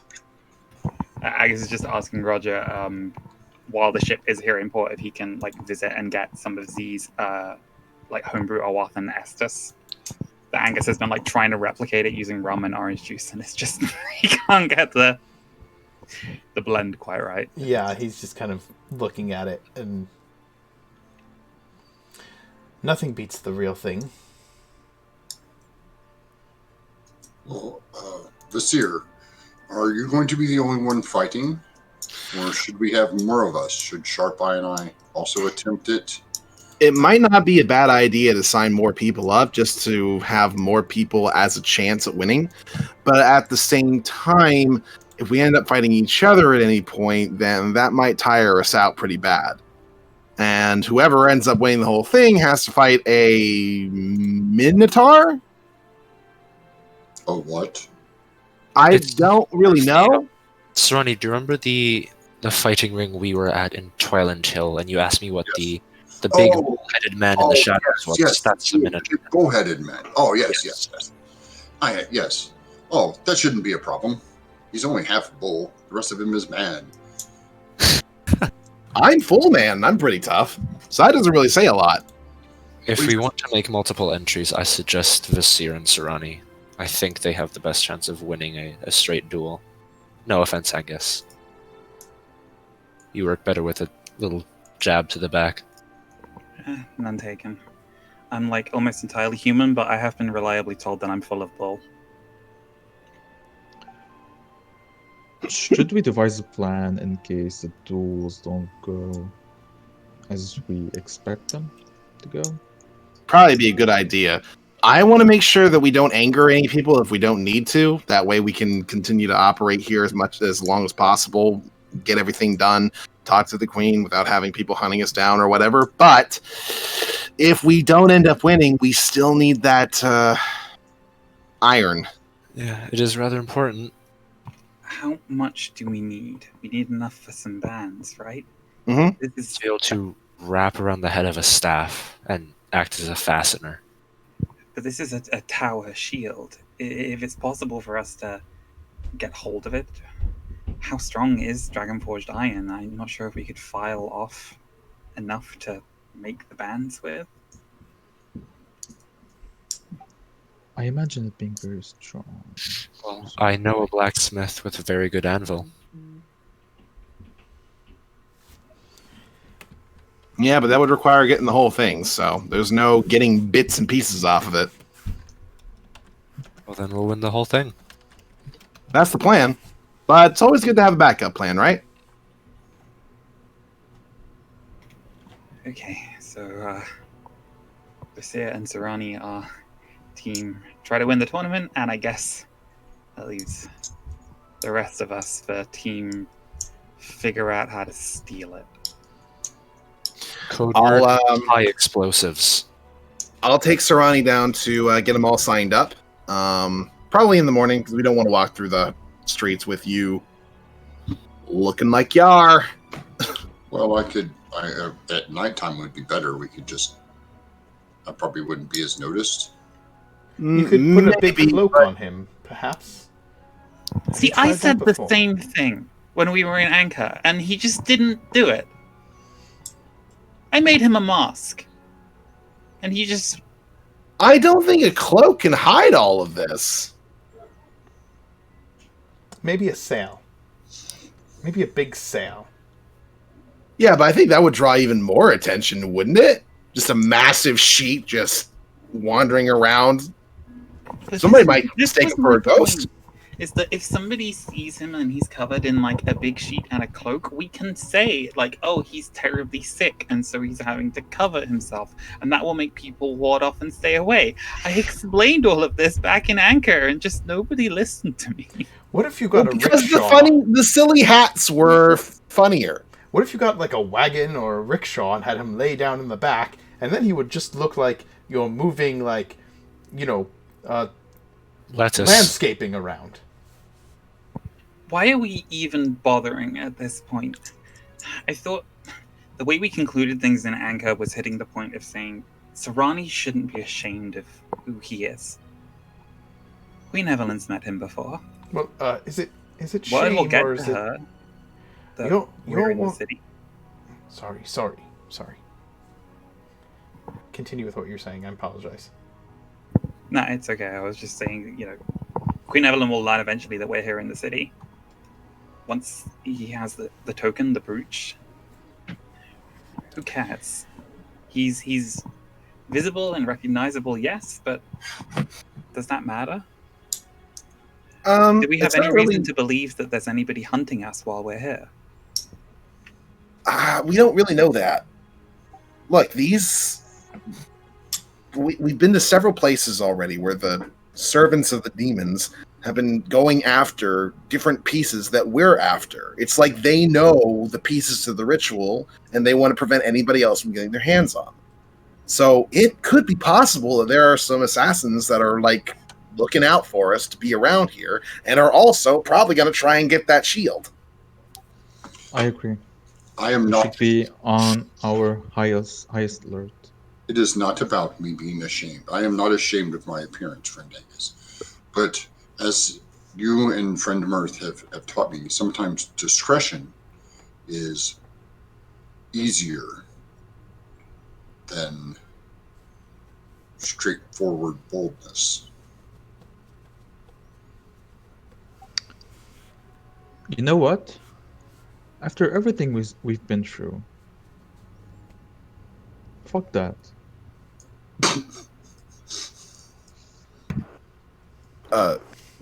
Okay. Okay. As it is. Just tier 3 adventure logic. Screw it. Yep. Who cares? People can come for us and we'll just murder them. Yeah. Serrani has 2 attacks now. What are they going to do about it? Well, I mean, the place that you sign up at looks like it's a place that's up basically all day and all night, so we could just go tonight if you want, Serrani. That's fine. Also, there's a market there, so and apparently they sell like rare stuff. I don't know. So, if anybody's got anything that they're looking for,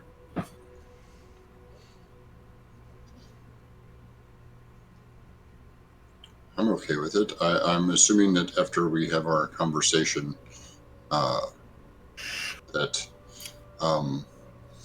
Angus and Roger will be off. Mirth has said he has some other research to do, so I guess you and we can wait till the morning. Why don't you and Luna spend some time together as well? And I will stay here and keep cousin Phil, company. if that's what you prefer. I haven't really had a whole lot of time to just kind of relax with Luna as of late, so that would be nice. Oh, Mirth, while you're doing your research, if you could find some way to, like, I don't know, pinpoint a weakness on a Minotaur, something that I could, like, exploit if I do end up fighting him. The brain. Eyes.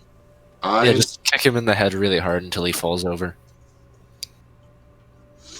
Most Well, weak. that makes sense. I'm kidding. I'll have a look.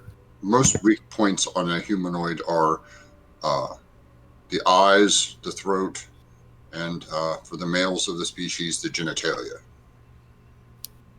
Right. And I'm Angus gonna just like looks avoid- pointedly over at Vizier, like, see, I told you. I get it. I think I'm gonna avoid genitalia shots because I just think that like once you do it, then it like normally when you're in a duel, there's a gentleman's agreement not to go down there. So like the moment one person does, now you're open to it, and they're totally cool with it, and you've made that allowable. Vizier, this is not a gentleman's duel. This is a fight so we can win a piece of our spell, so we can save everyone. Do whatever it takes to win. Roger turns to you, Angus, and goes, "Have you ever been in a gentleman's duel?" I have. I slammed Mirth's head into the ground. I almost had him. And Angus is going to look across at Vizier. So you can do that thing where you bring out bits of your astral self. Can you make an astral cup to protect your own? I haven't been able to master it long enough to make it actual like armor around me. The fight's gonna start. He's like, "This is a gentleman's duel." The fight's gonna start. First thing that happens, hoof to the nuts on Vizier. Is Etheril in nut armor? Etheril nut armor. Ethereal codpiece. You know, if we hit level 17, That's the capstone. This is the capstone. That's a capstone. If we hit level 17, he's getting a cod piece, an astral cod piece with his astral body. It's happening. It's like the equivalent for females, where like their armor is just like like a chainmail bra. This is what it is for Vizier. Yeah, It's the astral arms, the astral head, no astral like shirt area. The astral codpiece. It's just this like 2 foot long fucking. Oh. And we all thought Mirth was compensating for something. Jesus. Ah, God. I love the idea that his astral self would be so shirtless that even if he was wearing a shirt, when he pulls up the astral self, it's still shirtless. Yeah. That's how he sees himself, without a shirt on. So you know. Oh, good God.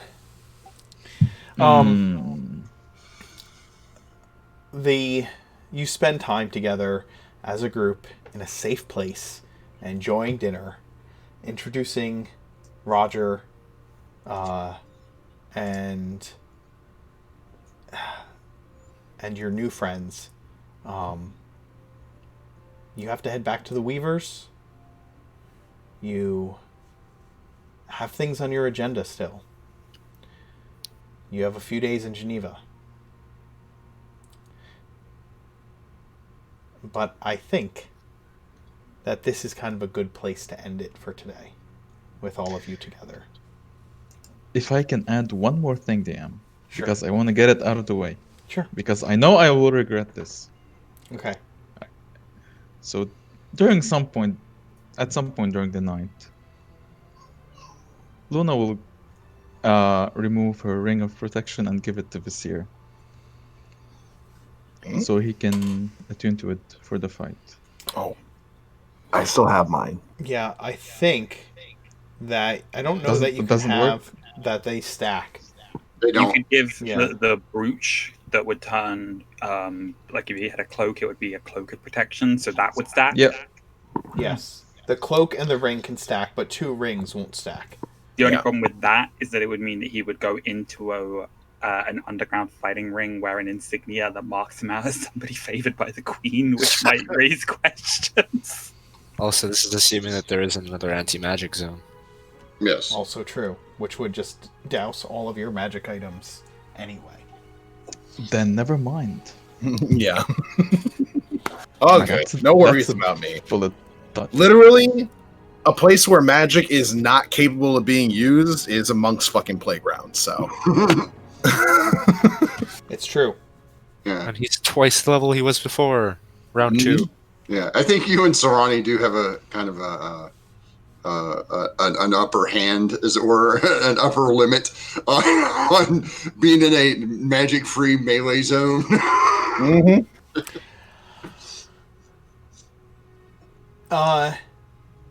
Surrounding's got a raid.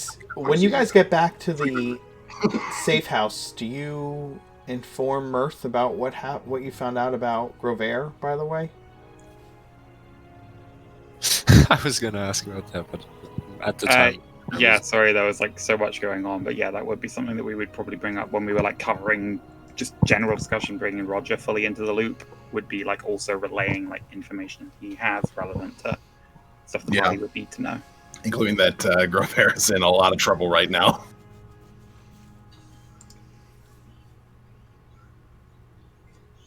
Okay.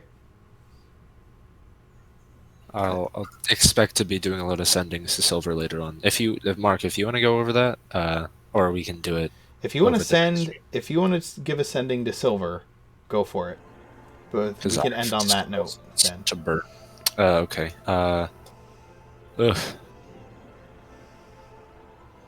Okay. Let me type this out 1 sec. 1, 2, 3, 4. While we're bringing Roger into the loop, does Roger or the ship? Sarani will ask if they have anything on our list because Sarani asks everybody who's our friend if they have anything on our list. So he would ask Roger. Those items are ridiculous. So no.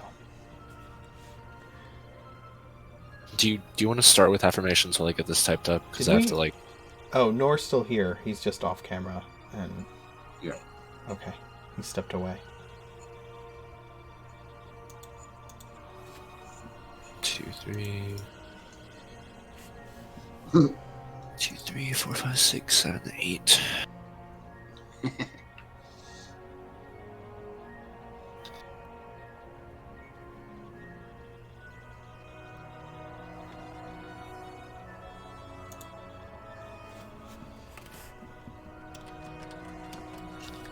Yes, I mean you were correct. It is a couple's date night. The Dark and Hungry God. Less dating. I mean, they're just getting places to bed down for the evening, as it were. Date night. I mean, there's no talking. There might be some dirty talking.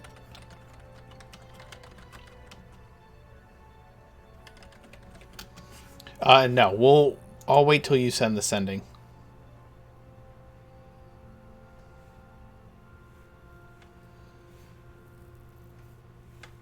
So yeah, Roger gets introduced to everyone. Philip introduces himself as Cousin Phil, and Roger completely is aware. Make sure Angus knows in Thieves' Cant that he is completely aware that is a crock of shit, and that you're going to need to teach him how to lie better than that.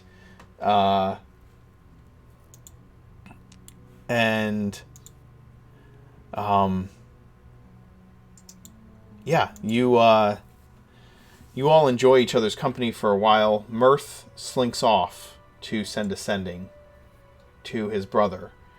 I have a crap ton to do tonight, so... Yeah, he has much to do. But he also... If Angus wants to tag along, I have to go pick up the stuff from the tailor's shop, so either Angus can visit it tomorrow or hit it with me tonight before he split. I assumed he was going to hit it with you tonight. And Roger is going to ask you... ask Angus in Thieves' Cant, are you really wearing that dress that thing bought you to see the Queen? It was kind of him in his own way. I'm going to have to see if they can take it in quite a lot to make it something I can actually move in case, in case more Wood Elves show up and try to assassinate the Queen. That happened last time. Yes, you mentioned something about that during dinner. How am I supposed to keep up with you now? You're on a quest to save the world. You've accomplished some tasks that I'd never dreamed of. I'm just a lowly pirate.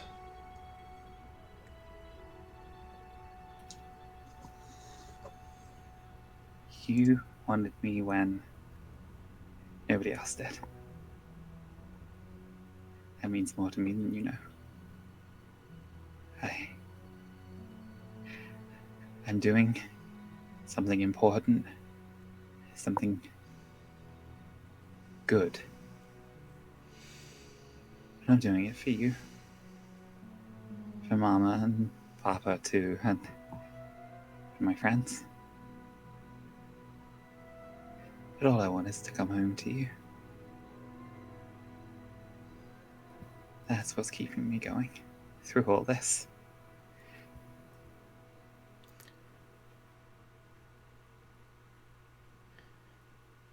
You will when you're done. Yeah, well, like I said, we've come into some money. Probably a bit more by the end of it. We could have our own ship. Start an armada. And then go right. We could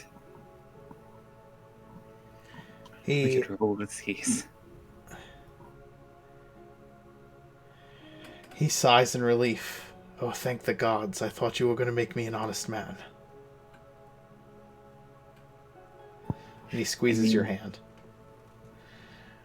We'll sail all of them. You know, I hear there are strange islands around the other side of the world. So that'll be something we do together. You say I've done all these things without you, then it's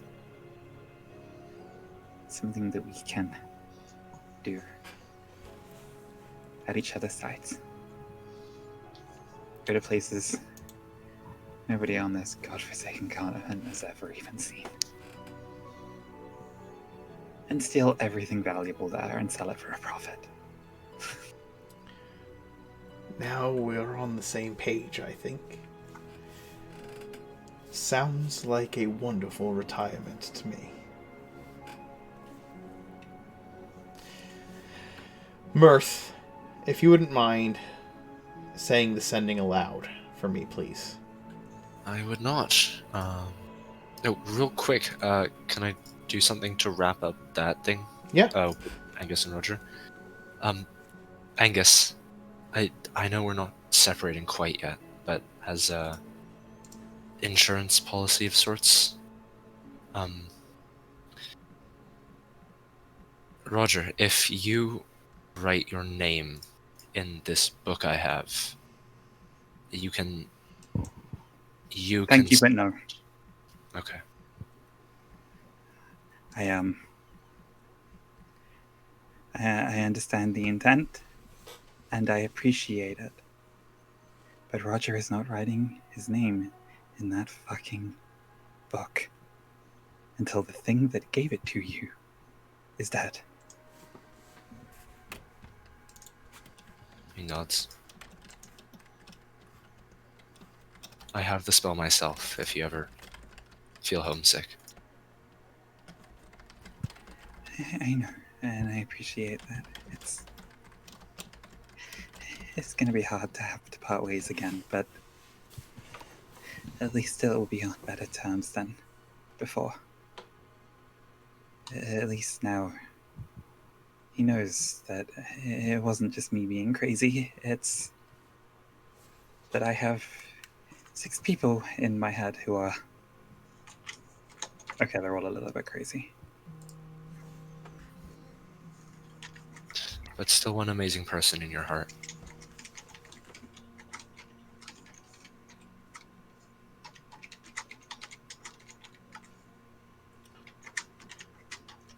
Sending to Silver. Silver, heard the news. Are you safe? The Legion? Phoenix Feathers. In Geneva now, next to Ironstone. Joy and Darkhaven safe. Joy sends her love. Mirth.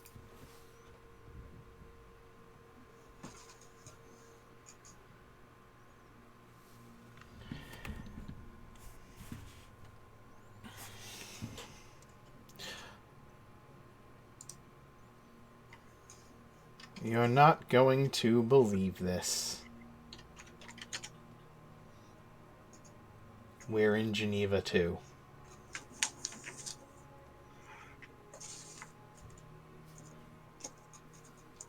That's the full sending. Well,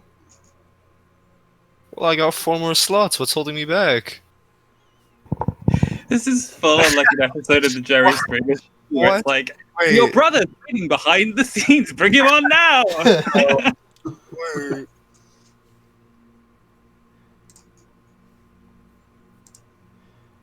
You haven't seen it. You haven't seen him in a very long time. It's your husband, Angus. And don't think that you're free from anything because we got your brother sitting right behind the screen. If Vital Strike's here, I will shit. I will actually shit if Vital Strike is here. Oh my! Oh no! I don't even know what you're doing anymore. We'll leave it at that. I think we'll just leave it right there. We're just gonna stop right there. Favorite moments, everyone? They've got the cameras are all messed up right now because we lost Nor. I don't know if he's gonna be able to come back. Emmy's just perplexed right now, like he's in Geneva. What? So I guess Bliss is in Geneva too. All right, Emmy, better step your game up. You go to impress me, because I'm the big brother with a counterspell.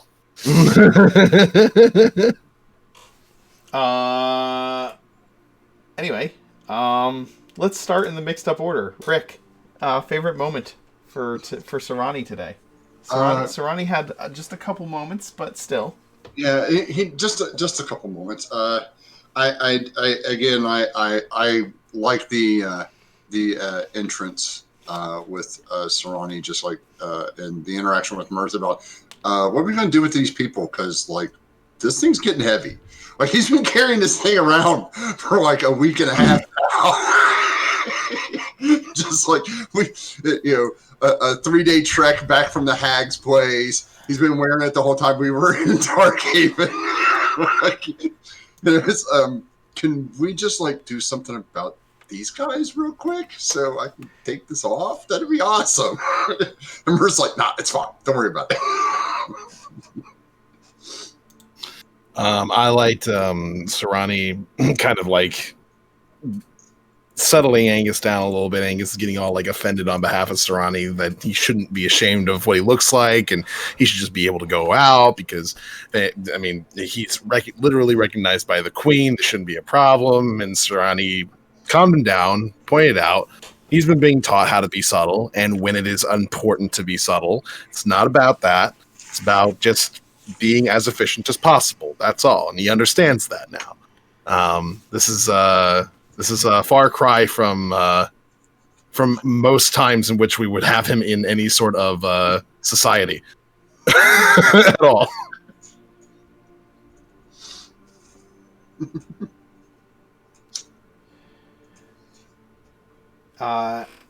Alex, what was your favorite Vasir moment today?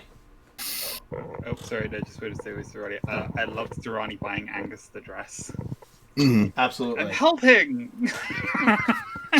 He tried very hard, 21. Like, he didn't do a shabby job. At least he didn't get him like a pencil halter or something. Yeah. Yes, you did not get a pair of lederhosen and a... No, just the gaudiest ball dress in the place. Something extremely flashy, way too many designs on it. Well, that's what Annie would want. She's a diva.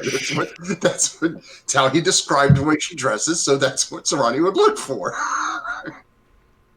It's fair.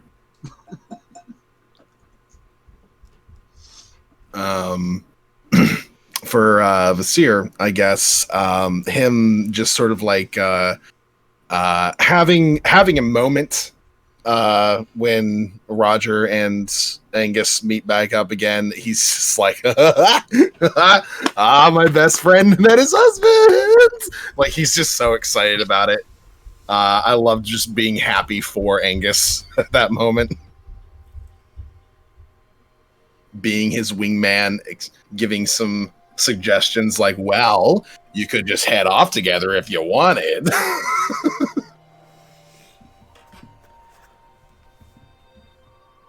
I really love that the first half of trying to find our way to the Iron Horn and just Visir being like, it's fine, I'll talk to some homeless people. Yeah.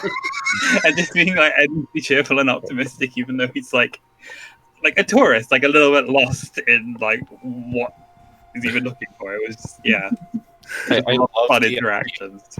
of him being this like 1820 wisdom monk, 12th level, like hero of the realm. He's fought a Merilith and like cracks just the nastiest things across the head, and then just walks into a city looking for gangs and is like, I go find the homeless and then I talk to them. But the thing I loved was that when the kid tried picking Angus's pocket while he was distracted trying to teach Visir the like thieves' can, and it's like Visir is very perceptive and that he's like picking up on that, and so it's like showing the ways that like Visir is becoming more street smart by spending time with the party. It's just he's picking it up mostly by osmosis. Yeah. I like that Visir was chiding the young boy that he knows is a thief. He knows is not a great person because it's specifically what Angus was looking for. And his first reaction was, taking stuff from people is not nice. Like, he's like he notices that Angus is like, yeah, no, I was totally letting him. Like, I could just see Angus like, no, I was totally letting him try it to see if he could get away with it. I was just seeing how good he was. Angus got mad. He was like, I was gonna give you food. I was going to pay for this. I came to you in good faith. And Visir's just like, he's a thief. Just tell him don't do that. Just wag your finger. It's fine. That's my.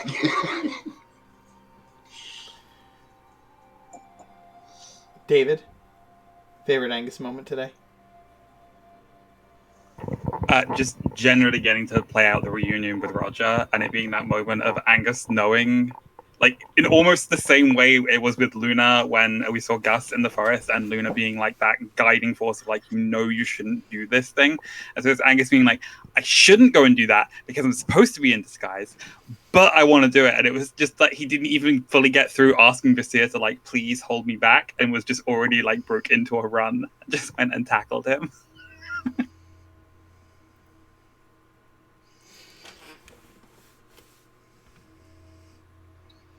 Definitely the Angus Roger moment. There were lots of Annie moments today too. In like talking with the people inside of the Octagon. Yep. I like the guy who came up and tried to swipe Annie's coin purse, and then Annie just puts him in like an arm bar and is just like, hey, so you seem to be a thief? Do you know other thieves? And he's like, you're not a woman. Very observant. Good catch, kid.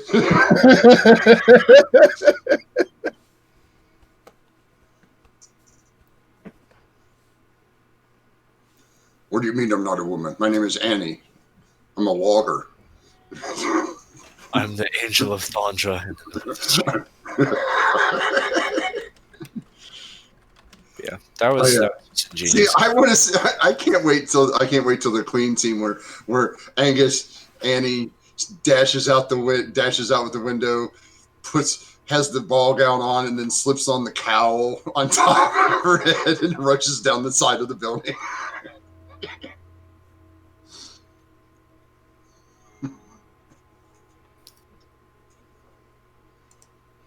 Kim, favorite Mirth moment?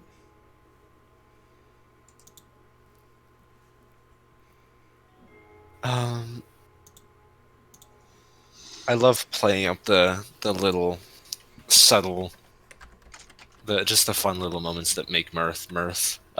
Like using fly when he could have just walked just to be a few inches off the ground and give off, the pomp and the swag. And the back and forth with Phil was great. And the short but quick interaction with the gnome was also nice. I also bought things for other people, which is going to be fun. I loved Mirth chastising the artificer, being like, "Do I look like I'm made out of money?" Pile of gold pieces.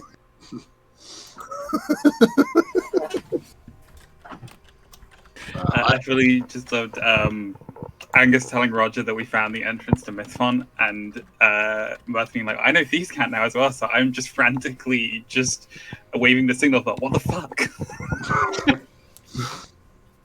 Yeah, I liked Mirth, Angus, and Rogers because I saw that interaction starting in Thieves' Cant, and then slowly each one of them just dropped out of Thieves' Cant to just say it out loud.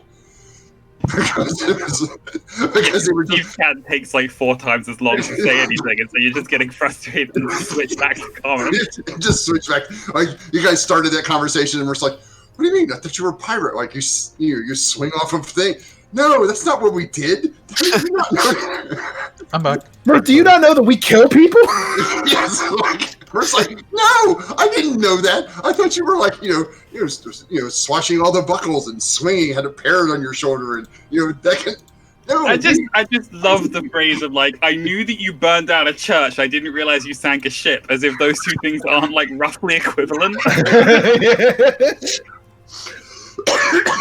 Everything changes now that I know that you've sunk a ship. I don't know. Yeah, I don't know how to feel about you now. Like it's just like I'm gonna have to think, What? I'm gonna have to rethink our whole relationship now that you've sunk a ship. Like It was great that that conversation went from Mirth just being completely like horrified that Angus just spilled the beans about Mythfont to him just begging Roger if they could just touch the boat. Yeah, because that's classic Mirth. Like, what the hell are you doing? Wait, You're a you pirate? sink a ship? Wait, you're a pirate? You sink the ship? Wait, tell me more. If you have a pirate, if you're a pirate, then that means you have a ship, and that means that I can touch a ship. I can touch a pirate ship. He's never touched a pirate ship. I want to touch a pirate ship. Nor, favorite Luna moment?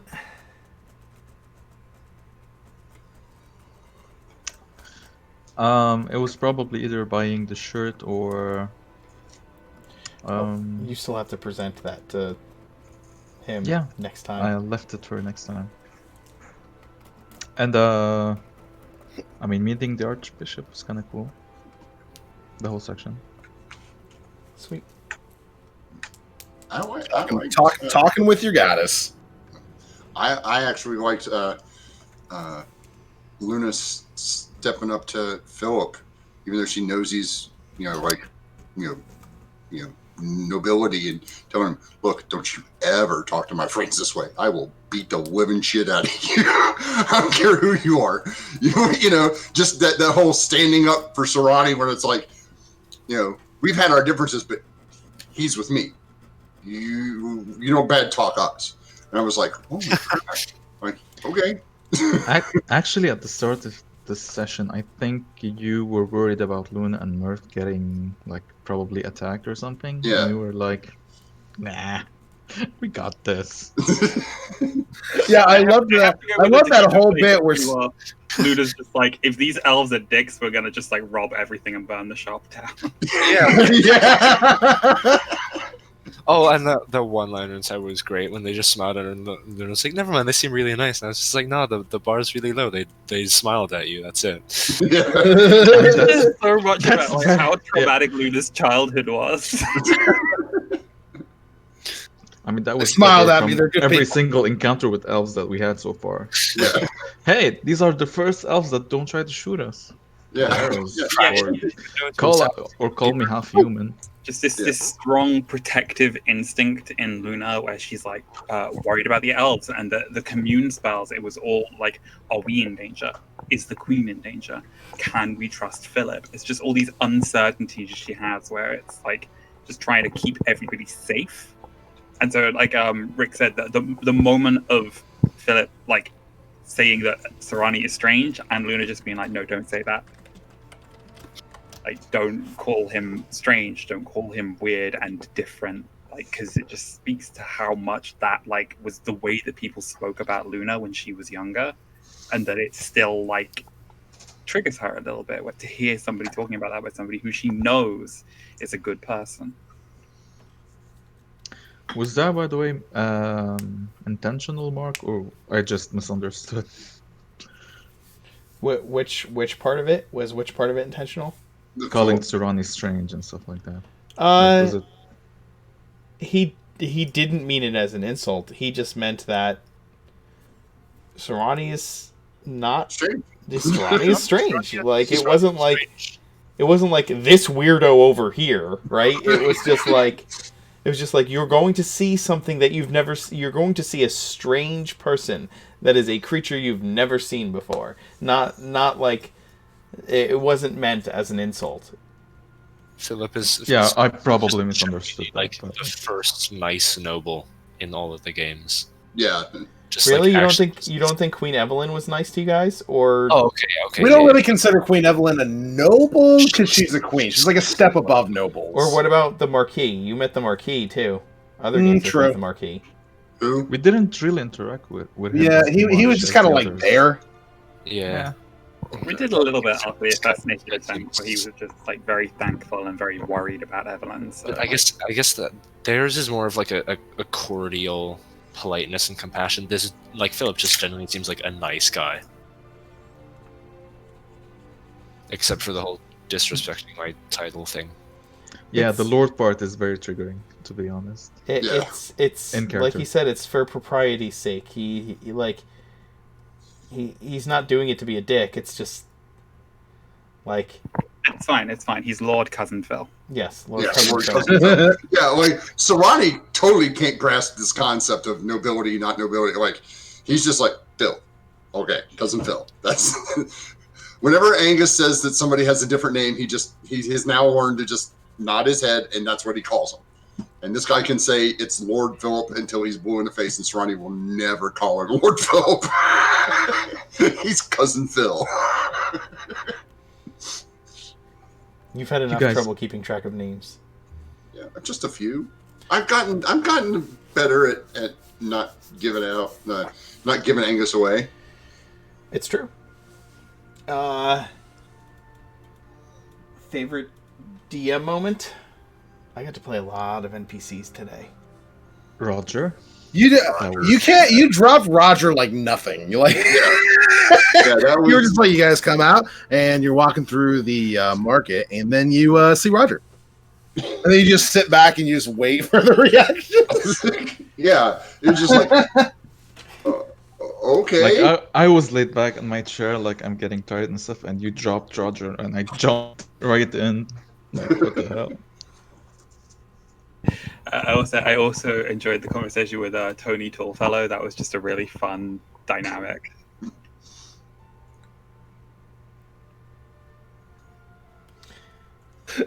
Dio points out that the Marquis, at least when he appeared in DAHG, was more like a queen, like the queen's concubine, as opposed to anything else. just by virtue of the fact that he was just kind of standing there, just being handsome and shit. Yeah.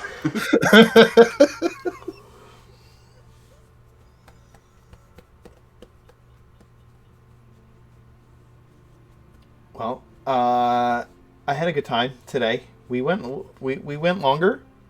Starting earlier seems to have helped ease up some of the Yeah. like feeling of like crunching time. Didn't feel rushed. Yes. No. We did not. Anyway, we'll be back next week at noon for Dark and Hungry God. Schedule this week and next week are as normal, and then going forward after that, I will be returning to my day job, and things will change a bit. We will keep you posted on what the new schedule will look like, but I can tell you that this game, at the very least, is going to continue running at least every other week, if not more frequently. In any event, thank you for watching. We'll be back for Artifact Recovery Corporation in a couple of hours. I'm going to go feed my children's and eat food myself, so this way I am not getting angry and triggered on screen from being hungry. And we'll see you all in a little while. Nat, thanks for dropping by. I hope things are going well with your pupper. and that people are helping to provide. If you don't know what is going on, you can look me up on Twitter. I have shared the tweet. We've shared it here before, but Nat's pup is in need of important medical procedures, and she has a GoFundMe where you can help take care of her dog, take care of her companion there. Nat, if you want to share the link in the chat or in our Discord server, you are, of course, more than welcome to do so. In any event, thank you all for watching. We will see you later. Have a good night. Don't forget, if you're watching on YouTube, to like, subscribe, hit the notification bell so you know when our new videos go up, and share with your friends so they can get involved in Orad.